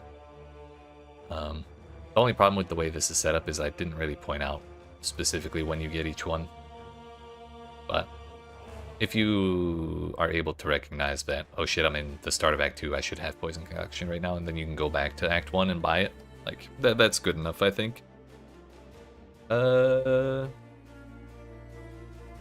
yeah, this is just a non-graphical version of the tree. You pretty much want to start here, go down to that node, and then go up. And then once you fill out all these nodes, you kind of just follow it around. Let's see. My camera was not blocking that, okay. There's one other thing I wanted to say.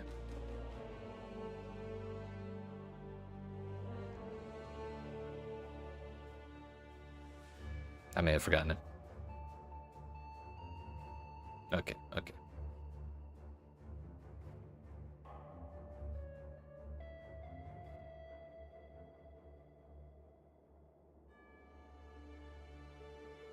Or a metagamer, trust.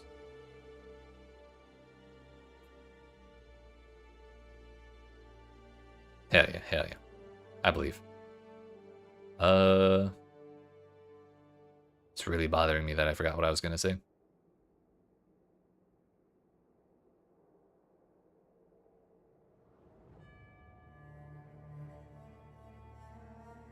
Must not have been important. Fuck it.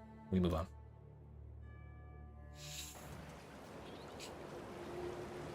Nothing worse. For real. Part of me just wants to move on right now. Increase amount recovery. We have 1 right there.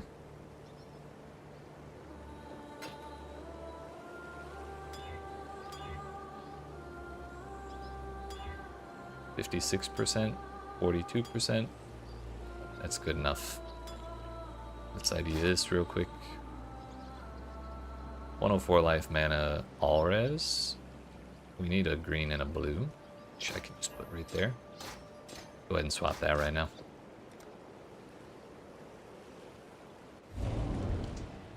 You'll be lurking? Hell yeah, I appreciate the lurk. You're gonna quest now. It's no bother at all, the questions. Shit, it keeps me focused while I'm doing the same thing I've done. You know, who knows how many times.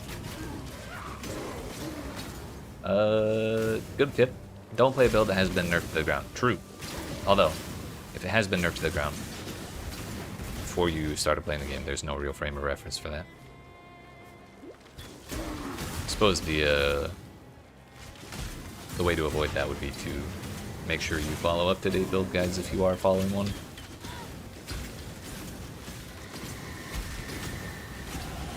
Okay, we're done here. Level 60. How long did that take? We were at 342, I believe. So I think it's safe to say we won't be able to do 1 labyrinth, 2 acts in less than 7 minutes. Unfortunately. So we won't beat 4 hours, but I think we can beat 4.5.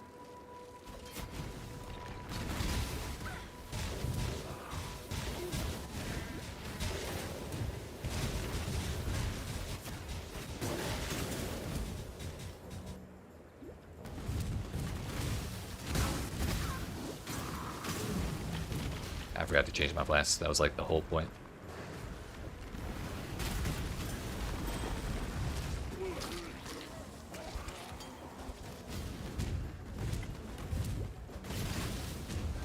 What the hell?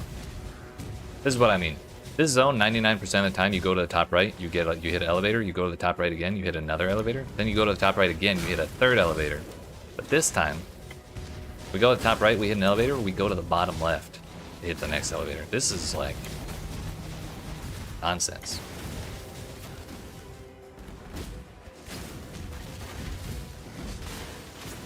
So so if you're following my campaign guide and you see some shit like that, just know it happens. It's kind of impossible to predict every single variation. But most of the time, I think it should be on point.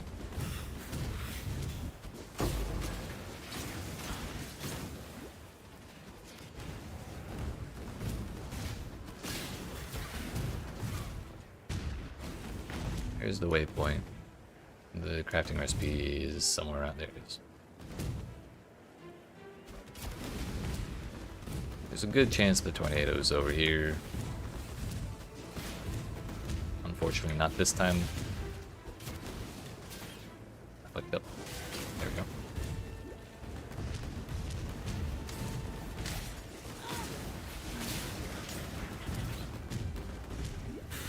Alright, we got it.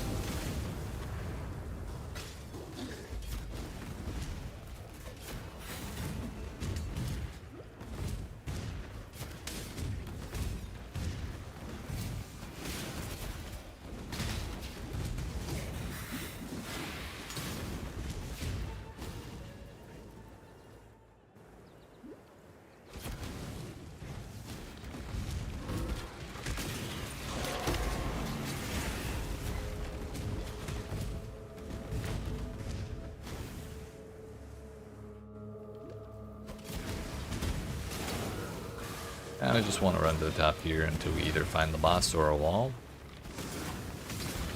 If we find a wall, we go to the right. Oh, hey, it's a wall.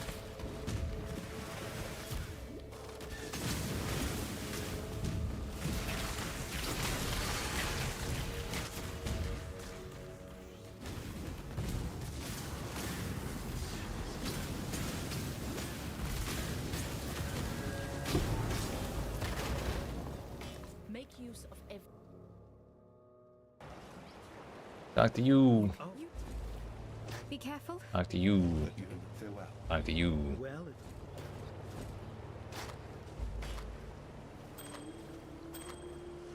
It's a pretty decent ring.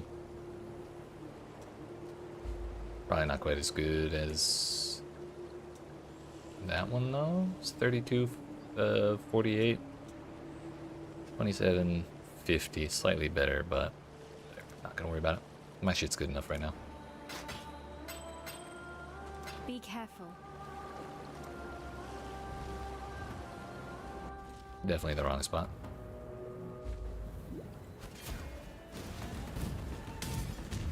Time to fight Shakira. I always kind of forget about this boss because I really don't like it. Then I remember we actually had to do it and I despair. I want you to play Witch Totems or Lightning Arrow. Try your build. I think that's... I don't know, Witch Totems might be a little difficult. Totems tend to be a little better on Marauder or Templar. Like Hierophant or Chieftain or something. Too much slow on this boss for real.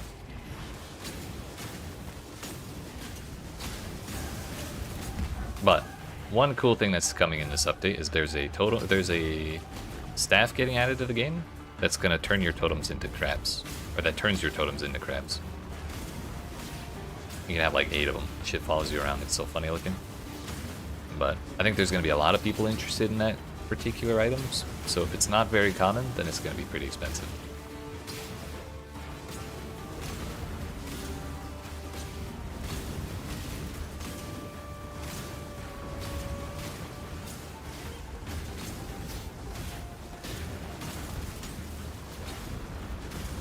Totems on Templar is easier than Witch, yeah. It's probably still doable on Witch, but it would definitely be a little different.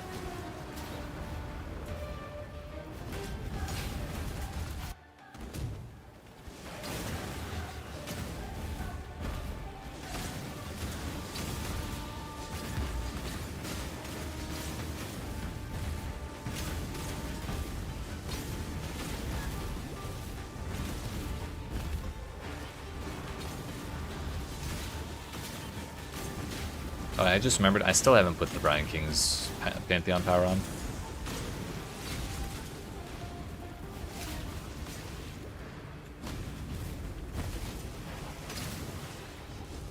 Bro, stop jumping, please.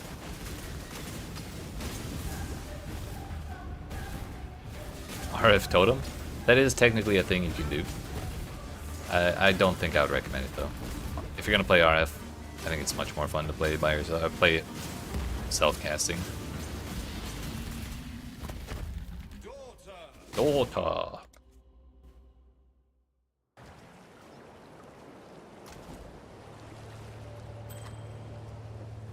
Hello. Unless you actually mean KF, in which case I don't know which skill that is off the top of my head. My assumption was that was a typo, though.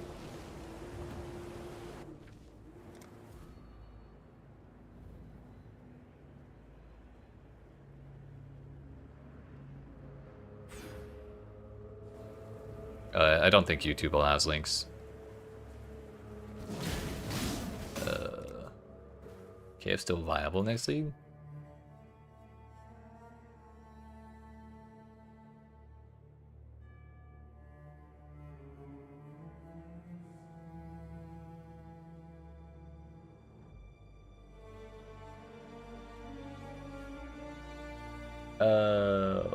What is the name of the skill?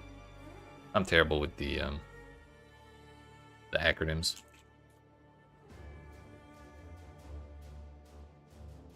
Kinetic Fusillade. Fusillade, I see. A friend of mine started Kinetic Fusillade last league when it got added. Oh no, that she started Kinetic Rain, I think. Either way, I think both of the kinetic builds were both kind of bait. They're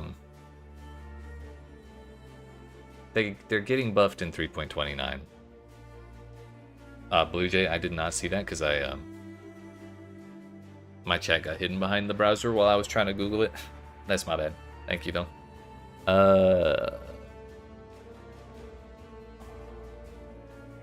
So they are getting buffed, but it's kind of uncertain whether they'll actually be viable. I think any build guide trying to encourage them right now is kind of a little experimental. It's not really possible to test it yet. So it could work. It also might not.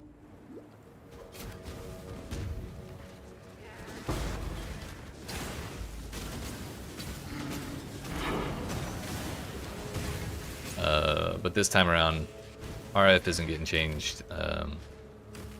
PConc isn't getting changed. This build, Poison Production. What was the other build? Lightning Arrow didn't get changed, so at least you know you can follow an old build guide for that. Oh, Palsteron was the one who made the guide. I followed his build guides before. Usually he's got a pretty good idea of what's going on, so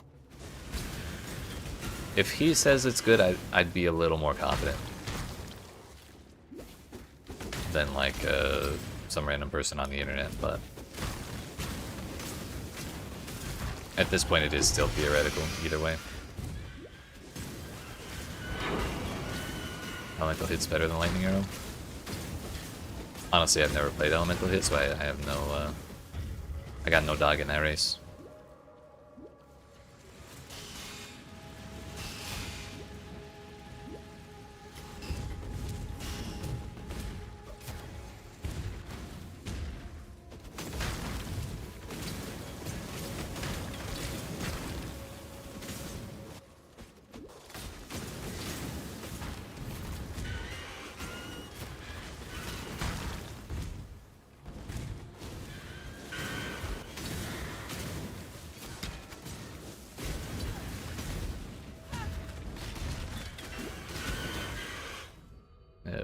Need suppress.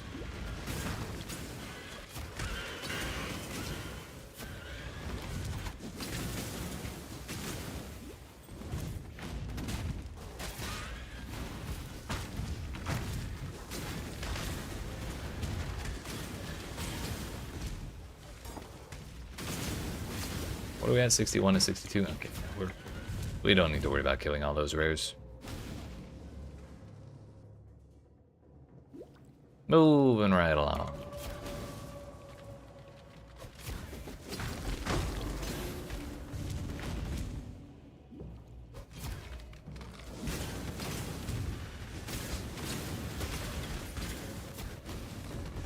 And 3 times in a row we've gotten refinery right here.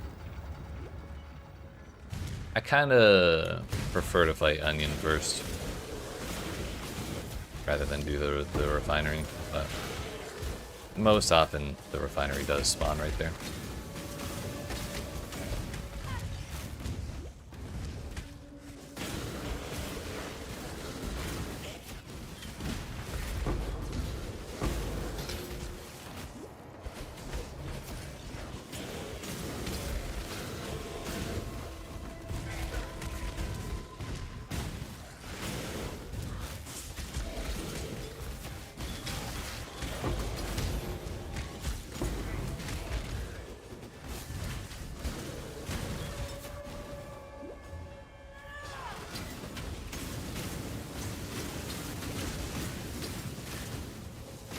So I will say our boss damage, at least looking at that right there, our boss damage is a good bit better with this Ascendancy node, because we took Science and alchemy again. Master Toxicist over Nature's Adrenaline.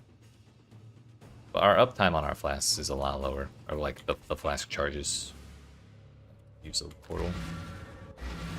That damage, yeah. That was probably the 20% chance at 100% extra damage activating.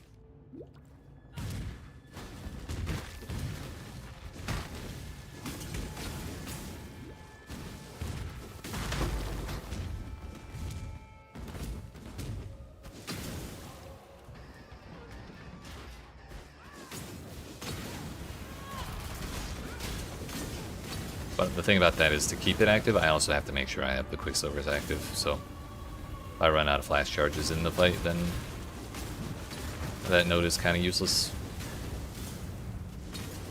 Actually, no, that is during flask effect, yeah.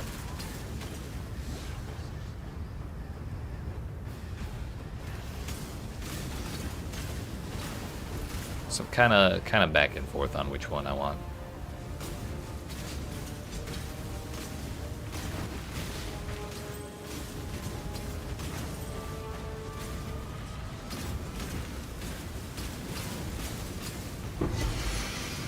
That's our second one of those during this campaign run.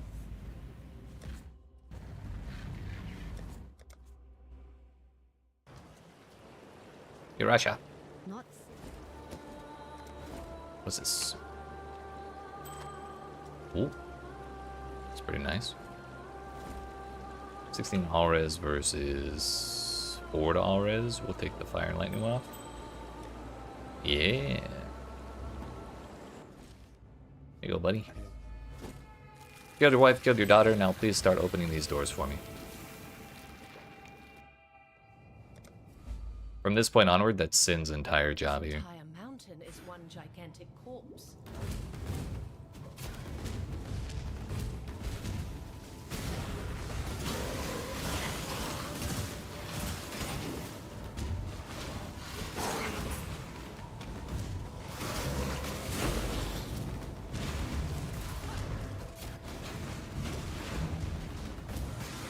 When you start upgrading the quality gem, yeah, usually after the campaign is when I start thinking about it, because that's when you start getting gem cutter prisms a little more reliably. But most of the time when I'm doing the labyrinth, I just take the quality increase option, because I don't care to gamble for the gems. But when the league actually starts, I'm considering keeping some poison concoction, some like normal poison concoction gems, just in case we get the option to turn a specific gem into its transfigured version.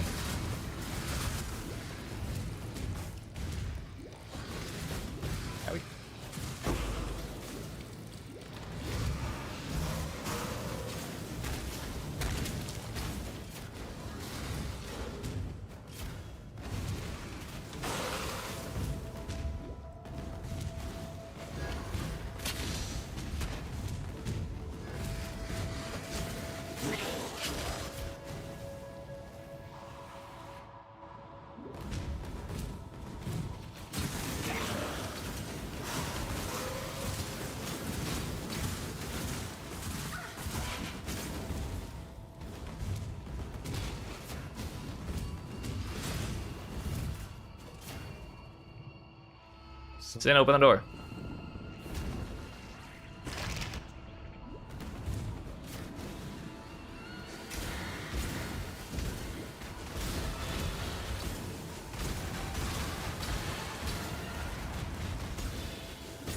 Wait, you need to hit level 21 for what?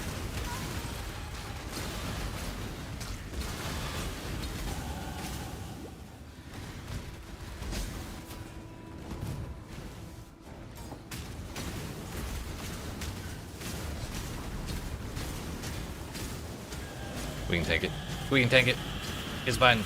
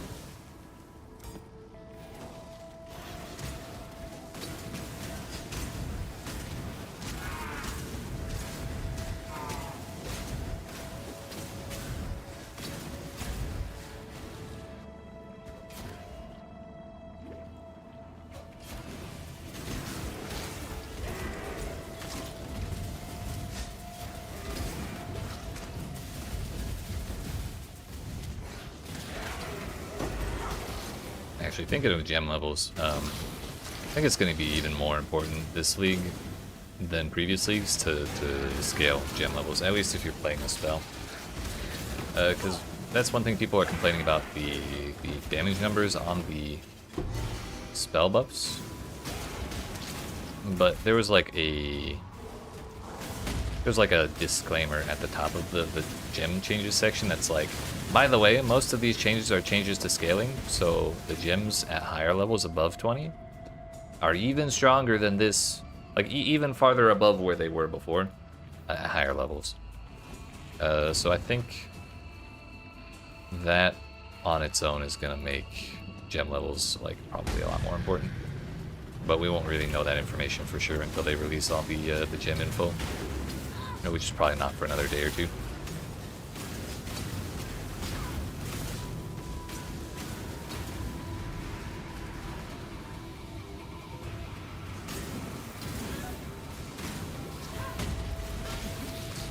Really should. We dropped a Divine Mana Flask like 20 minutes ago.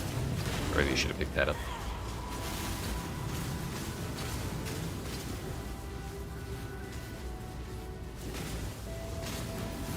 Right.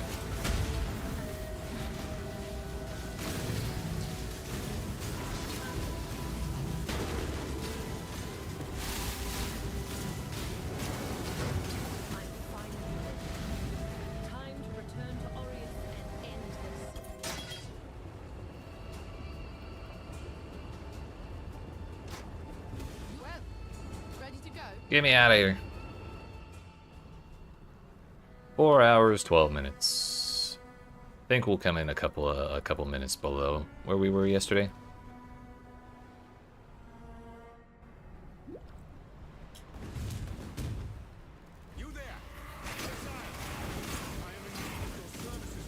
Then again, we might not be 4.5 hours.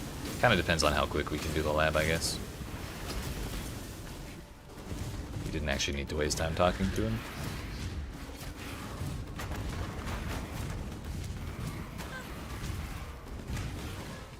I think I killed too much in Act 9.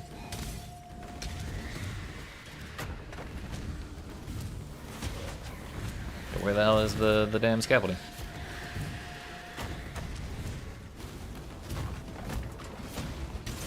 And if this is how this act is gonna generate things, then we're kind of screwed.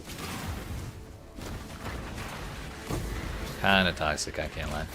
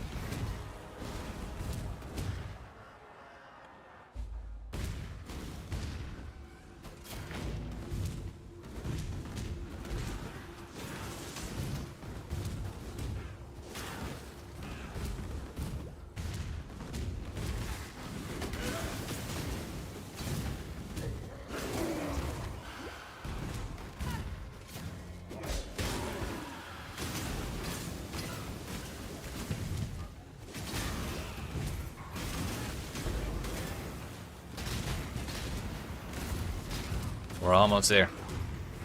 Close, we're close. This is when I start getting antsy, not gonna lie. The moment we enter the quarry, I start getting a little impatient to finish Act 9, and like the moment we start getting here is when I start getting a little frustrated with Act 10. Maybe not frustrated, but like, let's go, go, go. You know.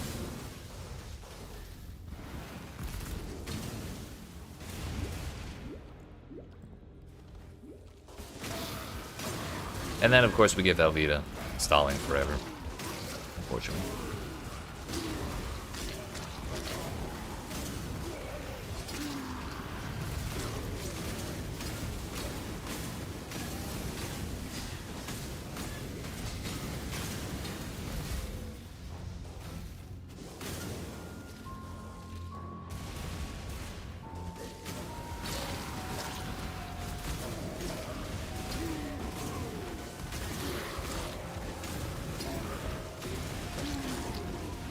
I gotta stop pushing Classic 2 because it's deleting my mana.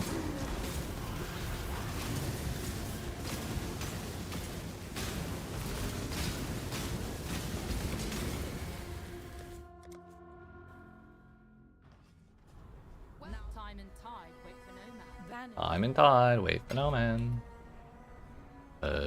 Yeah, well, I should have taken the mana, damn it. For freedom. I realized too late.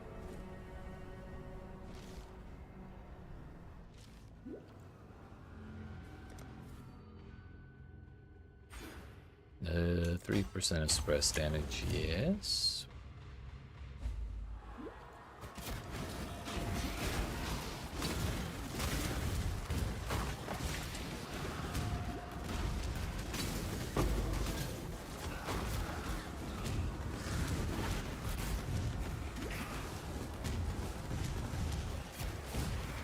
Gotta go eat.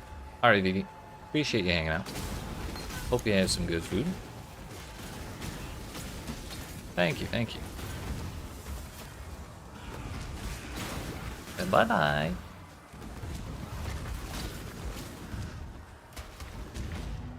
Ossuary we gotta do. That'll be our last lab trial.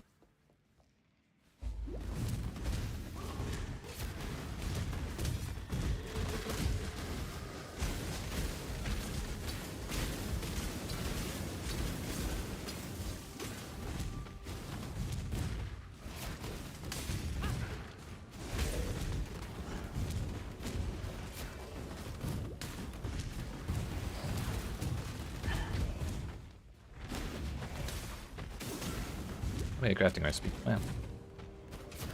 Imagine that.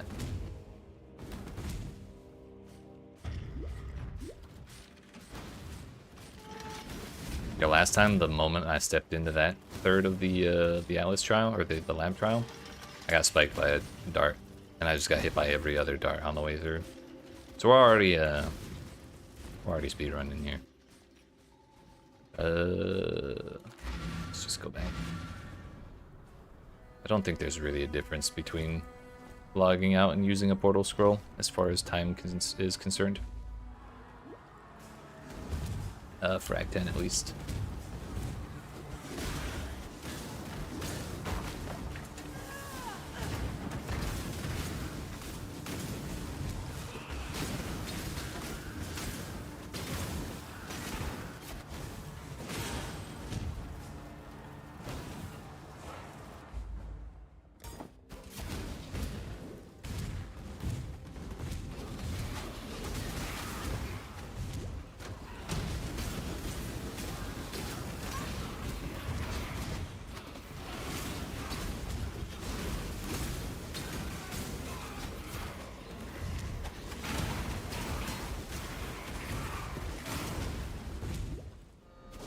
Found the auditorium.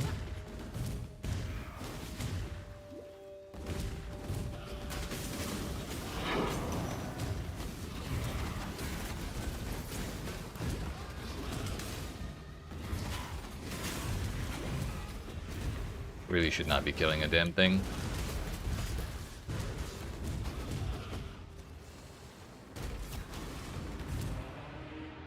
But the Quicksilvers, the Quicksilvers.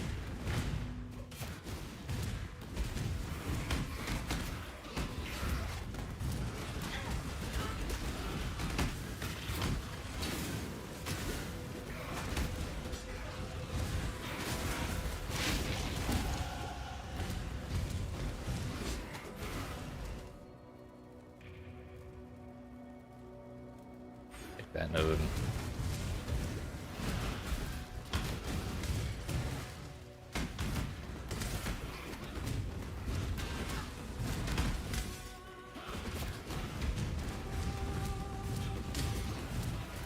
There's so many blue monsters.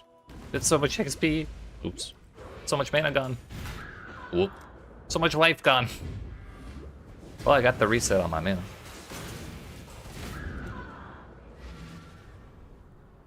Fuck. Where is that? It's on screen. We're doomed. It's over.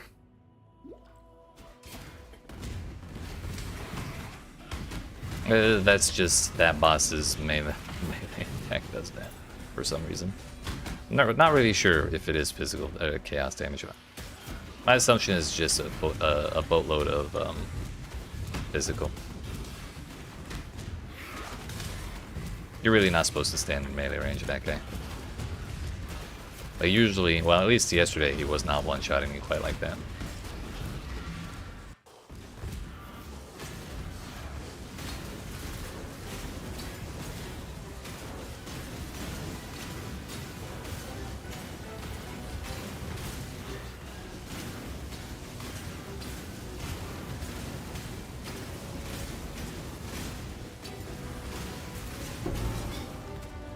Not a bug? No, not a bug.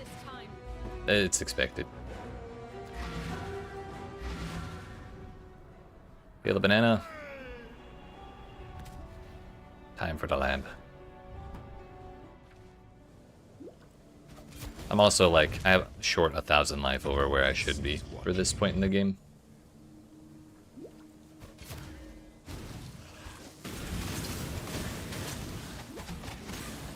I've experienced it like that before. Oh no, that dude one-shots me all the time. Whether in the campaign or in the Defiled Cathedral, like, boss version. I have known that man to be a menace. Holy fuck, 3 times in a row. We suffer. Oops.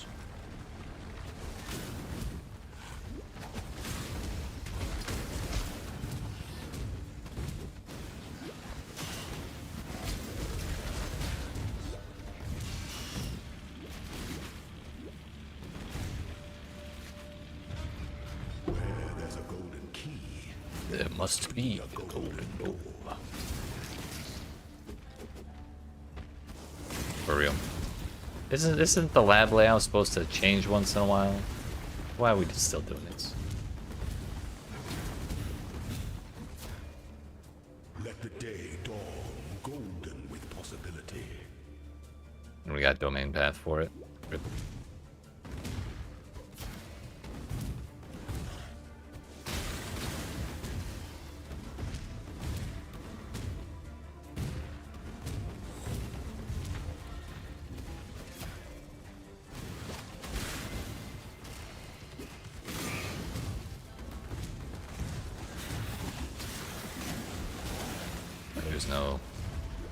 There's no dark shrine over there.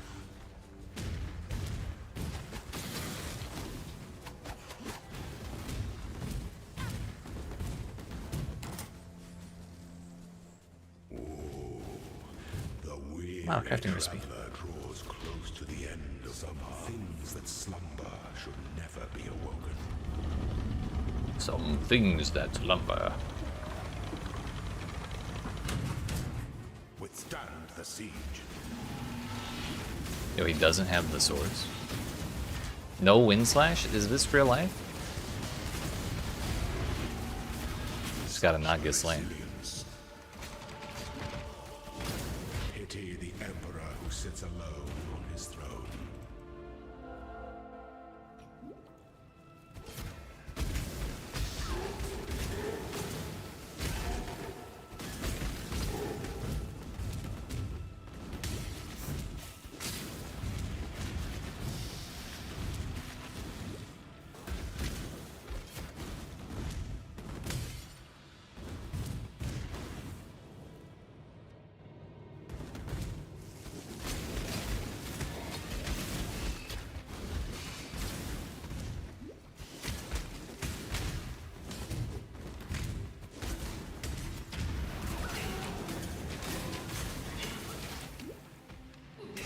This feels like the wrong way, but we'll do it anyways. Oh, we got a gauntlet.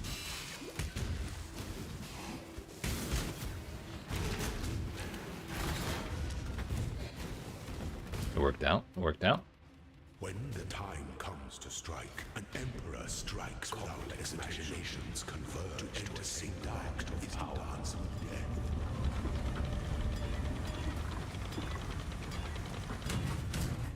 You are condemned. Oops.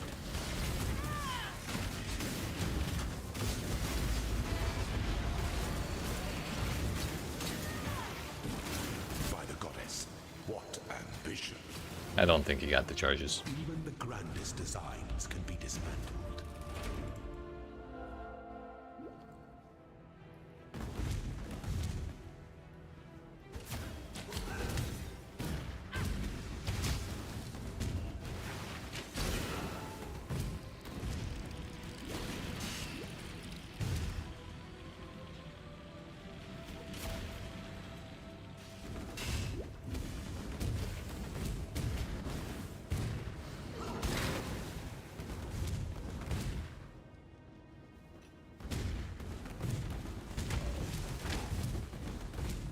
Another domain crossing.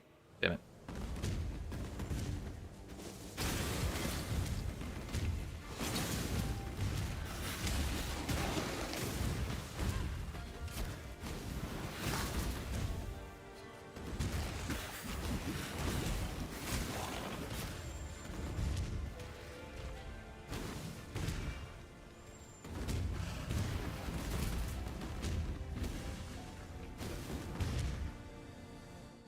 Aspirant can afford to be promising. An emperor must keep those promises.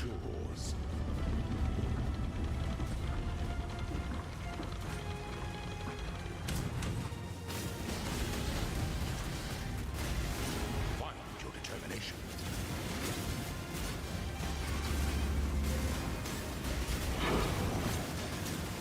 Delight in your gilded Oi. ascendant.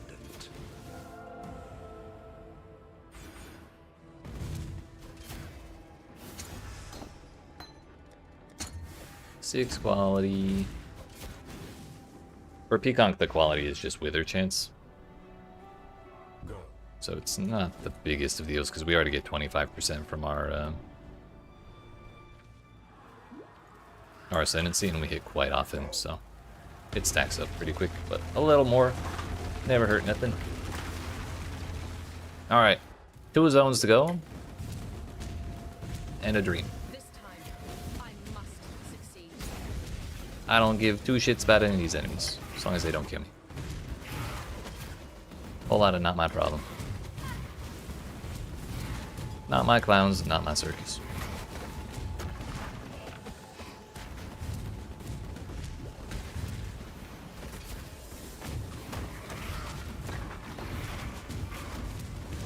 This gets me every time.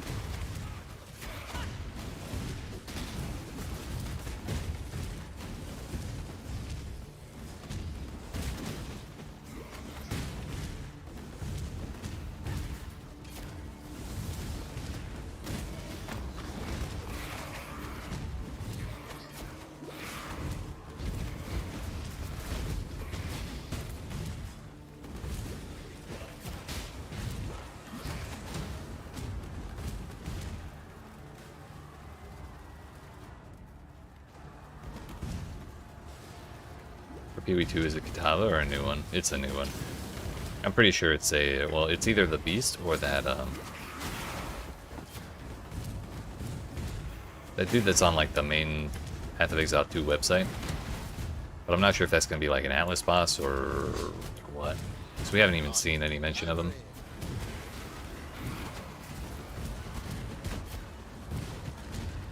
Or maybe it's the Baroness or whatever her name is, who's like chasing the beast around or taking the beast everywhere. Hey, crafting recipe. I shall strike you down. My guess is it's probably the beast. Then again, I can't be sure. Every time I think about it, I think of another reason why it should or should not be.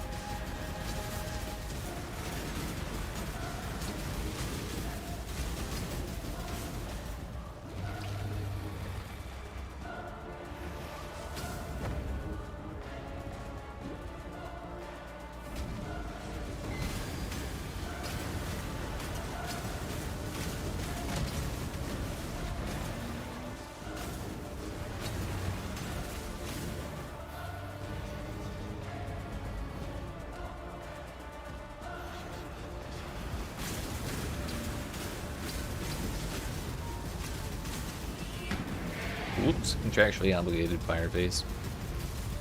Owie.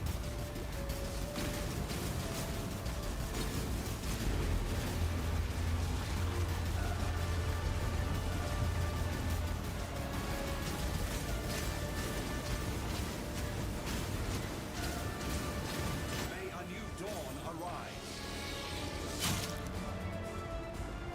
What did we get? GG,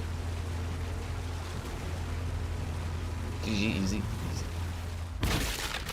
Fuck. Now, Damn it. all this. This is because we clicked resurrect in town.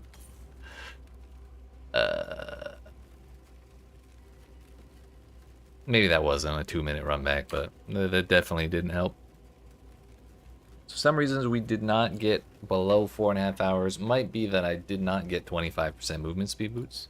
That is the thing, like despite all the bad RNG we had yesterday, we did end up with 25% move speed by like Act 8. But also this was our first practice run without Mirage, so we did not have the constant flow of 10 billion rare monsters every single zone. So we did need to do more farming in like Blood Aqueducts. I think I could have done better with like my Quicksilver Flask and like movement skill management or use. Maybe if I start adding quality to stuff, instead of adding quality to Poison Concoction, we add it to Shield Charge, because that'll give us more move speed during the charge itself. Not a whole ton, but something.